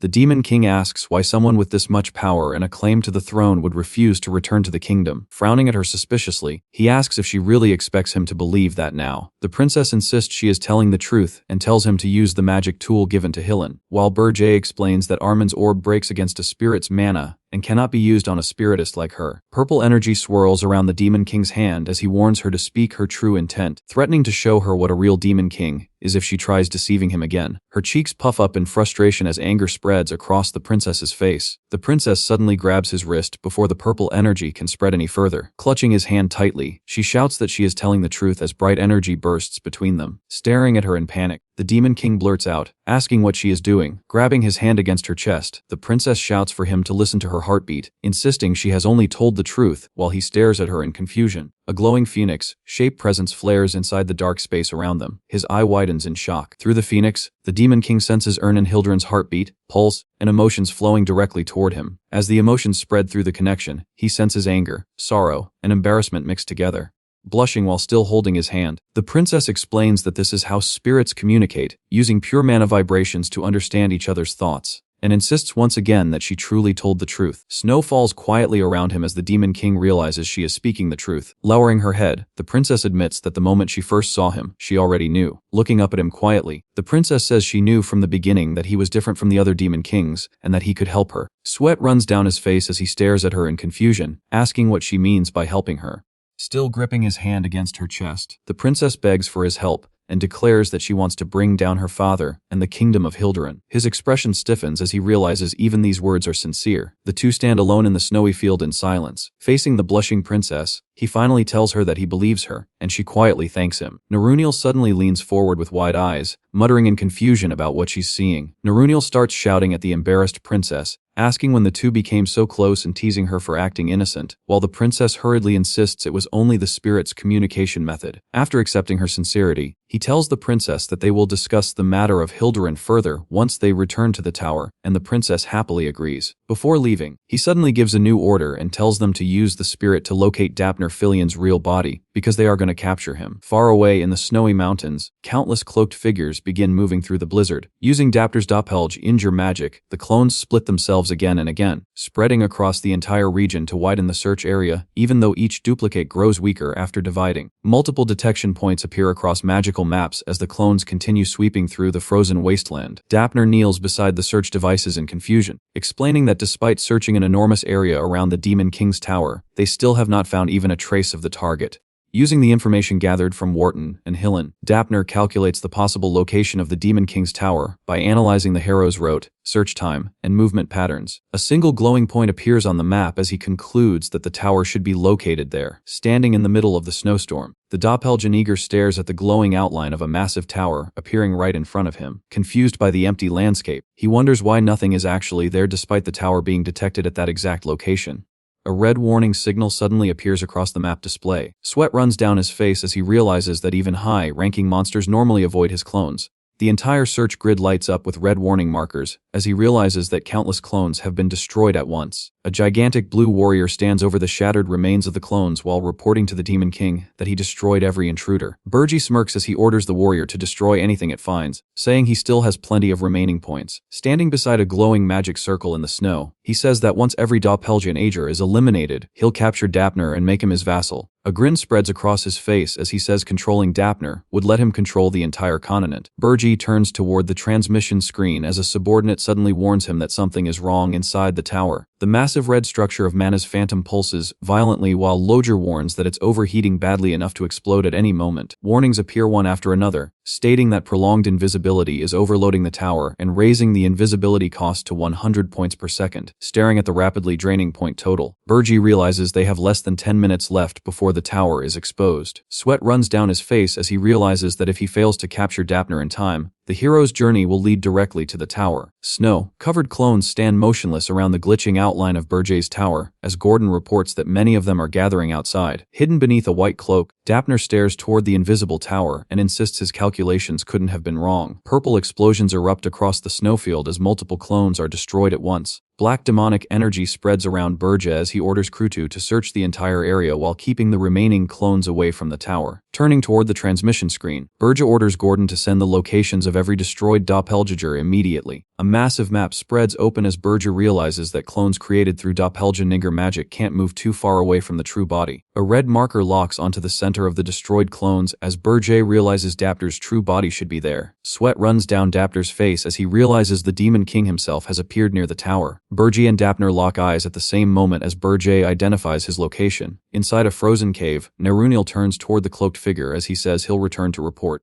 Dapner's eye widens behind the mask as Nerunil suddenly stares back at him. A glowing magic circle erupts in front of Nerunil as she shouts that the true body has been found. Nerunil's blast tears across the snowfield while Dapner throws himself away from the attack. Watching Dapner escape, Nerunil shouts that he's fleeing. Rushing forward at full speed, Burji yells for Ernan and demands to know where Dapner went. Ernan raises her hand, shouting, "Over here, Nerunil," as Nerunil raises a pillar of ice in her hand. A beam shoots into the sky as Burja notices it while flying through the snow. Dapner stares upward in shock as Burja flies above him. His eyes widen beneath the gas mask as burning feathers begin surrounding him. Flames erupt around Burja as he lands directly in Dapner's path and calls out his name. Phoenix flames blaze above Burja as he gives Dapner a choice, warning him to obey if he wants to live. Staring at the flaming wings behind the Demon King, Dapner mutters in shock about the phoenix. Frozen in place, Dapner realizes the phoenix's master was supposed to be File and wonders if there are actually two phoenix masters. Sweat runs down his face as he stares at Burji and wonders if File himself could actually be the Demon King. Sweat pours down Dapner's face as he wonders if Hillen Cargill is secretly working with the Demon King too. Staring at Nerunil outside the cave, Dapner realizes a spirit is helping the Demon King and insists that it makes no sense. Burji stands beside Ernan in the snow as Dapner concludes that the Imperial Princess must also be helping the Demon King, creating ice clones as he runs. Dapner rejects Burja's offer and says a scandal this massive could make him rich for life. Multiple clones suddenly surround the area as Dapner prepares to escape. Bathed in purple light, Dapner freezes as a voice calls him a fool and reminds him that he was given a choice. A massive sphere of purple and golden flames forms above the clones while they stare up in shock. The Demon King's cold gaze fills the darkness as he orders the 10-star hero to disappear. Wrapped in purple light, Dapner wonders how a Demon King who descended less than a year ago could already possess this much power. His cracked monocle trembles as Dapner curses in panic and questions why he ever accepted this request. A shattered ice cavern sits buried in the snow while Dapner regrets chasing money instead of abandoning the mission.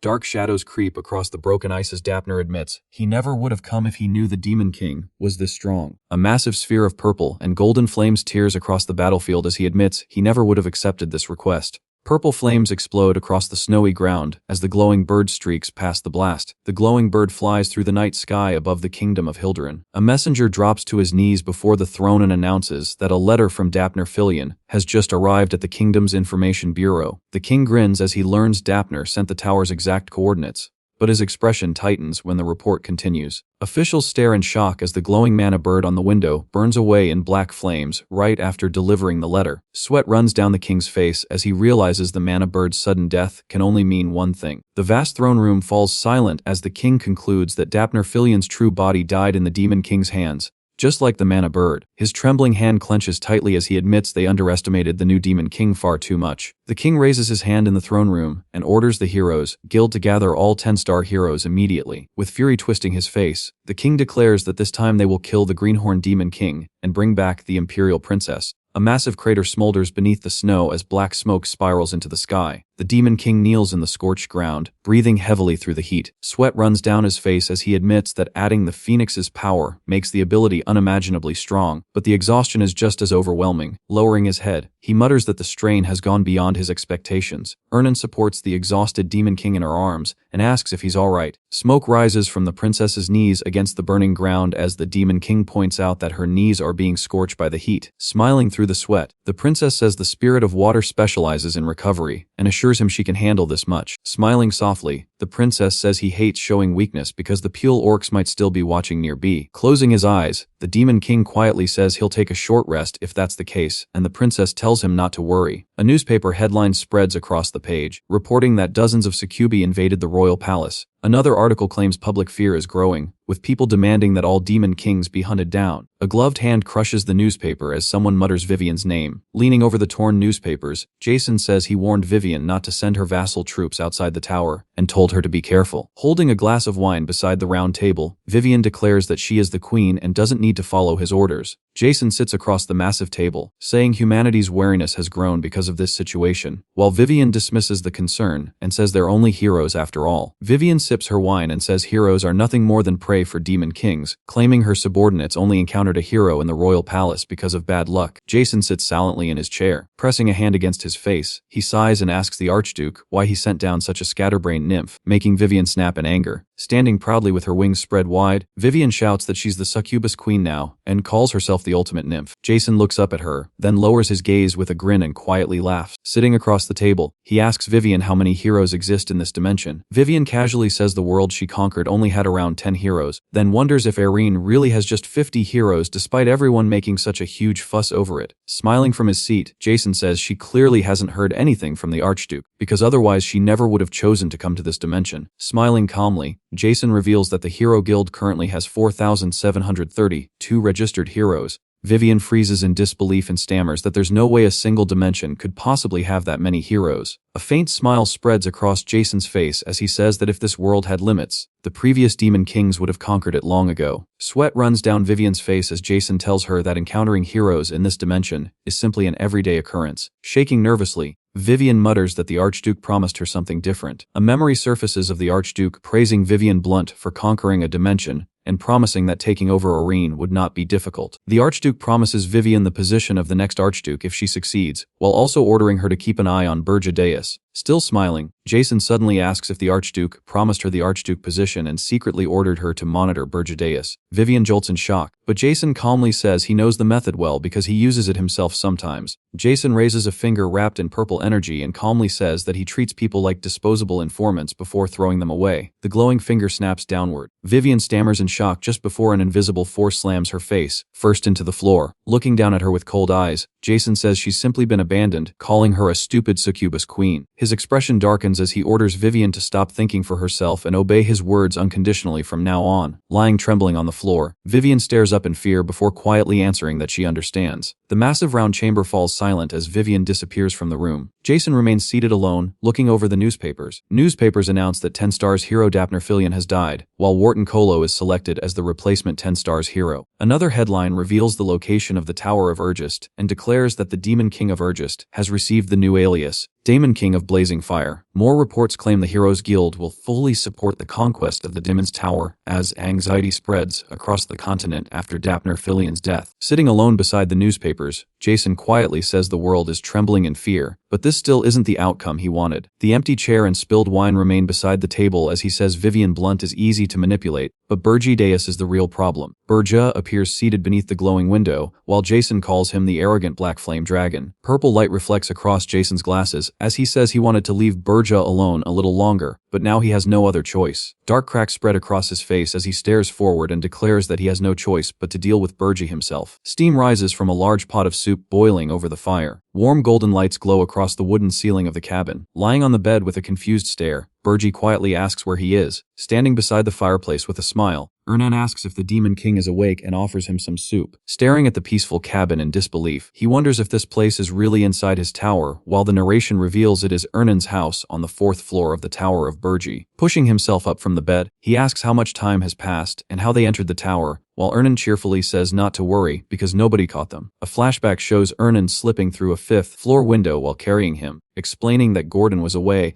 and less than 10 minutes have passed since they entered the tower. Blue energy surrounds his body as he stares at his hands and says his exhausted body should have collapsed, yet he can feel power surging through him instead. Naruniel looks down at him and calmly reveals that she shared her mana with the Demon King, leaving him stunned that a spirit restored him with mana. Naruniel explains that after absorbing a summoning beast, his body gained the ability to absorb mana, allowing him to use the spirit's communication method. She then trembles in embarrassment and screams that he touched and hugged her, declaring she is dying from the shock. Standing between them, the Demon King tells Ernan to keep this matter secret because showing weakness could create problems with leadership. Raising her finger with a serious expression, Ernan says she understands and demands one condition instead. Smiling brightly, Ernan excitedly asks him to grant her one wish later. The Demon King quietly repeats the word, wish, then agrees as long as the request stays reasonable while Ernan celebrates happily. A sudden communication message appears before the Demon King, warning that there is a problem. He asks what happened, and the report begins mentioning the Hilduran kingdom. Gordon panics as he reports that the heroes have discovered the location of their tower and are preparing to begin the hero's journey again. The Demon King stares at the floating newspaper article as the report explains that Dapner Filion revealed the location of the Tower of Urgest before his death. A tense look crosses the Demon King's face as he recalls that this dimension has no communication magic and wonders if Dapner already sent carrier pigeons before they met. Sweat runs down his face as he realizes the fact that he is the Phoenix's master file was never reported, making him question whether this is actually a blessing in disguise. Ernan leans toward the glowing article in confusion after noticing something inside the report. Standing inside the room, they listen as the article reveals that the new hero's journey will gather all 10-star heroes on the largest scale ever, with preparations expected to take at least 6 months. Standing alone in the darkened room, the Demon King lowers his head in shock after realizing the tower's location has already been exposed. Images of an avalanche and a giant monster appear as the Demon King concludes that tricks like monster lures or avalanches will no longer work once multiple 10-star heroes arrive. A blood-red sky looms over the tower as the Demon King realizes that hundreds of heroes will arrive there in perfect condition only 6 months from now. Slumped against the ruined throne, the Demon King wonders if he's destined to be toyed with and killed all over again. Sweat runs down his face as he desperately searches for any possible way to overcome the coming disaster. Grabbing the Demon King's hand, Ernan says she knows a method that only the Dark Spiritist, the Demon King's subordinate, can use. The Demon King lowers his gaze in silence after hearing her proposal. A faint smile spreads across his face as he laughs that the idea sounds ridiculous, calling it such a childish name. His expression steadies as he apologizes for causing unnecessary worry and orders everyone to begin the strategy meeting immediately. Clenching his resolve, the Demon King swears he will not fall before taking revenge on the heroes who toyed with and killed him. Ernan looks at him and reveals that the only way to stop Hilduran's hero's journey is to kidnap her younger sister, Elena. Sweat runs down the Demon King's face as he stares at her in shock, muttering, "What?" Grabbing his hand with sparkling eyes, she excitedly declares that they should save Elena to stop the hero's journey. The Demon King lowers his gaze as he realizes Elena is the 13th princess of Hilduran, the same girl he originally planned to kidnap. Clutching her chest, Ernan explains that Elena is her younger sister, and despite having different mothers, they're as close as real sisters. Staring at the newspaper image of Elena, she says the article claimed Elena was kidnapped by the Demon King of absolute hardness, leaving her worried about her safety. Standing across from her with his arms folded, the Demon King says other Demon Kings do not treat hostages the way he does, while she quickly insists that is not the only reason.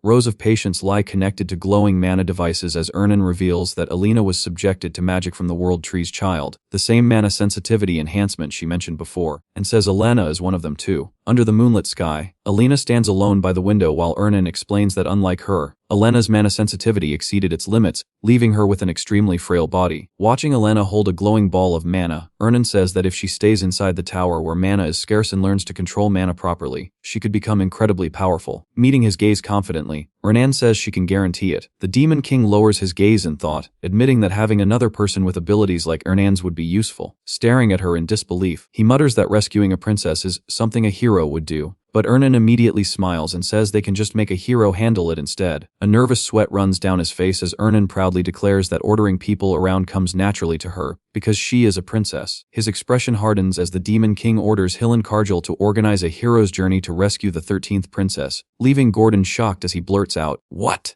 Another princess. The Tower of Absolute Hardness rises above the cliffs like a massive iron fortress. Inside the Demon King's chamber, Ugar stares down at Burjay and says he heard another hero's journey is preparing to invade his tower. Leaning forward with a furious grin, Ugar asks why he should help an idiot who insulted the Demon King's standards. A burst of purple energy erupts across the floor as Burjay coldly calls him foolish. Floating before Ugar, Burjay says he did not come to ask for a favor, and instead came to help Ugar, because a hero's journey is targeting this tower. Looking up at the giant Demon King, Burjay says that if Ugar places the kidnapped 13th princess on the first floor, the hero's journey will simply rescue her and leave. Ugar glares at him and shouts that no new hero's journey has been announced, while Burjay quietly mocks the limits of a Titan's intelligence gathering. A dark red glare spreads across Ugar's face as he growls, asking why Burjay is speaking to him so casually. Ugar's massive body glows with Titan magic as he roars that Burjay has become far too cocky after insulting the standards. Without changing his expression, Burjay calmly lists several princes and princesses from different kingdoms. Ugar's massive hand stops above Burjay as he silently floats in front of him, floating in the air with his arms crossed. Burjay says those who were pushed out of succession or lack the resources to launch a hero's journey would not trigger one, even if kidnapped. Sweat runs down Ugar's face as he admits he had considered targeting those royals himself before asking how Burjay learned that information. A grin spreads across Burjay's face as he asks whether that really matters, saying the safety of the tower is what matters most. Standing beneath the towering Ugar, Burjay says that even if the information about the hero's journey, rescuing the 13th princess, turns out to be false, keeping one hostage on the first floor would not harm the tower. Lowering his voice, Ugar finally asks why Burjay is trying to help him and what he really wants. A sharp grin spreads across Burjay's face as he realizes Ugar completely took the bait. A crowd of armed heroes fills the battlefield while Burjay says that in Aryan, brute force alone can never withstand the sheer number of heroes. The empty hall stretches behind him as Burjay thinks Ugar already understands deep down that he is not smart enough to stop the heroes himself. Elena's image flashes before his eyes while Burjay thinks Ugar only kidnaps royals who will not trigger a hero's journey because he fears the heroes.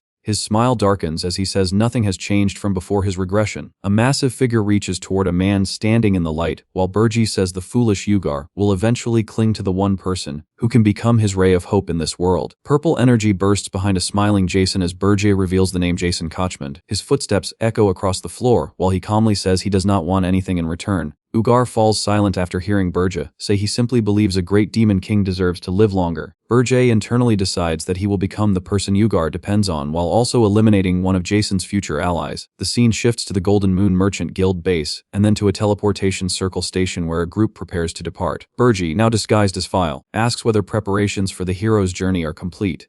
A confident young hero named Hillen replies that everything is ready and they can leave immediately. The Archmage Rosal explains that she volunteered to oversee the tower raid because she has climbed the Tower of Absolute Hardness several times before. Meanwhile, the Scarlet Hawk Mercenary Guild enthusiastically gathers around their mysterious benefactor, proudly declaring they will show the true strength of their guild during the raid. Looking at the group, Burjay says the first floor alone should be enough before asking Granada and Ammon Katrashu what happened to the elf slaves. Aemon reveals that 33 elf slaves were rescued from across the continent, and every one of them willingly swore loyalty to Granada. Jettison proudly boasts that none of them would have even been able to bargain without his help. As Burjay hands over a gold pouch, he tells everyone they did good work and says he will see them again soon. Staring ahead with a cold expression, Burjay declares that the hero's journey departs now and that they will rescue the 13th princess of Hildurin. Inside the underground warehouse of the Golden Moon Merchant Guild, the rescued elves gather in formation before Burjay and Granada. Burjay asks whether they truly swore loyalty to Granada, and Granada confirms they swore upon the World Tree itself. The rescued elves smile as they explain that Granada saved them from a lifetime of disgrace, and that expressing their gratitude is the least they can do. One of the elves adds that serving the great Granada is an honor for them as well. A faint smile spreads across Burjay's face as he quietly says, "Very good," and congratulates them. Black wings erupt behind Burjay as purple demonic energy floods the warehouse, and the stunned elves stare at him in shock after hearing they have become vassals of the Demon King of Blazing Fire. Looking completely unfazed by the reaction, Burjay wonders why elves always respond the same way whenever he reveals that he is a Demon King. Granada lowers his head and apologizes for hiding the truth before admitting that he already swore loyalty to the Demon King upon the World Tree. The rescued elves explode in outrage, screaming that betraying the World Tree should be impossible. Granada shouts that everything he has done was for revenge against the humans, declaring that he can never forget the disgrace he suffered. The elves fall silent as Granada's words about revenge on humanity sink in. A brutal memory flashes through Granada's mind as a laughing human presses a blade toward a terrified elf woman begging for mercy. Another memory shows an elf prisoner curled inside a freezing stone cage while someone mocks her for wearing nothing but slave clothes. One trembling elf admits that humans did the same thing to him, and voices throughout the crowd begin echoing the same hatred. The rescued elves glare forward in fury as they declare their support for Granada and demand revenge against humanity. Burja quietly observes that even pure elves can fall this far once they witness the ugliness of humans. Burji calls Gordon through a communication screen and orders him to gather information on the elves and create routes to secretly infiltrate the girls into human society. A dark vision forms in Burjay's mind as he states that, in 6 months, all 10-star heroes will gather together to kill him. Blue flames surround shadowed figures as Burjay decides that he must bring in new talent to strengthen the tower and expand his influence before that day arrives. A figure with glowing green eyes stands within swirling flames, while Burja declares that causing chaos across society is also necessary to delay the hero's journey. Staring ahead with determination, Burji reminds himself that only 6 months remain until all 10-star heroes gather and vows to survive no matter what. The massive Tower of Absolute Hardness rises above the cliffs beneath a dark sky. Inside the first floor of the Tower of Absolute Hardness, monster corpses and blood cover the shattered stone battlefield. Walking through the destroyed first floor, one mercenary jokes that maybe he should quit being a mercenary and just climb towers instead, while Rosal warns everyone not to lower their guard, just because the first floor monsters are weak. A shocked voice suddenly calls out to Hilen Karjal, announcing that they found her. Curled up on the stone floor, the unconscious girl is revealed to be Elena Hildurin, the 13th princess of the Kingdom of Hildurin. As Granada carries Elena in his arms, Hilen says they should retreat now that the princess has been recovered and offers to stay behind to guard the rear. Walking toward the exit of the tower, the group finds it strange that the Demon King of Absolute Hardness left a hostage so openly on the first floor, while Rosal remarks that it almost feels like the Demon King wanted them to take her without resistance. As they leave the tower safely with the rescued princess, Hilen says maybe the Demon King was actually afraid of them since their party barely suffered any damage. Rosal suddenly stares at Hilen suspiciously and says he has been acting strangely ever since entering the tower. Hilen nervously laughs and asks what she means, but Rosal reminds him how obsessed he used to be with glory and recognition back when he served in her assault unit. She points out that the old Hilen would have insisted on climbing all the way to the Demon King's chamber, even if it meant recklessly overdoing things just to gain popularity. Hearing those words, Hilen freezes as sweat runs down his face. Inside his head, he panics and wonders if he acted too relaxed because the Demon King had already revealed the entire plan to him. Rosal studies him carefully before calmly saying that whether she is overthinking things or not, this calmer and more composed version of him is not necessarily a bad change. That night, the scene shifts to the moonlit kingdom of Hildurin as the group finally returns from the rescue mission. The grand banquet hall of the kingdom of Hildurin fills with gathered nobles. Elegant cakes, desserts, and expensive dishes cover the royal banquet tables. As the celebration continues, the king warns that if the Hildurin royal family's prestige had been tarnished, the morale of future heroes could have collapsed as well. Staring ahead with wide eyes, the king praises Hilen Karjal for preventing the disaster and calls him the true hero of Hildurin. Wearing a calm smile beside Rosal, Hilen humbly says the mission only succeeded thanks to her help. The king praises Hilen once again, calling him humble and an example for everyone as Hilen politely accepts the compliments. While sitting beside the king in the grand banquet hall, Hilen notices Princess Elena's absence and asks about her condition. The king calmly explains that Elena is resting in her room and assures him that security around her has already been tightened. A dark look spreads across the king's face as he wonders if Hilen has developed feelings for the 13th princess. A greedy grin spreads across the king's face as he realizes that marrying the princesses to Hilen Karjal would bind him completely to the Hildurin royal family. Raising his glass before the banquet hall, the king tells everyone to remember this day. Guests across the hall lift their wine glasses as the king praises Hildurin's hero, Hilen Karjal, for destroying the Tower of Absolute Hardness and rescuing Princess Elena. Holding their drinks high, the heroes are told to enjoy the night as the king dedicates the entire banquet to them. The king roars that no one shall ever look down on Hildurin and declares that the kingdom stands proudly beneath the heavens. Wine glasses rise throughout the hall as the crowd shouts that Hildurin shall prosper forever and long live the king. Under the moonlit sky, a glowing green signal arcs above the distant palace towers. Beside the king's palace, the isolated annex tower stands quietly beneath the night sky. A small spirit floats through the night sky, wearing a facial recognition jamming mask. Ernan rushes through the tower while saying that every hero capable of sensing demonic energy is busy enjoying the banquet at the castle. Dark energy swirls around Burja as he warns her not to raise the output too high, since even distant heroes might notice it. Inside the towering stairway, they freeze as a loud warning echoes through the tower about intruders and orders the bell to be rung. A guard sprints toward the giant bell, while the floating blue spirit suddenly blocks his path. Pointing forward with confidence, Ernan shouts that she refuses to be underestimated.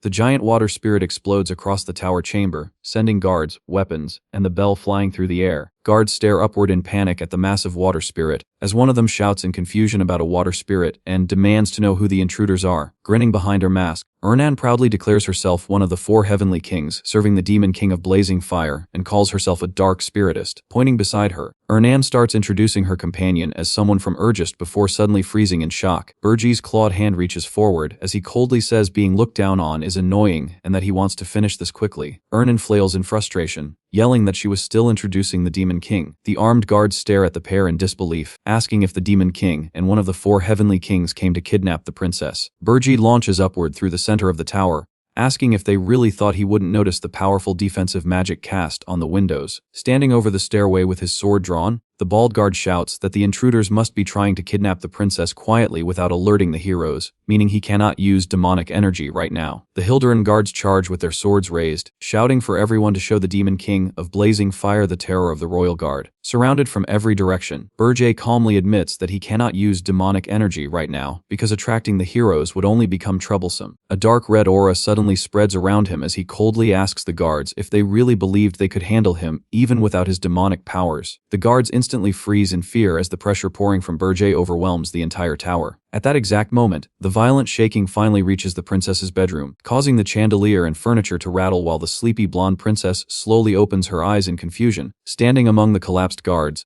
Burji explains that he controlled his strength to avoid collapsing the tower completely, then declares that only 1 guard remains. Sweat pours down the bald guard's face as he realizes the royal family's strongest guards were defeated effortlessly. Finally understanding why Burji is feared as a demon king, the guard swings his blade, sending blue slash waves tearing across the staircase. One of the guards crashes through the wall while thinking he has to quickly call the heroes. Glowing stone fragments rise through the air as the bald guard stares in disbelief at the cut stairs, restoring themselves to their original form. The bald guard remains stuck halfway through the repaired wall while shouting about the dark spiritist, as Ernan beside Burj quietly apologizes. Surrounded by unconscious guards, Ernan says the kingdom's prestige will collapse if the princess gets kidnapped again less than a day after being rescued. A gloved hand slowly opens the princess's door as Burji says he is looking forward to it. Smiling, he says he has come for the 13th princess of Hilderan, Alina Hilderan. The smile fades from his face as he suddenly freezes in surprise. A terrified scream bursts from the princess's mouth as she calls out Ernan's name. Alina suddenly lunges forward and wraps Ernan in a tight embrace. Clinging to Ernan with tears streaming down her face, the princess cries out that it really is Ernan. While Alina repeatedly calls her name,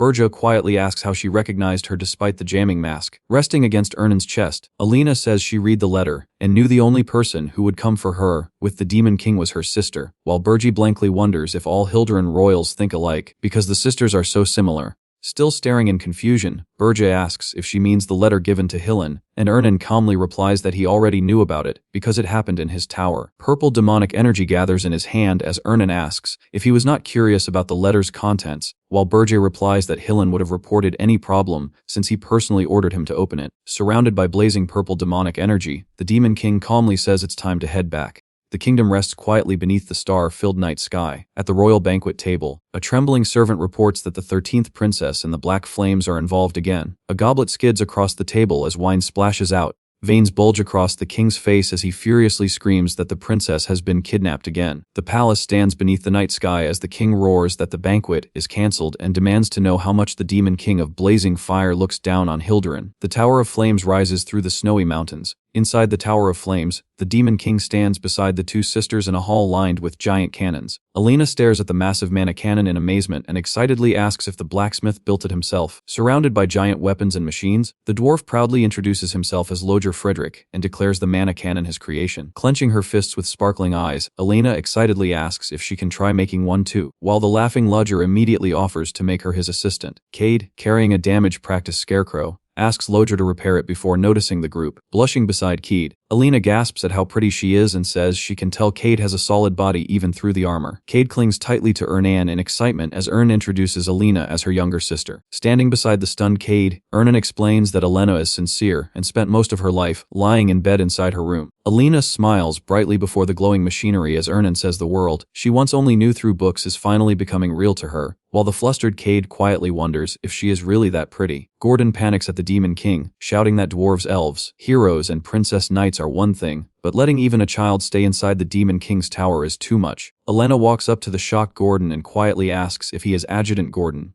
Glaring with trembling rage, Gordon warns the 13th Princess of Hilderin not to speak to him, saying rumors about the Demon King raising a brat would destroy the fear and dignity of the tower. Smiling brightly, Elena says she heard Gordon always prepares delicious meals, manages the tower, and works harder than anyone behind the scenes. Elena bows deeply and sincerely thanks Gordon for always helping her sister. Gordon stands frozen in silence with his back turned after hearing Elena's words, excitedly bouncing beside her sister. Elena says the Demon King's tower suits her perfectly because it is clean, free of scary monsters, and filled with kind people, while Gordon quietly trembles in the background. Smirking down at Elena, the Demon King wonders what kind of sweet talk she would use to charm him too, before asking what her sister wrote about him in her letters, as Elena freezes in shock. Elena nervously stares up at the Demon King and hesitates, mumbling about what was written in the letters. Turning toward her sister with a stiff expression, Elena quietly starts to answer before falling silent again. Ernin's entire face turns bright red as she trembles in embarrassment without saying a word. Standing behind her sister, Elena blurts out that she does not know anything while the Demon King watches in confusion. Holding Elena close, Ernin explains that the 13th princess was once so sick she could barely leave her bed, but the Demon King's tower changed that. While Elena hugs her sister's waist, she explains that Elena suffers from mana overload because her massive innate mana is trapped inside a body too weak to handle it. An illustration compares the Tower of Flames and Spirit Blossoms, as the explanation reveals that dense demonic energy naturally depletes mana. Resting quietly against her sister while a hand strokes her head, Elena's condition is explained further as her coughing inside Ugar's tower was caused by her mana being depleted there. As Elena happily runs across the hall with her arms spread wide, her sister confidently declares that the little princess can now make a full recovery. Watching the group in the distance, the Demon King asks if Elena can become strong enough in 6 months, while Ernin admits becoming a full archmage may be impossible, but reaching upper-level mage should still be possible. Walking away without hesitation, the Demon King accepts the plan, announces that the 13th princess will stay on the tower's 3rd floor, and orders Ernin to take good care of her.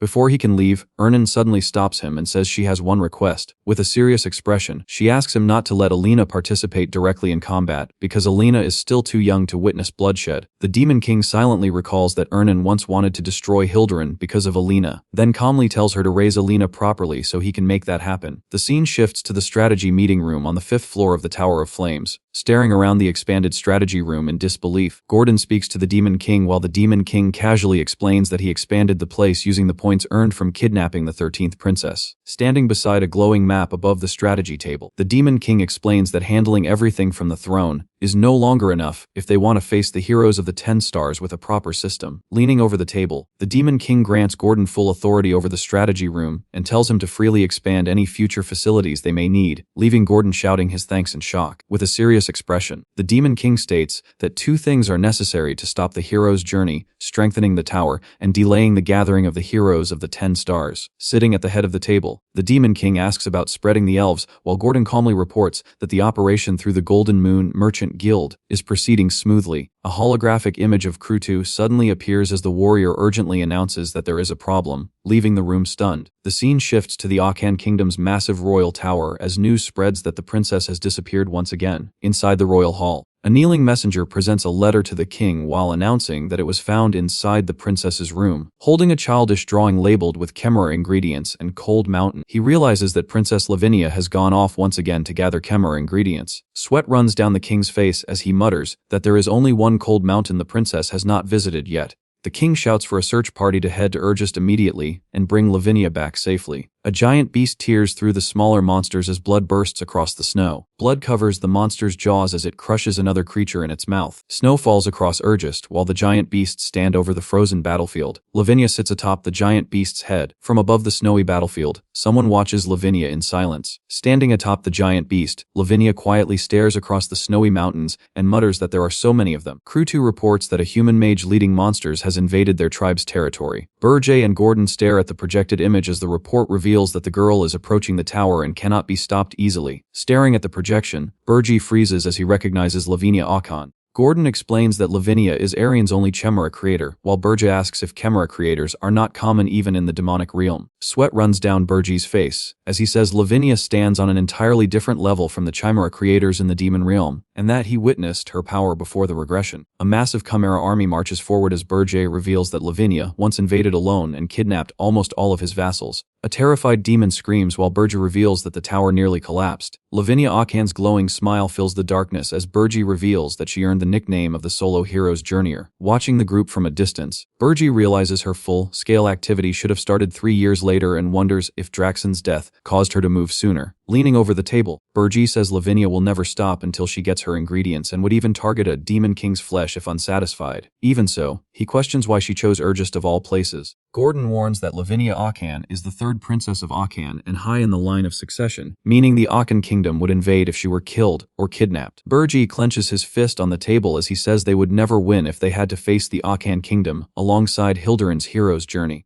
Sweat runs down Burji's face as he orders Krutu to lure Lavinia away from the tower without starting a full-scale battle, while Gordon is ordered to support from the tower, and both immediately accept. Walking through the doorway in silence, Burji compares the situation to the time before Draxon died, and recalls sending the dwarf princess toward Draxon back then. Burja walks forward in silence through the empty hall. Stopping mid-step, Burji realizes the situation feels far too familiar and wonders if someone deliberately sent Lavinia Akan to harm him. Burja dives through the snowy sky while ordering Krutu to retreat east, and a distant voice answers, "Yes, sir." Flying through the blizzard, he concludes that Lavinia Akan could not have arrived here without information, and that someone must have deliberately lured her to this place. A smiling image of Jason Kochman fills his thoughts as he identifies him as the most likely mastermind behind the situation. His narrowed eyes harden with resolve as he declares that if Jason truly is behind this, he will not simply accept it. He cuts across the snowy mountains, leaving long trails through the storm-filled sky. In the frozen wasteland, a massive chimera stands before the kneeling Krutu. Kneeling in the snow, Krutu feels relieved that his subordinates seem to have escaped safely. A warm image of smiling tribe members appears in his mind as he believes that even without him, the tribe will endure as long as everyone remains together. Raising his axe in the snow, Krutu declares that as long as he can protect the tribe, his own life is a small price to pay. Bathed in a crimson aura, he faces the looming beasts and apologizes to the Demon King. With his eye glowing red, he roars for the Demon King to please look after the tribe. A massive surge of purple flames engulfs the snowy battlefield, swallowing the chimeras at its center. Staring up at the towering flames around him, Krutu recognizes them as black flames. The Demon King looms over Krutu and asks, "Said I order you to die?" Surrounded by drifting purple flames, the Demon King asks, "Who said you could die?" Kneeling in the snow before the Demon King, Krutu apologizes and offers to accept any punishment, only to be told to raise his head. The Demon King tells him that he fulfilled his duty as a chief and shouldn't throw his life away so easily, adding that loyal subordinates like him are hard to find. Still kneeling in the snow, Krutu stares up at the Demon King in shock. Snow resting on her hair, Lavinia looks ahead in confusion and softly repeats, "Demon King," standing before the blazing purple battlefield. The Demon King remarks that things worked out well and that the Chimera army is dangerous. Purple energy gathers in his hand as he says it would be better to thin their numbers, even by a little. Hearing someone shout, "Sister," Lavinia turns toward the voice. As Chimera monsters stand before the purple flames, voices call out for the princess, saying her father is worried about her, and Burgess says they came looking for Lavinia. Kane Akan, the fifth prince of the Akan kingdom, points toward the blizzard and shouts that the princess must be there, because he can see chimeras beyond the storm.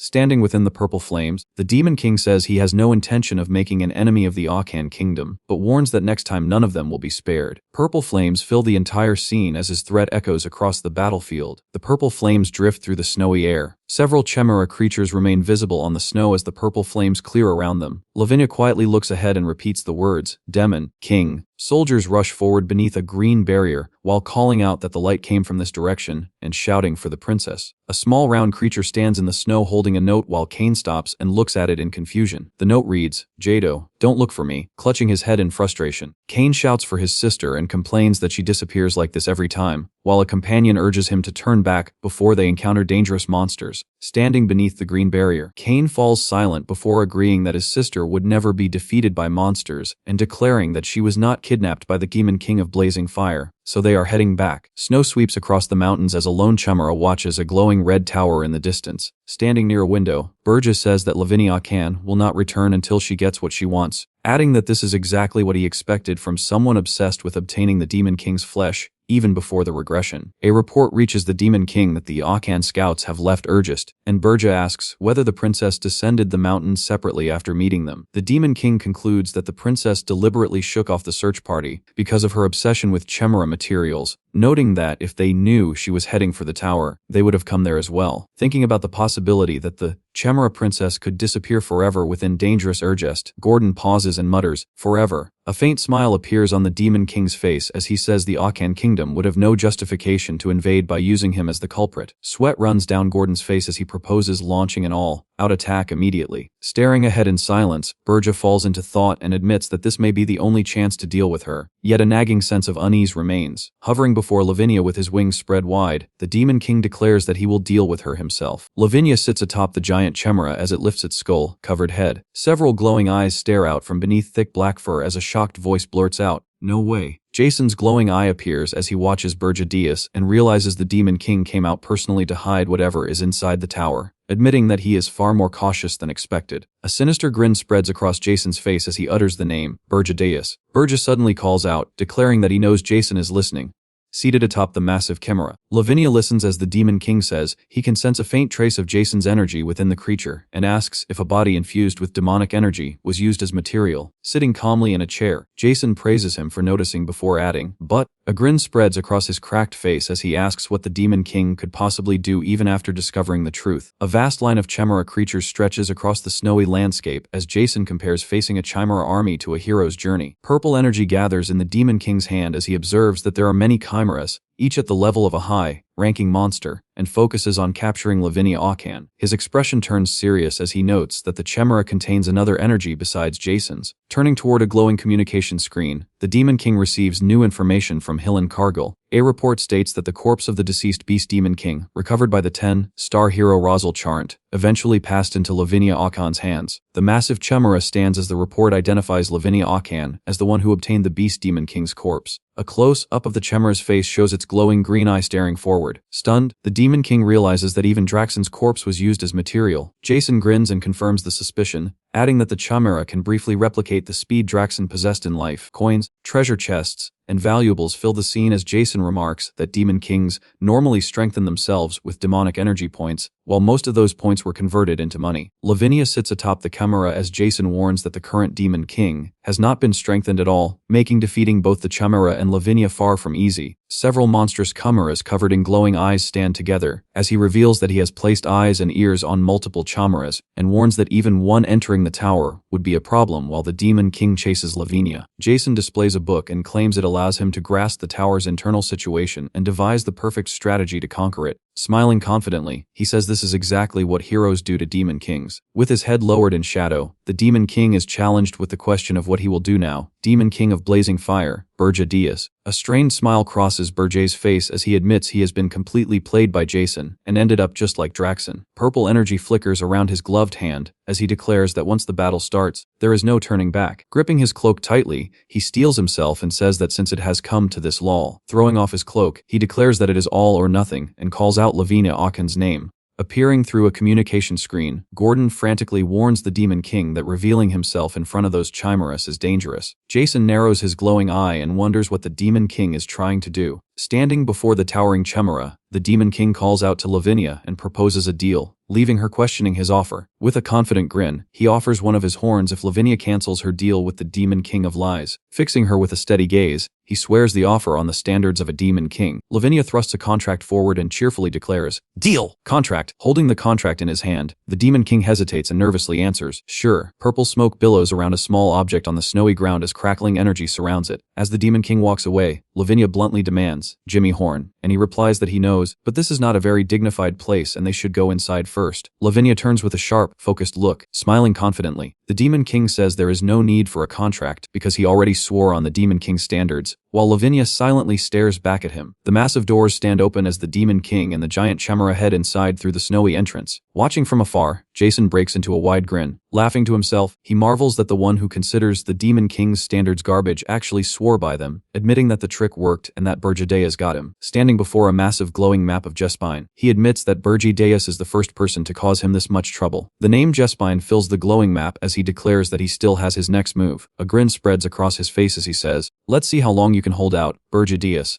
Lojer stands frozen beside enormous mechanical weapons, staring ahead in surprise. Cade pauses with her hammer raised, her eyes widening as she looks ahead. Kneeling behind Elena, Ernan pauses while tying her sister's hair and looks ahead. Walking through the vast hall beside the Demon King, Lavinia looks around in confusion. Looking around the hall, Lavinia finds the place strange and asks where the materials are, while the Demon King points out that he never promised any materials besides monsters. The dwarf knight and princess stare after the pair in disbelief, recognizing Princess Lavinia and wondering what brought her here. The scene shifts to the Tower of Flames, 5th floor, where the Demon King sits on his throne facing Lavinia. Lavinia catches the horn as the Demon King says, "Here, take it. My horn is promised." Clutching the horn, Lavinia immediately protests, shouting that this is not the one she wants and demanding the Demon King's horn instead. Grinning, the Demon King says he doesn't care about the Demon King's standards and refuses to give his own horns to a human, calling them the pride of a black flame dragon. An annoyed twitch appears on Lavinia's face as she stares back in silence. Perched atop a giant beast and surrounded by crimson monster silhouettes, Lavinia points forward and roars, "D," while calling him a liar. Gordon steps in front of Burja with his blade raised and warns that the Demon King is in danger, but the Demon King calmly tells Gordon that everything is fine. Still perched atop the giant beast, the furious Lavinia hears the Demon King say not to be angry, because the horn is not his, but it contains a power just as strong. Flames swirl around Lavinia as the Demon King reveals that the horn holds the Phoenix's flame, a power comparable to a Demon King and perfect Chimera material. The excited Lavinia repeatedly shouts for more, and the Demon King watches from his throne, pleased that she likes it. Holding a glowing purple orb labeled Armani's Orb, the Demon King says he cannot keep giving things away for free and tells her to swallow it if she truly wants the power. Lavinia immediately swallows the orb, her eyes squeezed shut in excitement. Now marked with the status, Demon King's vassal, Lavinia grins eagerly and demands the flame, while the Demon King looks on with visible concern and nervously agrees to hand it over. Surrounded by her companions and the others, Lavinia stands as the Demon King declares that Lavinia Akan has now become his vassal. A lineup of powerful heroes fills the scene as the Demon King says he finally has a force capable of taking on the massive numbers involved in the hero's journey. Lavinia sits atop a towering beast surrounded by monsters as the Demon King notes that he now only needs to prepare for the 10 stars. Seated on his throne, the Demon King receives a report that all traces of the Chimera's movements have been erased, and he praises Krutu for the work. Looking thoughtful, the Demon King says the Akan Palace will never imagine that Princess Lavinia is inside his tower, though he still wants to take precautions. Clutching the horn against her shoulder, Lavinia turns toward the voice calling her name and responds with a puzzled look. The scene shifts to the Akan Kingdom as a message arrives announcing that a letter has been received from Princess Lavinia. A pair of hands opens the letter, revealing a cheerful drawing that reads, "Lots of materials," and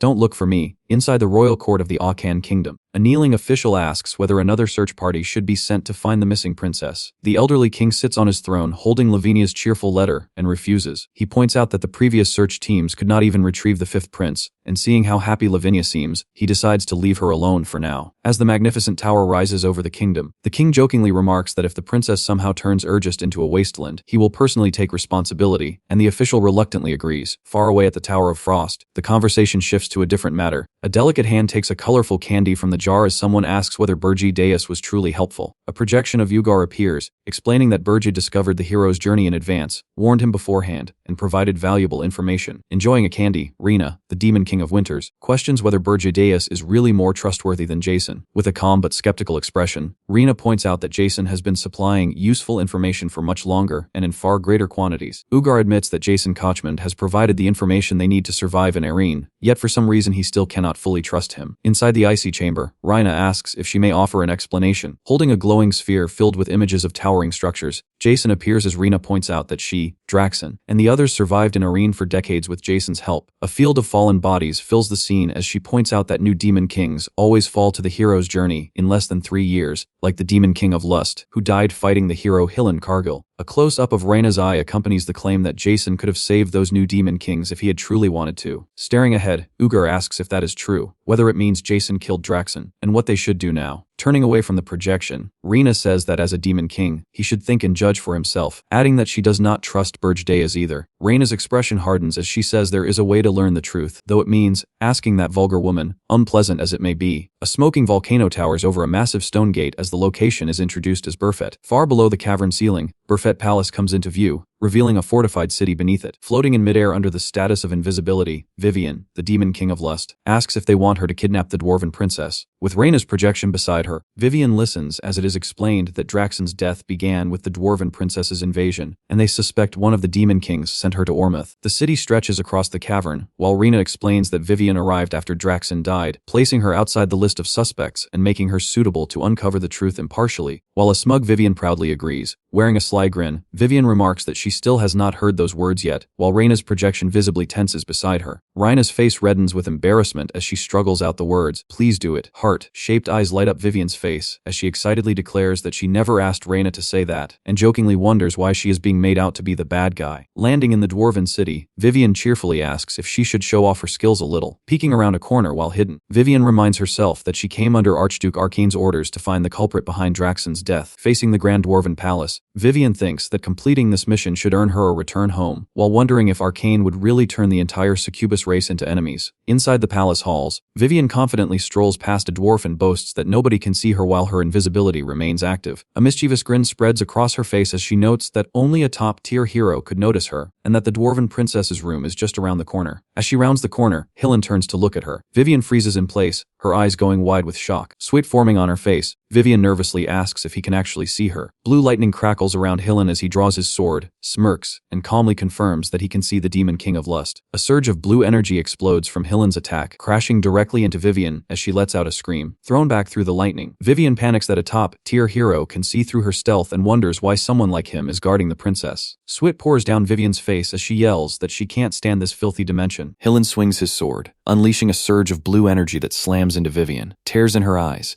Vivian panics and screams, wondering why a top-tier hero is even here. Rushing forward through the crackling aura, Hillen realizes the Demon King's warning was correct, and that Vivian truly came to kidnap Princess Louise. Speaking through a projection, the Demon King warns Hillen that the Dwarven Princess is certain to be targeted by kidnappers and must be protected. Trusting the Demon King completely, Hillen believes following his guidance will make him even stronger. Lightning surges around him as he declares that defeating the Demon King of Lust will only add to his achievements. A dark crimson mist swirls around Vivian as she glares back and shouts that she won't be defeated in a place like this. Leaving a red trail behind her, Vivian sprints through the palace halls and desperately calls out for the Dwarven Princess. Vivian suddenly freezes as Louise appears behind her and asks, "Were you looking for me?" Her eyes widen as she suddenly realizes something. Louise charges at Vivian, screaming for her to die, while Vivian stares at the incoming axe and blurts out that there's no way she can be a princess, only for Louise to shout back and ask what a princess is supposed to be. Hillen closes in from behind and declares that this is the Demon King of Lust's grave. Cold sweat covers Vivian's face as she realizes a hero is guarding the princess while the princess herself is charging at her with an axe, leaving her wondering what is wrong with this dimension. A burst of pink energy explodes outward as Vivian lashes out in frustration, calling the whole situation seriously annoying. Hillen braces against the blinding surge, then stares ahead in surprise. Red trails scatter through the air as Vivian breaks away, but Hillen immediately swings his sword and warns her not to even think about escaping. A cloud of crimson smoke fills the doorway as Vivian vanishes from sight. Hillen and the Dwarven Princess scan the area for any trace of the fleeing Demon King. The princess angrily points out that Vivian escaped, then snaps at Hillen for calmly stating the obvious. Furious, the princess shouts that the Demon King came to kidnap her and should have been captured and killed, ordering everyone nearby to begin the chase immediately. But something catches Hillen's eye. Far away in the snowy mountains, Hillen reports through a magical projection that the Demon King of Lust appeared exactly as predicted. Seated before the projection, Berger explains that ever since he first met Vivian, he expected this to happen and asks how the encounter went, and Hillen admits that he failed to eliminate the Demon King of Lust. Berger looks surprised when Hillen adds that he did manage to obtain a trophy and plans to send it to the tower. A glowing pink object appears before Berger as Hillen reveals that the trophy is the Demon King of Lust's tail. A violent storm rages across the Eastern Triangle Strait in the Sea of the Sea King. Towering above the crashing waves, the calamity-grade monster Krutolerd stands over the ocean with 4 glowing eyes and massive spears in hand. Facing the giant alone, 10 Stars hero Palav Disrod demands to know why a calamity-grade monster already looks scared and declares that the battle is only beginning. Palav's confidence slips as he suddenly freezes and mutters, wait. Oh no. A blazing fireball descends from the storm clouds while Palav shouts a warning from the rock below. Even Krutolerd looks alarmed as the massive fireball hangs directly above it. The fireball crashes into Krutolerd in a massive explosion that engulfs its body. Standing within the flames, 10 Stars hero Rosal Chart appears holding a staff and simply lets out a relieved, "Whew!" Pallav Disrod complains that Rosal interrupted him just as the fight was getting interesting, but Rosal announces that all 10 Stars heroes have been summoned to a hero's journey in Urgest. Hearing that Urgest is packed with calamity-grade monsters, Pallav immediately perks up, only for Rosal to remind him that they are going there to capture the Demon King, not pick fights with monsters. Floating against the bright sky, Rosal calls Pallav a battle maniac and asks if fighting with nothing but an ordinary sword really makes him that happy, while Pallav proudly insists that it feels amazing and tells her to try it herself. Grinning behind Rosal, Pallav remarks that her magic has become much stronger and eagerly asks if she has been training on her own, but Rosal coldly tells him to go fight by himself and die. Standing together on the glowing magic circle, Pallav asks how Rosal managed to find him when he came here secretly, and she replies that someone told her he would be out here playing around alone. Turning her head, Rosal reveals that the person who gave the information was the Guild Master of the Heroes Guild. A glowing screen displays the Guild Master's silhouette as he calls out to 10 Stars hero Hillen Cargill. Inside the guild hall, Hillen is praised for defeating 2 demon kings and protecting the Princess of Burfit from a kidnapping, with his recent achievements described as outstanding, and he simply responds with a calm thank you. Gazing at the sword, Hillen hears the Heroes Guild announce that, in recognition of his achievements, it intends to appoint 10 Stars hero Hillen Cargill as an Argon. A grand display explains that Argons stand alongside the Guildmaster and the 4 elders in determining the direction of the Heroes Guild, a position influential enough that even kings seek their favor. Bathed in light beside a ceremonial sword, the title is described as a position of immense power and authority. Staring ahead in disbelief, Hillen thinks that an ordinary boy from a small countryside village has finally made it this far. His armored hands reach toward the sword as he tells himself that he only needs to go a little farther. Gripping the sword before him, Hillen declares that he will fulfill his duties as an Argon and become the greatest hero in history. The ceremony is interrupted when a voice wonders when that former greenhorn became such a big shot, leaving Hillen visibly startled. Pallav Disrod and Rosal Chart arrive together, and nearby voices immediately recognize the 2 10 Stars heroes. Pallav places a hand on Hillen's shoulder, praises him for defeating 2 demon kings, and immediately asks for a sparring match. Standing beneath the gathered projections, the Guildmaster announces that Pallav Disrod and Rosal Chart have arrived and reveals that he has summoned them for a grave mission. Pointing at the Guildmaster with an angry glare, Pallav warns that the mission had better be worthwhile, or the Guildmaster is a dead man. The Guildmaster, with a glowing eye, calmly assures Pallav that this mission will satisfy him as well. Over a map of the Jespian Empire, the Guildmaster orders that all 7 10 Stars heroes involved in the Empire's succession war be brought back by force. His glowing eye remains fixed as he declares that any necessary means are acceptable and that the Heroes Guild will handle the aftermath, making the 10 Stars heroes' journey the highest priority. Huffing with excitement, Pallav eagerly asks if they can beat the 10 Stars into submission and drag them back, while Rosal tells him not to get carried away, and the Guildmaster reminds him not to break them to the point where they can no longer participate in the hero's journey. Hillen's face turns pale as he realizes they are gathering all the 10 Stars and concludes that the hero's journey will begin earlier than expected. His eyes widen with alarm as he insists that the Demon King is his path to success and cannot fall before he becomes the greatest hero. A snow-covered tower stands alone among frozen mountains as Hillen reveals, "That is what they said." Seated before a floating projection, Berger reacts in shock as he learns the hero's journey is being moved up, and Hillen explains that bringing back the heroes employed in Jespian will cause it to begin immediately. Staring at the projection with a worried expression, he asks why the schedule is suddenly changing, only for Hillen to reply that even the Guildmaster gave no explanation. Lowering his gaze in thought, he says the situation feels too sudden, almost artificial, and wonders if Jason interfered. Looking toward Hillen's projection, he asks how they plan to move up the hero's journey and learns they intend to intervene in the Jespian Empire's succession war. A jeweled crown rests in darkness as the narration explains that Jespian's succession wars decide the next emperor through a deadly competition among princes and princesses competing with their lives on the line. A glowing imperial decree unfolds as the narration explains that princes and princesses hire mercenaries when the emperor assigns a troublesome task to the empire. Silhouetted figures stand in radiant light as the narration explains that mercenaries carry out the empire's tasks alongside the heroes, with the succession war divided into 5 stages and usually lasting around 6 months. Seated before the floating projection, he learns that 7 of the 10 Stars have already been hired as mercenaries in that war. Pallav Disrod stands atop a mountain of bodies as Hillen warns that his involvement could shorten the war to mere weeks and gather all 10 Stars in one place.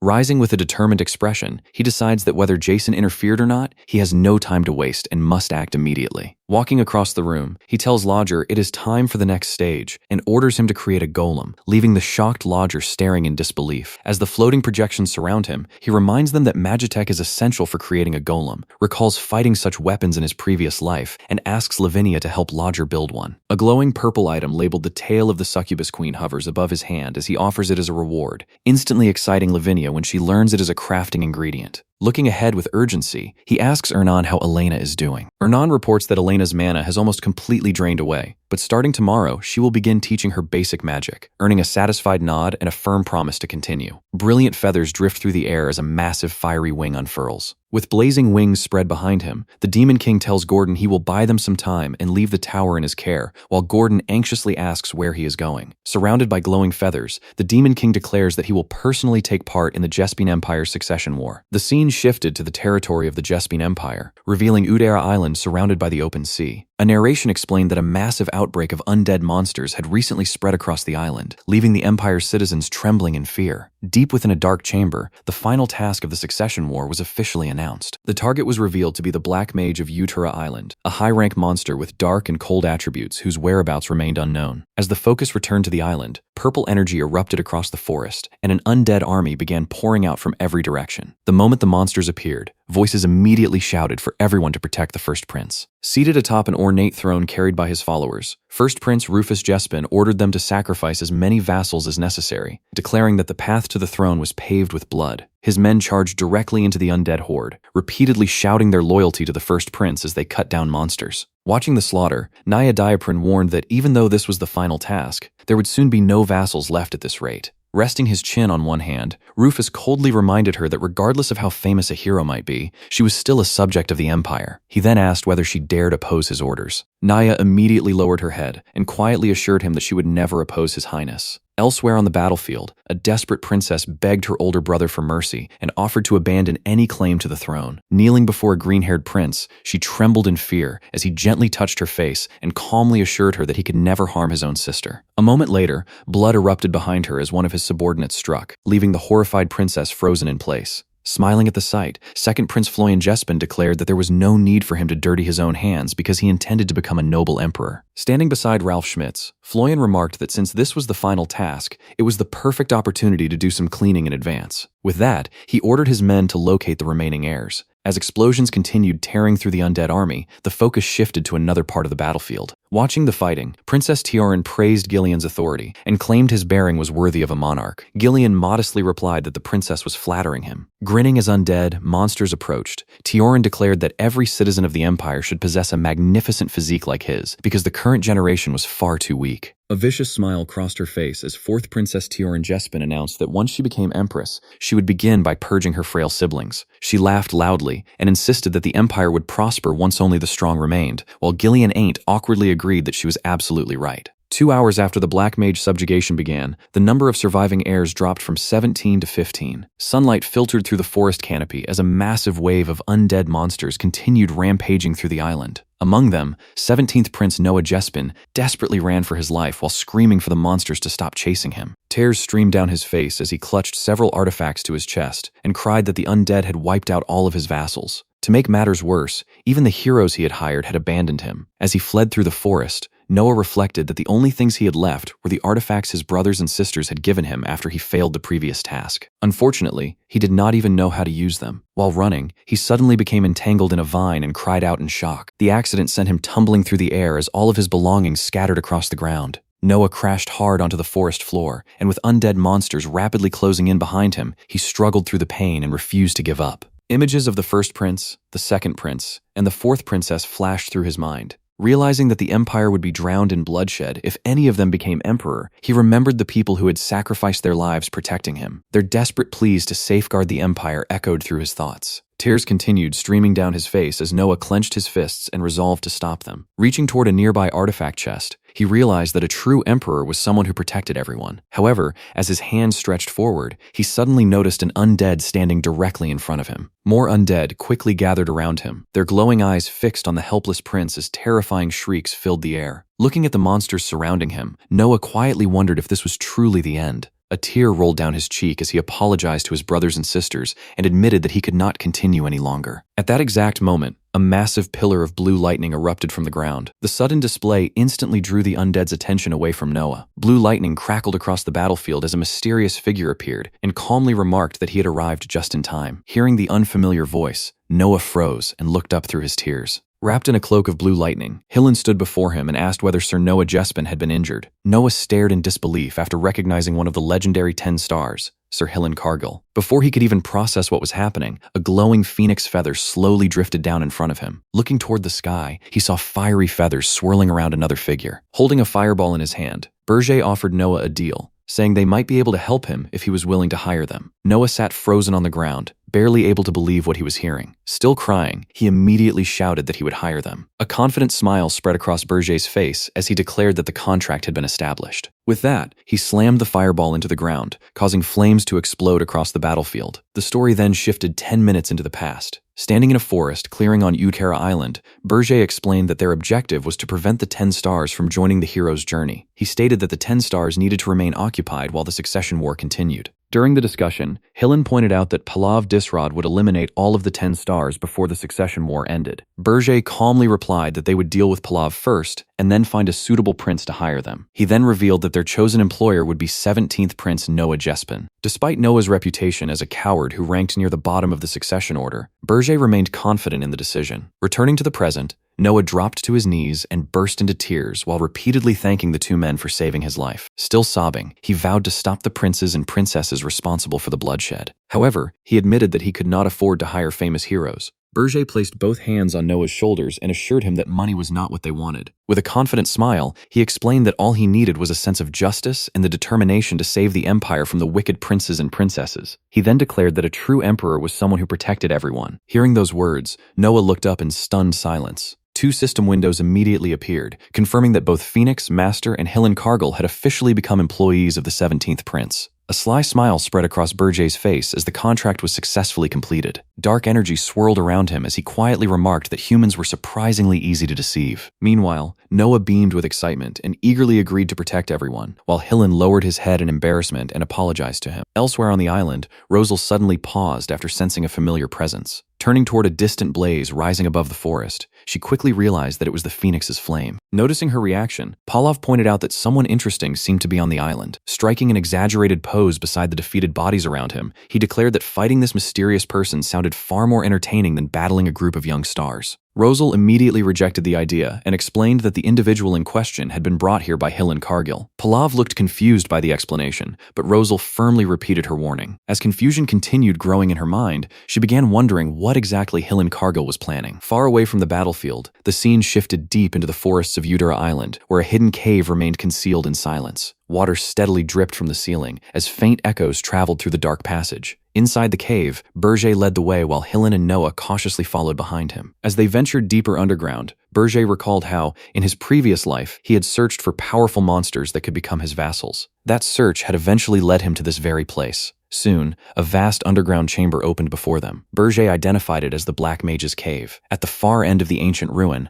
a robed skeletal figure sat upon a throne. The ominous figure was none other than the Black Mage of Utera Island. As a blazing phoenix wing spread across the chamber, Berger revealed his plan to hide the Black Mage before Palav could eliminate all of the 10 stars. Dark purple energy gathered between his hands as he declared that he would conceal the Black Mage and ensure that the succession war never came to an end. Standing near the entrance, both Hillen and Noah froze as they stared at the terrifying presence before them. Noah's face instantly twisted in panic. Recognizing the figure, he screamed that it was the Demon King. The skeletal Black Mage immediately turned toward the outburst. His empty eye sockets widened dramatically as he jerked back in disbelief and blurted out, "Demon King?" The Black Mage's cave fell silent as Berger stood before the skeletal Black Mage. The Black Mage laughed, claiming he had avoided the Demon King's gaze to escape, becoming a vassal, yet Berger had found him anyway. Declaring that he would never serve anyone, he proclaimed himself the King of the Undead and summoned towering skeletal undead before ordering them to attack. Before they could even react, the summoned undead were engulfed in purple energy. The Black Mage's defiant expression vanished as his eyes widened in shock. Raising a hand wrapped in black flames, Berger coldly asked, "So then, you want to die?" The Black Mage immediately dropped to his knees and frantically swore his absolute loyalty. Berger calmly reminded him that staying alive was the only way to have a chance, and acting tough would only get him killed for nothing. Noah trembled when Berger called out, "17th Prince?" Terrified, Noah realized the Phoenix Master was actually the Demon King of Blazing Fire and cried out that even the hero Hillen Cargill was serving under the Demon King. Walking over to him, Berger offered the 17th Prince a chance to become his vassal as well, leaving Noah speechless. With a faint smile, he explained that the Jespin Empire was strong enough to keep the Heroes Guild in check, making the 17th Prince a valuable future vassal. Still being held up, Noah scoffed at the offer. Through tears, he refused to abandon the people who had sacrificed themselves for him or betray the empire and humanity, shouting that he would rather die than submit to a demon king. Taking advantage of Noah's scream, Berger sent a purple orb into his mouth. Watching Noah collapse in agony, Berger remarked that he had expected such a stubborn response. Smiling calmly, he warned that the more hostile Noah remained, the greater the pain would become, and told him to give up and swear loyalty to his new king. Writhing on the ground in unbearable pain, Noah struggled to declare that he'd rather die than submit to a demon king. The next moment, the purple orb pulsed with energy inside Noah's brain, leaving him lying motionless on the ground as only a faint gasp escaped his lips. With Noah collapsed at his feet, Berger raised his hand as Hillen asked whether the prince was dead. Berger replied that he had deliberately kept him alive because he was far too valuable to kill. Berger then ordered the black mage to stop cowering on the floor and get up, because it was time to work. Startled, the black mage nervously pointed at himself when Berger ordered him to prepare for the heroes. Meanwhile, black demonic energy spread through the forest outside the cave. The twin heroes, Bing and Bong, laughed as they recognized the leaking demonic energy as the trail of a black mage and boasted that elite heroes like them could easily use it to locate the lair. The group soon gathered before the cave entrance. Leading them, the Jespine Empire's 11th princess, Sierra Jespine, ordered everyone to subjugate the black mage before anyone else noticed and led them inside. After confirming they had found the black mage's lair, Sierra warned that a powerful high-rank monster was waiting inside and told everyone not to let their guard down. The twin heroes charged into the cave with complete confidence, laughing that monsters like this were nothing to future members of the 10 Stars and boasting they would finish the fight in seconds. But before they could even react,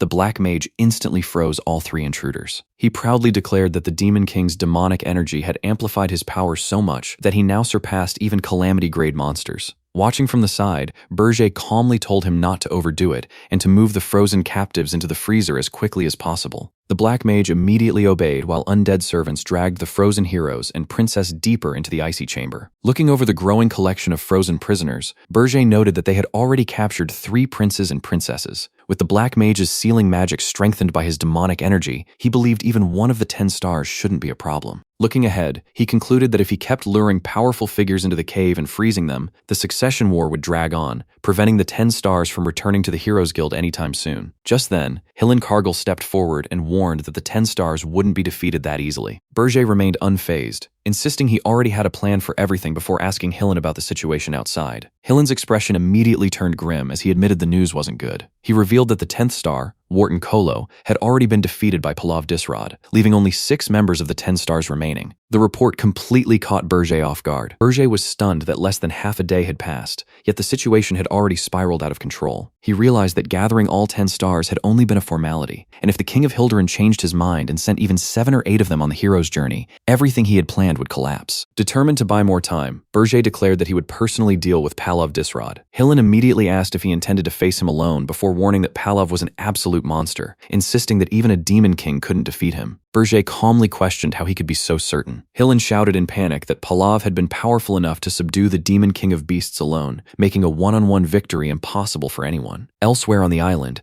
a shattered shield lay on the ground as the 2 heroes clashed with tremendous force, blasting apart the surrounding earth. Palav Disrod fought Ralph Schmitz while declaring that he had always wanted to face the strongest shield master, adding that even a broken door became the ultimate shield in Ralph's hands. Ralph braced behind his battered shield as a brilliant glowing circle shone through it while Palav challenged him to show what he could do. The shield's circular hole radiated an intense glow. A green explosion erupted in the distance, sending a shockwave racing across the forest as dust and debris billowed through the air, obscuring the battlefield. Standing amid the wreckage, Ralph calmly raised both hands in surrender, leaving Palav stunned. Facing Palav, Ralph apologized that this was as far as he could go and asked the second prince to handle the rest. The second prince remained completely silent, offering no response. Palav urged Ralph not to give up, insisting another shield could keep him fighting. However, Ralph calmly admitted that while his power could strengthen shields, no shield in the world could stop him. Falling silent, Palav accepted Ralph's words as the system announced that 2 of the 10 Stars had been eliminated, leaving only 5 remaining. Watching from the shadows,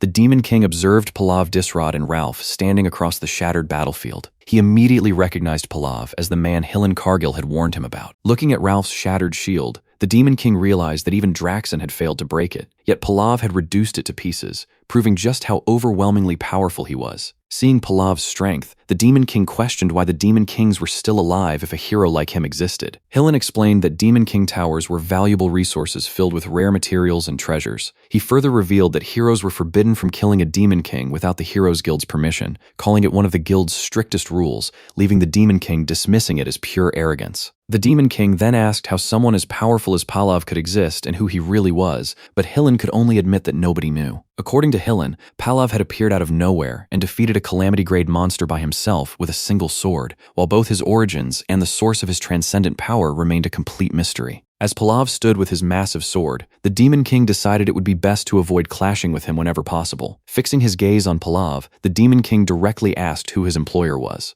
Before Palav could answer, Rosal recognized the Demon King as File, pointed out that he had come with Hillen, and said they should already know everything, so they should focus on their own missions. Facing them, Berger declared that their true employer was never the princes or princesses, but the Heroes Guild itself. He questioned whether choosing the Empire's next heir was nothing more than a scheme to keep the Empire under the Guild's control. Smiling confidently, he wondered whether the Empire and the countless kingdoms would continue following the Heroes Guild if such a scandal were exposed to the entire world. Rosal pointed out that File had not come under the Heroes Guild's orders and demanded to know what he wanted. File warned them to stop interfering and leave, or he would expose the Heroes Guild's scandal to the entire continent. Palav remained silent as Rosal realized they had been completely deceived, and she furiously vowed to make Hillen Cargill pay for his betrayal. Facing the two of them, Berger explained that after returning to Erin, he had abandoned the idea of solving everything through brute force alone, no matter how powerful his opponent might be. With a sinister grin, he declared that he would use the very order humans had built to bind their own feet. A calm voice suddenly interrupted, saying that if that was the issue, then it was fine, making everyone turn in surprise. The second prince, Floyan Jespin, stepped forward with a smile and asked if they all agreed with that. Looking back, Berger realized the second prince already knew everything, leaving him stunned because the prince was supposed to have been eliminated along with Ralph. Rosal immediately confirmed that everything had happened under the second prince's orders and praised File for figuring it out so quickly. Purple energy flared around Palav as he declared that the trivial matter was settled before calling out the Phoenix Master for a fight. Purple flames surged around Palav as he stepped forward and challenged the Phoenix Master. A determined look settled on Berger's face as he declared, "So this is how it ends." Flames erupted around him as a blazing sphere of fire gathered in his hand, and he challenged the strongest hero to come at him. The scene suddenly shifts to blazing flames as Palav recalls witnessing the day the Phoenix appeared. Watching the burning landscape from afar, he quietly remarks that if not for his sponsor's orders, he would have been there as well. Tears stream down his face as he admits he truly wanted to fight the Phoenix. Now facing Berger with flames blazing around him, Palav says he never imagined this day would come because his whole body can't stop trembling. Pointing at Berger with a wide grin, he warns that if Berger disappoints him, he might kill him before excitedly urging him to do his best. Watching Palav approach, Berger realizes he never even encountered the strongest hero in his previous life. As flames continue swirling around him, Berger admits that back then he was too arrogant and treated heroes as insignificant. Gathering a blazing sphere of fire between his hands, Berger declares that this life will be different, and he'll face Palav with all his strength. A massive sphere of blazing flames expands around Berger as Palav stands facing him. Standing beside the blazing flames, Palav calmly observes that they feel warm and soothing, not like an attack or a status ailment. Still smiling as the flames surround him, Palav gladly accepts what lies ahead. The enormous sphere of flames suddenly expands, engulfing the entire area. Berger activates the high-rank defensive magic, Protect Ver, Phoenix, declaring that only he and Palav can enter this space. Realizing that if he loses this fight, the hero's journey will depart and he'll once again be killed by the heroes, he resolves not to lose. A gigantic phoenix of blazing flames spreads its wings behind Berger as he tells Palav he can leave any time, but declares that he refuses to die. Staring ahead, Berger vows to conquer this world and take revenge on the hero who killed him before telling Palav to let him know if he wants to leave. Palav shouts that kind of weak talk disgusts him and declares that if Berger lets him out, he won't go easy on him. Both fighters charge straight toward each other as Palav excitedly shouts,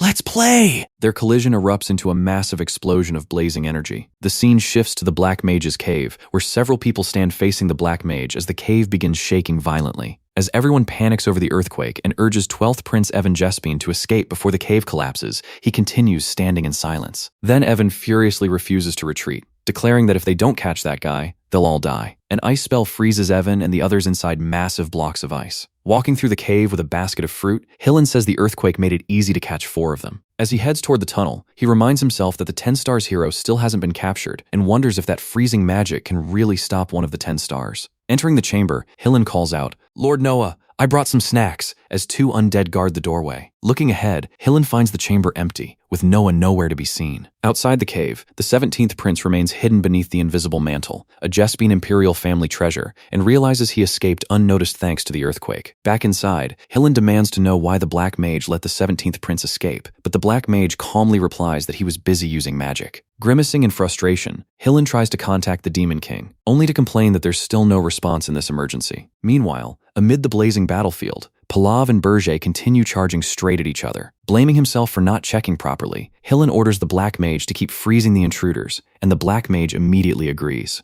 Realizing the 17th prince could expose their identities, Hillen declares they have to find him before that happens, and immediately dashes away from the cave at lightning speed. The cave entrance quickly falls silent as his glowing trail disappears. A lone figure stands near the cave entrance. Inside the cave, the Black Mage asks an undead if it saw something invisible leave the cave, only to realize the undead had been trying to tell him the whole time. After a brief pause, the Black Mage shrugs it off, deciding that it doesn't really matter. The Black Mage declares that he's the king of the undead, not the Demon King's servant, so losing the prince is the Demon King's problem, not his. Grabbing his belongings, the Black Mage cheerfully decides it's time for everyone to run. A pair of footsteps suddenly comes to a stop, drawing the Black Mage's attention. Looking up at the newcomer, the Black Mage remarks that another hero has arrived and calls the visitor one unlucky bastard. The Black Mage gathers dark magic around his hand and declares that he'll leave behind one final attack, Ice Age. The intruder firmly presses his palms together. The Black Mage pauses in confusion when his magic suddenly fails to respond. Staring ahead in shock, he realizes someone unexpected has appeared before him. A cracked smile slowly spreads across the newcomer's face. Far away, the blazing battlefield remains engulfed inside the massive Phoenix barrier. Watching the distant flames, Naya identifies the one fighting Palav Disrod as the Phoenix Master, File, while Rufus criticizes the Heroes Guild for being far too arrogant. He explains that every prince and princess of the Jespine Empire must use their accumulated wealth, connections, and abilities to hire powerful mercenaries. He says the competition between the imperial siblings begins the moment they're born. The 12th prince lies motionless as he reflects that the firstborn naturally holds the advantage and admits that hiring only the 3rd star was the best he could do. He concludes that only the Heroes Guild could have hired both Palav and Rosal together, since that should have been impossible for anyone else. Looking at the blazing Phoenix barrier only convinces him further that the Heroes Guild has secretly intervened. The 5th prince, Nicola Jespin, suspects someone hired the mercenaries for a bargain price to manipulate the imperial succession war. The 6th prince, Grey Jespin,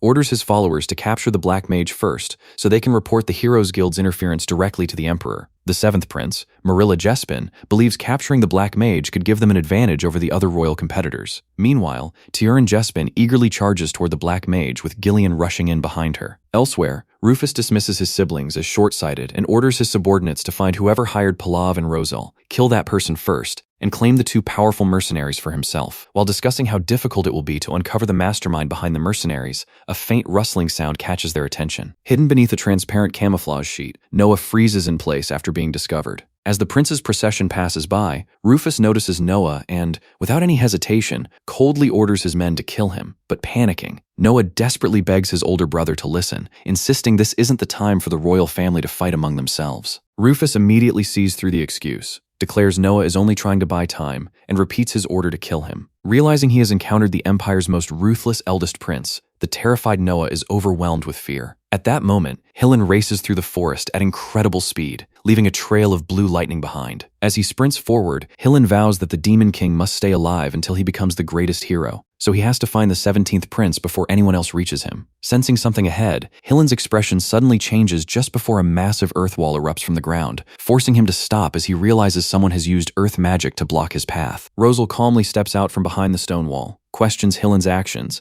and states that the person he brought with him is interfering in their mission. She then questions whether Hillen is really planning to disobey the Heroes Guild's orders. Knowing he has no time to explain himself, Hillen apologizes and says he has an urgent matter to deal with before trying to leave. Rosal instantly casts a high-rank binding spell, and glowing chains wrap tightly around Hillen, stopping him in his tracks. She reminds him that he had also acted suspiciously during the battles against the Demon King of Lust and the Demon King of Beasts, accusing him of always hiding something to steal the credit at the crucial moment. Fixing him with a sharp glare, Rosal demands that if he's hiding anything again, he should tell her the truth right now. Still trapped by the glowing chains, Hillen grits his teeth, desperate to reach the 17th prince before it's too late. Far away, a glowing purple orb reveals the ongoing scene as someone watches everything unfold through the orb. Inside the cave, the mysterious figure calmly declares that everything is proceeding according to plan and announces that it's time to move on to the next stage. A sinister smile slowly spreads across his face as he calls out to Lord Berger-Deas. Noah's camouflage got caught on a tree branch, exposing him as Rufus coldly ordered, "Kill him." Tearfully pleading with his brother to stop, Noah cried that this was no time for them to fight because the Phoenix Master File was actually. The Armani orb suddenly enveloped his head, cutting off his words. Writhing on the ground in agony, Noah screamed in pain as Rufus ordered his men to stop wasting time and kill him. Naya summoned the high-rank nature spell Death Flower, calmly saying she held no grudge against the 17th prince and was simply following orders. The giant Death Flower closed in on Noah as she declared that only high-rank magic was worthy of a prince's status and would end his life. Frozen in terror with tears in his eyes, Noah realized there was no way to escape and wondered if this was really the end. His tear-filled eyes widened in disbelief as he wondered if everything was about to end this pointlessly. Noah remembered telling his sister that he wanted to save everyone during the Succession War. Sitting across from his sister, he asked if he was wrong after being mocked by the imperial family, only for her to bluntly reply that he really did seem like a fool, leaving him crying out, "Even you, sister." Princess Kaede asked him why he cared so much about what others said, reminding him that it was his own life. Standing from the table, she suddenly declared that she was sneaking out of the castle that night because she refused to marry the old king, leaving Noah stunned. Walking away from the gazebo, she told him that his wish to protect everyone was not foolish. Turning back with a firm expression, she asked whether an emperor was not supposed to protect everyone. With tears in his eyes, Noah quietly accepted her words that an emperor was someone who protected everyone. Now facing the towering Death Flower, he steadied himself with that conviction. Blue energy began flowing around the dagger as he thought of the loyal vassals who believed in him and the brothers and sisters who had entrusted him with their artifacts. Trembling with tears streaming down his face, Noah raised the glowing dagger and declared that he couldn't give up. Shouting, "Just die here!" he swung the dagger down with all his strength. A brilliant blue slash crashed into the giant Death Flower. Tears still on his face, Noah stared ahead and wondered if he had actually done it. A voice praised Noah for becoming much stronger, making him freeze in surprise. Turning toward the voice, he recognized it and started to speak. A blue aura surrounded Kaede as he asked if she was his sister before hesitantly wondering if she really was. The memory shifted to a while ago. In Ernan's room on the 4th floor, Kaede quietly sat on a nearby rock. As Lodger and Elena played with Gordon, Lodger's poke made him explode in anger while Elena tried to calm him down. Kaede smiled quietly as she watched them. Princess Ernan approached Kaede, asking what brought her there and whether she was taking a break from training. Kaede turned and saw Ernan, who happily asked to sit beside her, and Kaede agreed. Sitting together on the rock, Ernan offered her some freshly baked cookies and asked if it was her day off, and Kaede thanked her. Looking toward Princess Elena, Kaede said that seeing her reminded her of her younger half-brother. With the flower field stretching ahead, she said her younger brother should already be participating in the Succession War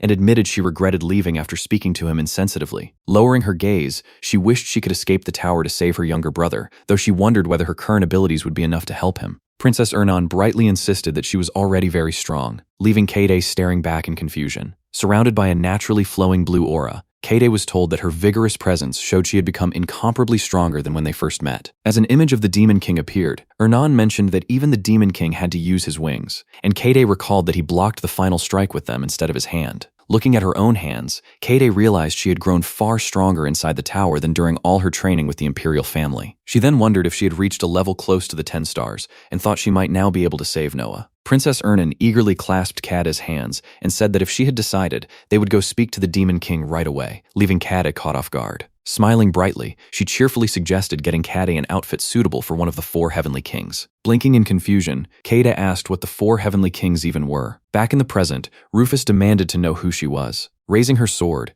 Kaede declared that she was born from darkness deeper than the night and pierced the hearts of enemies from the shadows. Resting a hand on her helmet, she introduced herself as the Black Knight of Death, the second sword of the 4 heavenly kings of darkness. Taking a fighting stance, she declared that she had descended upon this place. Her words left both of them speechless, and even Noah stared at her in stunned silence. As silence filled the air, Noah softly called out, "Sister?" Kaede awkwardly forced a smile. Panicking behind her helmet, she internally screamed that everyone must think she was a complete weirdo before shouting for Ernan. Princess Ernan happily revealed that Lodger specially made this for her, explaining that reciting a specific line while striking a certain pose would massively increase her attack and defense because it was a powerful magic item. Reading the instructions, Kaede blurted out that she couldn't possibly recite that line and strike that pose because she would never get married if she did. As the Demon King covered his mouth, she noticed he was laughing and grew even more flustered. In the end, she tremblingly accepted that it had come to this. Still flustered by the title, she blurted out that Black Knight of Death sounded childish and begged them not to call her that.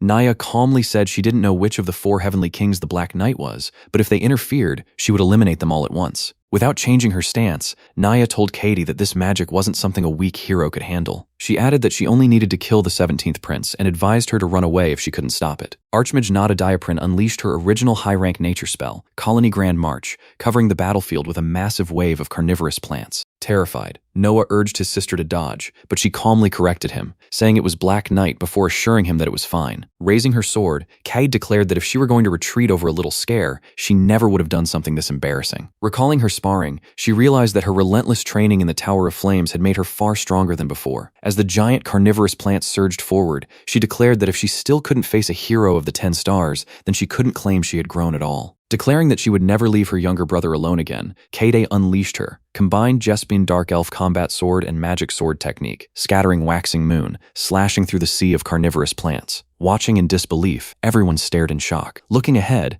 Kaede coldly demanded to know who the mage had just called a weak hero. Naya admits that Kaede's strength caught her by surprise, but declares it still isn't enough before revealing that her ancient garden allows every plant to regenerate endlessly. Kaede stares in disbelief, realizing even her strongest technique had no effect. As carnivorous plants surge toward them, Naya calmly bids farewell to the nameless Black Knight. Accepting her defeat, Kaede admits she was wrong and realizes the gap separating her from the 10 stars is still far beyond her reach. A glowing orb suddenly rises above Kaede, and Berger realizes it is transmitting everything through Armand's orb. Watching through Armand's orb, he sees that Kaede Jespin has reached the 17th prince, and both of them are trembling with anxiety. He then notices Hillen Cargill's Armand's orb has already moved away. Putting the pieces together, Berger concludes Hillen immediately chased after the 17th prince once he escaped. Although Kaede managed to secure the prince, Berger realizes the two of them have become trapped in danger. Since Hillen still hasn't arrived, he figures the hero must have been delayed somewhere else. Sensing another source of demonic energy near the Black Mage, Berger realizes only one demon could have slipped onto the island and interfered with his plans. Calling out Jason Kochman's name, he immediately identifies him as the culprit. Surrounded by blazing phoenix flames, Berger grimly decides he has to warn the heroes of the 10 stars about the Black Mage. While blocking the incoming sword, he resolves to stop the hero's journey from setting out. Without hesitation, Berger unleashes another relentless wave of attacks, determined to defeat his opponent before Jason can interfere. Multiple flaming magic circles ignite overhead as blazing projectiles rain down, crashing into Pallav in a massive fiery explosion. Wrapped in blazing flames, the Phoenix charges straight through the battlefield, sending Pallav hurtling through the inferno. Gritting his teeth, Berger realizes exactly what he has to do against Pallav Disrod. Another explosion erupts as Pallav bursts through the flames and charges straight at Berger, warning that the Phoenix is thinking about something else and threatening to kill him if he loses focus.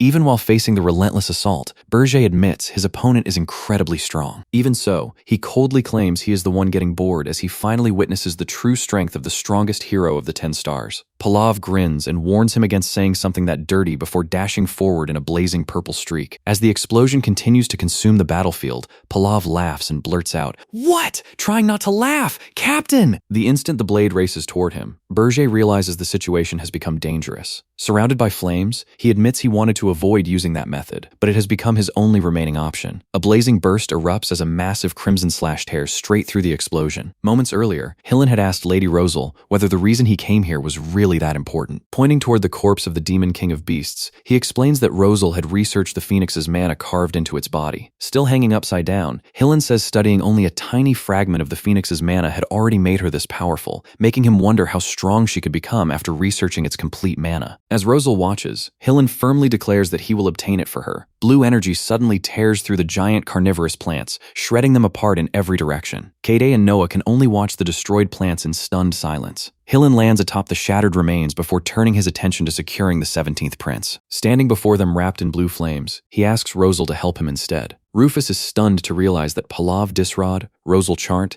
and Hillen Cargill are all fighting on the same side, leaving him unable to understand how 3 heroes of the 10 stars could stand behind someone like Noah. Staring at the young prince in disbelief, Rufus insists that despite all his corruption, it makes no sense for every one of them to support someone like him. Caught off guard, Noah can only admit that it is actually a pretty good question. Completely losing his composure, Rufus screams that this cannot be happening and orders everyone to kill Noah immediately. Flames surge behind Rosal as she activates the highest grade bombardment spell, Satellite Cannon, warning that anyone who threatens the young master will have to face her magic first. A green magic circle blazes to life as Naya also casts the highest grade bombardment spell, Satellite Cannon, declaring that as one of the heroes of the 10 stars, protecting her employer comes first. Rosal scoffs that no one can compete with the magic she created and dismisses Naya as nothing more than a snot-nosed brat. Smiling calmly, Naya replies that she is no longer an academy trainee. Rosal narrows her glowing eyes before quietly asking, "Oh, is that so?" Golden magic circles flare behind Hillen as he urgently calls out to the 17th prince. Noah and Kaede watch in stunned silence as the 2 highest grade bombardment spells collide head-on, unleashing a massive explosion that engulfs the battlefield in blinding light and violent shockwaves. As the blast rages on, Naya continues channeling her magic while Rosal calmly watches. Rufus and his guards brace for the impact as the shockwave sends Noah flying backward, causing Kaede to cry out his name in alarm. A blazing wave of destructive energy races across the battlefield, ripping through everything in its path. Even then,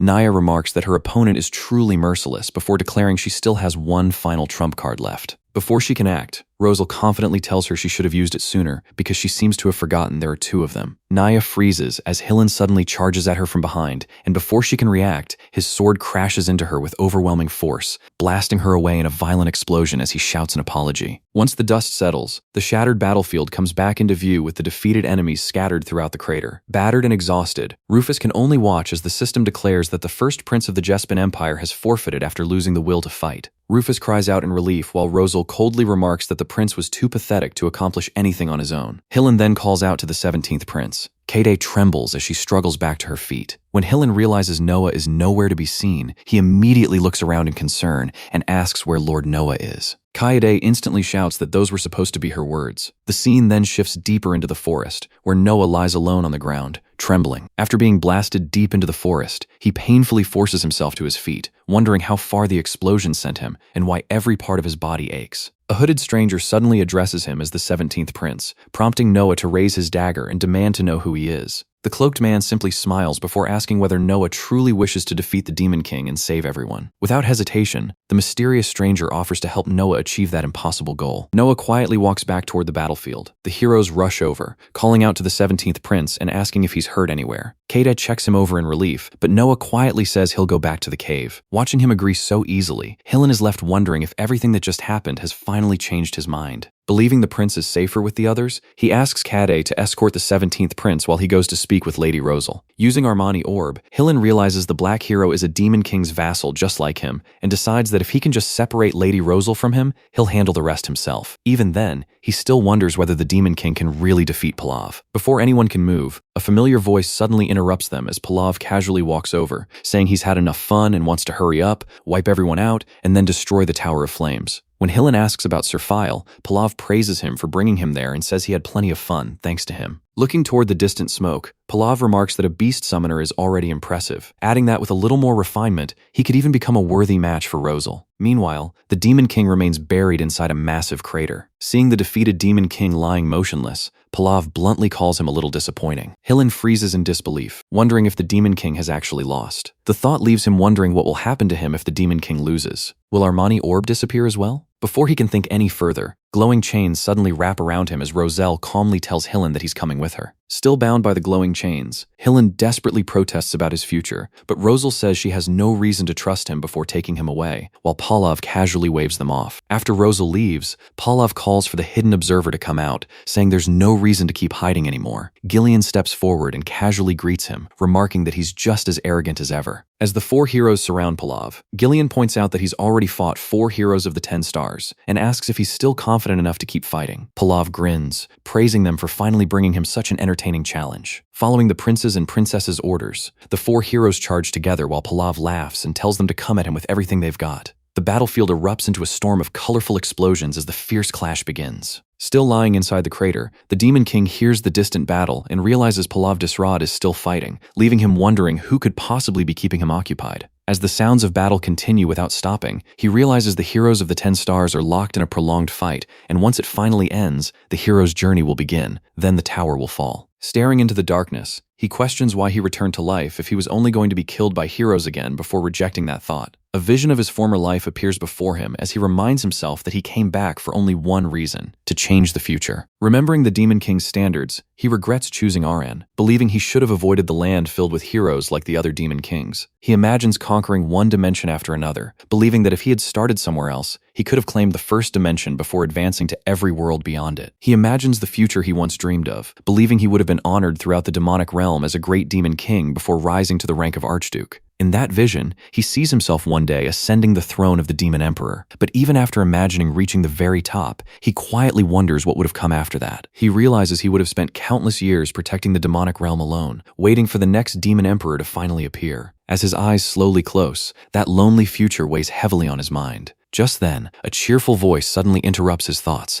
asking why the Demon King is sitting there all by himself. The Demon King stares at the familiar girl in disbelief, barely able to call out Ernon's name. At that same moment, a gigantic pillar of flames erupts into the sky, instantly drawing everyone's attention. Seeing the blazing flames, Rosal realizes File never actually fell, while Hillen excitedly shouts that he knew the Demon King wouldn't lose so easily. Feeling the overwhelming mana spreading across the battlefield, Rosal realizes File has become even stronger after fighting Palav, finally recognizing the true power of the Phoenix and wishing she could study that incredible mana herself. Looking up at the blazing pillar of fire, Palav quietly realizes that the overwhelming power belongs to the Phoenix. The massive flames suddenly explode outward, lighting up the entire battlefield. Berger rises into the air with enormous phoenix wings as blazing mana surges through his body. Staring at the tiny phoenix spirit floating before him, he realizes it was the phoenix that raised him back to his feet. Thanking the little spirit, Berger says it simply couldn't bear to watch its master lose. Feeling the incredible mana flowing through every part of his body, he realizes he finally has enough power to use that forbidden magic. But before returning to the battle, his thoughts drift back to Ernon, leaving him wondering why she was the first person who came to mind. Her smiling face lingers in his thoughts for only a brief moment before his focus returns to the battle. As Berger floats amid the blazing phoenix flames,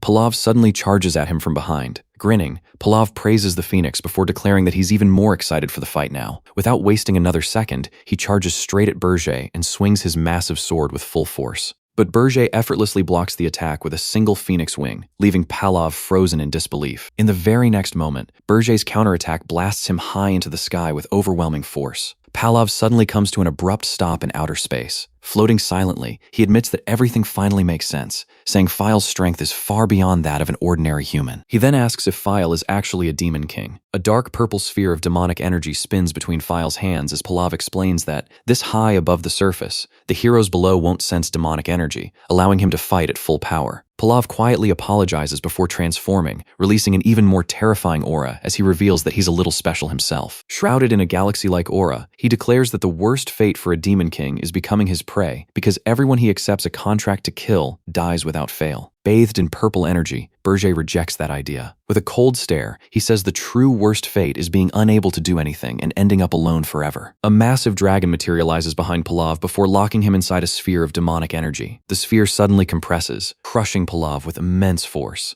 Pinned inside, Palav panics, shouting that he's never even heard of sealing magic and demanding to know how anything could imprison him or why no one has ever used it before. Holding the glowing sphere, Berger calmly explains that the Demon King's standards forbid fleeing from heroes or avoiding battle with them, prompting Palav to angrily demand why he's using that forbidden magic himself. Berger lowers his head and admits he always thought those Demon King rules were garbage, but says casting aside that pride was never easy, until now. A gentle image of Ernon smiling appears in his mind. Looking ahead, he quietly admits that, for some reason, he just doesn't care anymore. Gathering every bit of demonic energy from his demonic dragon bloodline and all of the Phoenix's enhanced mana, he declares he'll use everything he has to seal Palav away. Trapped inside the sphere, Palav desperately begs him to stop, screaming that no Demon King would ever use sealing magic and that he can't be stopped there of all places. With sweat running down Berger's face, he quietly declares that, with this, the hero's journey comes to an end. A blinding burst of purple light erupts as Palav roars that he'll kill him. When the light fades, the sealed sphere hangs silently in space, confirming the sealing of the hero of the 10 stars, first star Palav Disrad. File descends to the ground as Rosal calls out his name, and the moment Hillen sees him, he immediately shouts, Demon King! Breathing heavily, Berger demands, I told you to protect the 17th prince! What have you been doing? And Hillen can only admit, I have no excuses. Rosal asks what happened to Palav and adds that they fought so high in the sky that even she couldn't sense their mana, making it hard to believe he actually won. Berger calmly claims he fought Palav until he was satisfied, then made a deal for him to hide for a while in exchange for future fights. Even so, his inner thoughts reveal that the entire story was a lie. After hearing it, Rosal immediately remarks that it sounds exactly like something Palav would believe, leaving Berger silently staring back. He briefly wonders if making a deal instead of wasting all that energy, sealing Palav would have been the better choice. His gaze shifts to the unconscious heroes bound in glowing chains, and Rosal says she hasn't given up on them yet, so she tied them up while they were unconscious. Berger asks if he can take the captured heroes with him, but Rosal instantly refuses without hesitation. Changing his approach, Berger says he'll offer her a deal instead. Curious, she asks what he wants in exchange, while Hillen frantically thinks he should promise to give her mana. Smiling despite his exhaustion, Berger offers a portion of the Phoenix's pure mana, calling it the greatest treasure any mage could hope to receive. He admits he doesn't have enough mana left at the moment, so he'll send the Phoenix's pure mana through Hillen later, leaving Rosal stunned by the offer. Remembering how her research had reached its limit despite mastering every spell in existence, she realizes studying the Phoenix's mana could finally help her break through that wall. Even so, she points out that Hillen made the same promise earlier, yet both of them claim they can't hand it over now, giving her no reason to trust either of them. Berger simply shrugs and says he'll drop the offer if she doesn't want it, but the moment he turns to leave, she hurriedly calls him back and insists they sign a contract instead. Floating away on a magic circle, she agrees on one condition: he must not hurt the captured heroes. Watching her, Berger quietly remarks that she's surprisingly easy to deal with. Looking over the restrained heroes, Berger decides that freezing them should be enough to bring the hero's journey to a complete stop. A sudden sense of unease washes over him, and he starts wondering if he's overlooked something important. At that moment, Hillen says Lord Noah headed back to the cave, even though he was prepared to knock him out and drag him back if necessary, leaving Berger visibly startled. Berger immediately asks if the 17th prince really returned on his own, and Hillen confirms that he did. Berger orders Hillen, bring the heroes. Hillen protests, what? By myself? Knowing Noah would never run away after resisting Armand's orb with his strong sense of justice, Berger rushes toward the Black Mage's cave himself. The story shifts to the entrance of the Black Mage's cave. Inside, countless people remain trapped in solid ice as Noah stands at the entrance. Seeing the overwhelming situation, Kata decides they can't win and urges everyone to retreat with the 17th prince to protect him. Instead of retreating, Noah remembers his sister's words and realizes his desire to protect everyone was never foolish. He recalls meeting an envoy from the Empire who told him the entire Empire was counting on him to stop the bloodshed and protect its people. The envoy hands Noah a mysterious artifact, explaining that using it inside the Black Mage's cave will free everyone trapped in the ice while bringing death to the Demon King of Flames. Urging Noah to kill the Demon King, save everyone, and become a hero, the envoy's words continue echoing in his mind. Raising the glowing artifact, Noah steels his resolve and declares that now is the time. With the artifact held high overhead, Noah vows to save everyone and become a hero worthy of the Empire. As the artifact activates in a burst of crimson energy, he declares that this is the end for the Demon King of Flames. Racing toward the cave, Berger realizes Jason Cockman deliberately kept him occupied with Palav so he could reach the princes and princesses. As he rushes inside, Berger realizes the first step in stopping the hero's journey was freezing the heroes of the 10 stars. A brilliant purple light suddenly erupts ahead, forcing Berger to halt in place. Staring at the overwhelming glow, he hears a voice calmly say, "Second." The unleashed artifact erupts with power, shattering the solid ice, trapping countless people as Noah continues that the hero's employer must survive. Watching the ice shatter, Noah can only laugh wildly while Kade stares ahead in complete shock. Berger's face twists with rage as he finally realizes what's happening, and he curses Jason. The story shifts to the Jespian Empire. Inside the palace, the candle of the succession contender burns down until only a single flame remains, revealing that the succession war has finally found its winner. Kneeling before the emperor, a messenger announces that the succession war has ended with a victor, and the emperor calmly remarks that it concluded sooner than expected. Without hesitation, the emperor orders the final winner of the succession war to be officially declared. The announcement echoes across the battlefield, proclaiming the 17th prince as the victor of the succession war. Staring at the shattered ice in disbelief, Noah wonders why everyone wasn't freed and why the Demon King still hasn't been defeated. Standing behind him, Berger coldly tells Noah he was completely deceived by the Demon King of Lies and calls him unbelievably naive. Clenching his fist in frustration, Berger bitterly adds that Noah was played like a complete fool. At that moment, Hillen Cargill finally arrives carrying the unconscious heroes, but Berger reveals that everyone except the 17th prince is already dead, leaving Hillen stunned. Hillen warns that the Imperial army will soon flood this place to escort the Empire's next emperor. Even so, Hillen decides they only need to freeze the remaining heroes, carry them away, and escape before the army arrives. But Berger asks where the Black Mage is. The terrified Black Mage drops to the ground, begging for mercy as he insists the Demon King of Lies threatened him and left him with no choice. Still trembling, the old mage admits he exhausted all of his demonic energy by repeatedly casting powerful ice magic and no longer has the power to freeze anyone else. Fed up with his excuses, Hillen slams the Black Mage while the terrified mage desperately insists he really was being threatened. The Black Mage nervously suggests killing the frozen heroes instead,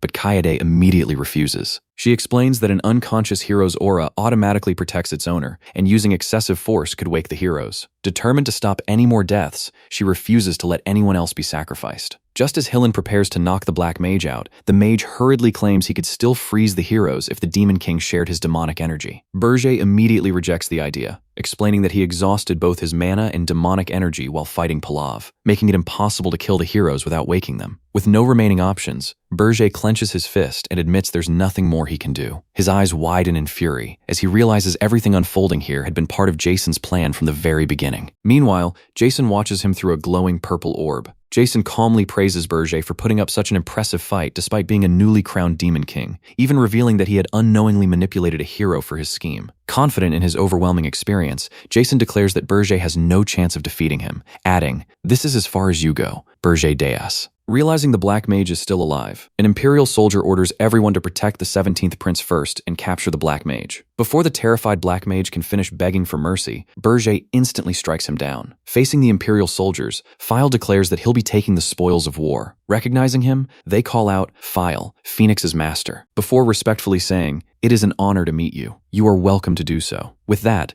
the Jespen Empire's brutal succession war finally comes to an end. The Imperial soldiers escort the frightened 17th Prince Noah away from the battlefield. Except for Palav Disrod, every remaining member of the 10 Stars returns to the Heroes Guild, completing all the preparations for the upcoming expedition to the Tower of Flames. Sometime later, on the snow-covered rooftop of the Tower of Flames, Ernan finally finds Berger standing alone and quietly asks why he came here without meeting anyone first. Peeking out from behind him, she quietly looks up at Berger. As the two silently overlook the frozen mountains, she asks if the 9-star hero's journey is finally about to begin. He quietly replies, "Yes." When she wonders whether they'll ever be able to stop what's coming, he remains silent. She calmly reveals there's still one way, leaving him stunned, before gently declaring that she'll return to Hilderin. Right after the Succession War ended, the Demon King returned to the Tower of Flames, but the operation had already failed, and he warns that the heroes would be arriving soon. He then asks how much they have prepared. At the Tower of Flames' 5th floor strategy room, the group gathers to review the preparations and the incoming threats. Looking around in confusion, he wonders why all these people are here. Gordon apologizes for the lack of faster,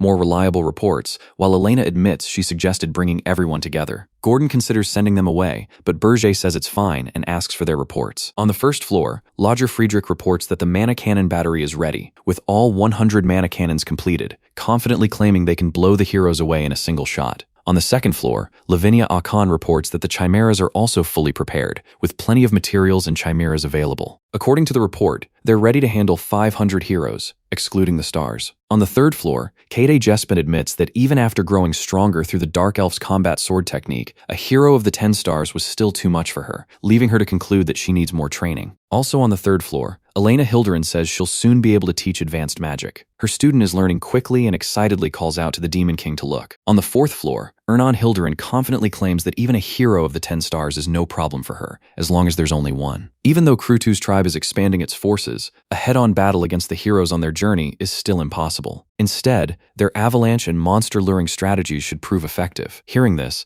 Lodger confidently insists that his battery will wipe out all the heroes, but his boast immediately earns him a sharp warning to watch his tongue in front of the Demon King. The Demon King calmly accepts the suggestion and tells everyone to return to their posts. Everyone looks toward him, wondering why he's speaking so warmly, while Ernan silently watches him. As the others leave, only the Demon King and Gordon remain, with the Demon King looking down in thought. In the end, Gordon admits they can't stop the heroes from setting out. And with 9 of the 10 stars taking part in the journey, the situation is more dangerous than usual. One of those 9 is Hillen Cargill, who has already become the Demon King's vassal. Even if Hillen ambushes the heroes, though, he could only take out 2 or 3 of the lower-ranked heroes among the 10 stars. The remaining 5 higher-ranked heroes of the 10 stars are far too strong. The Demon King admits that this tower simply doesn't have enough strength to stop them. He reveals that he also had to seal Palav Disrod, which left him with most of his strength exhausted. He considers relying on the Phoenix's incredible recovery ability, but since its abilities haven't been confirmed yet, he refuses to gamble with his life. Looking at his hand, he realizes that he might be weaker than Hillen right now, and rebuilding his strength will take considerable time. Gordon suggests that it isn't as though there's no way, then says, "You already know what it is, don't you?"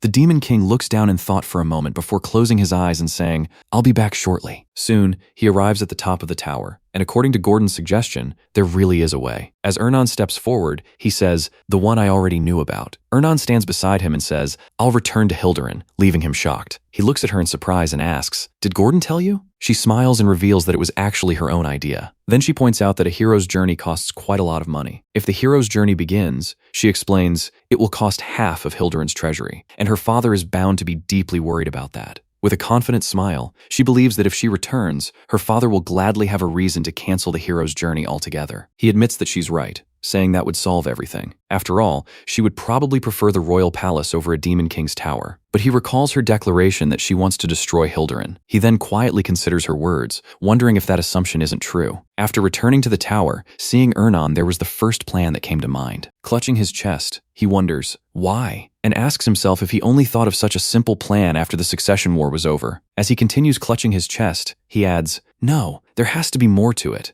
but struggles with a strange, suffocating feeling and demands to know what the hell is happening to him. In the end, he says he has no choice but to let her go, especially for the sake of his future conquests, leaving her completely stunned. Still, he decides he has to figure out what this strange feeling really is, leaving Ernan staring at him in disbelief. She immediately questions how he can let a kidnapped princess go so easily, and he reminds her that she was the one who said it herself. But she admits that's true, then explains that she's grown attached to the people living in the tower, and when she thinks about everyone there, she remembers Lodger, the occasional elf visitor, the hero princess who ran away from home, and the peculiar mage princess. She also remembers Gordon, who takes such good care of Elena, and the tower itself, which has become a place where Elena is healing. And then there's the one who's strangely kind to his hostages, the Demon King himself. Her cheeks are flushed as she looks away and asks if he really hasn't grown attached to anyone, while he considers keeping her by his side to figure out what this suffocating feeling really is. Hearing the word attachment, the Demon King is visibly confused and wonders if a Demon King can really feel something like that toward a human. She turns away with her fingers near her ear, her cheeks flushed, while her blushing face is reflected in his eye. With that, the decision is made. Ernan asks him to have Hillen Cargill handle things, just like when he rescued Elena. Since he's Hilderin's hero, she points out that using him would have symbolic value and says it would look better that way. As Berger calls out her name, she turns toward him and simply answers, "Yes?" Standing behind her, he places a necklace around her neck and tells her not to forget one thing: "You are mine." Hearing that, Ernan is caught off guard and doesn't understand what he means. Berger makes it clear that she'll continue to be his hostage, leaving her staring at him in stunned silence. He explains that as long as Elena is here, Ernan won't do anything reckless, and he can't afford to give up such a valuable vassal. He even considers making her the Queen of Hilderin so he can control the entire kingdom. Ernan can't help but smile at the thought. She jokes that he really is a Demon King, since conquest is all he ever thinks about. She then asks if he'll keep kidnapping other princesses once she's gone, and he admits that he probably will. She then says she has one request of her own and tells him not to forget. She remembers the hand he once reached out to her and says that she was the first one to take it. In that memory, the two of them are shown holding hands, with Ernan calling herself his first princess. Back in the present, she smiles, making it clear that she won't let the Demon King forget her so easily. Hearing her words, Berger gives a faint smile and admits that's exactly why he had been so reluctant to let her go. As he looks out over the snowy tower, he finally realizes that this must be the source of his suffocating feeling. Back in the meeting room, he orders Gordon to send the required materials to Hillen Cargill, since Hillen is the key to the operation to rescue Ernan. Just then, an urgent message comes through, and the Demon King remarks, "Speak of the devil," as even a Balrog appears. Hillen informs him that there's a problem. Because of the injuries the hero suffered during the succession war, his departure has been delayed. Fortunately, everyone is currently gathered in Hilderin. With a smug smile, Hillen says that Princess Ernan is to be handed over to him, leaving the Demon King staring in shock at the unexpected order.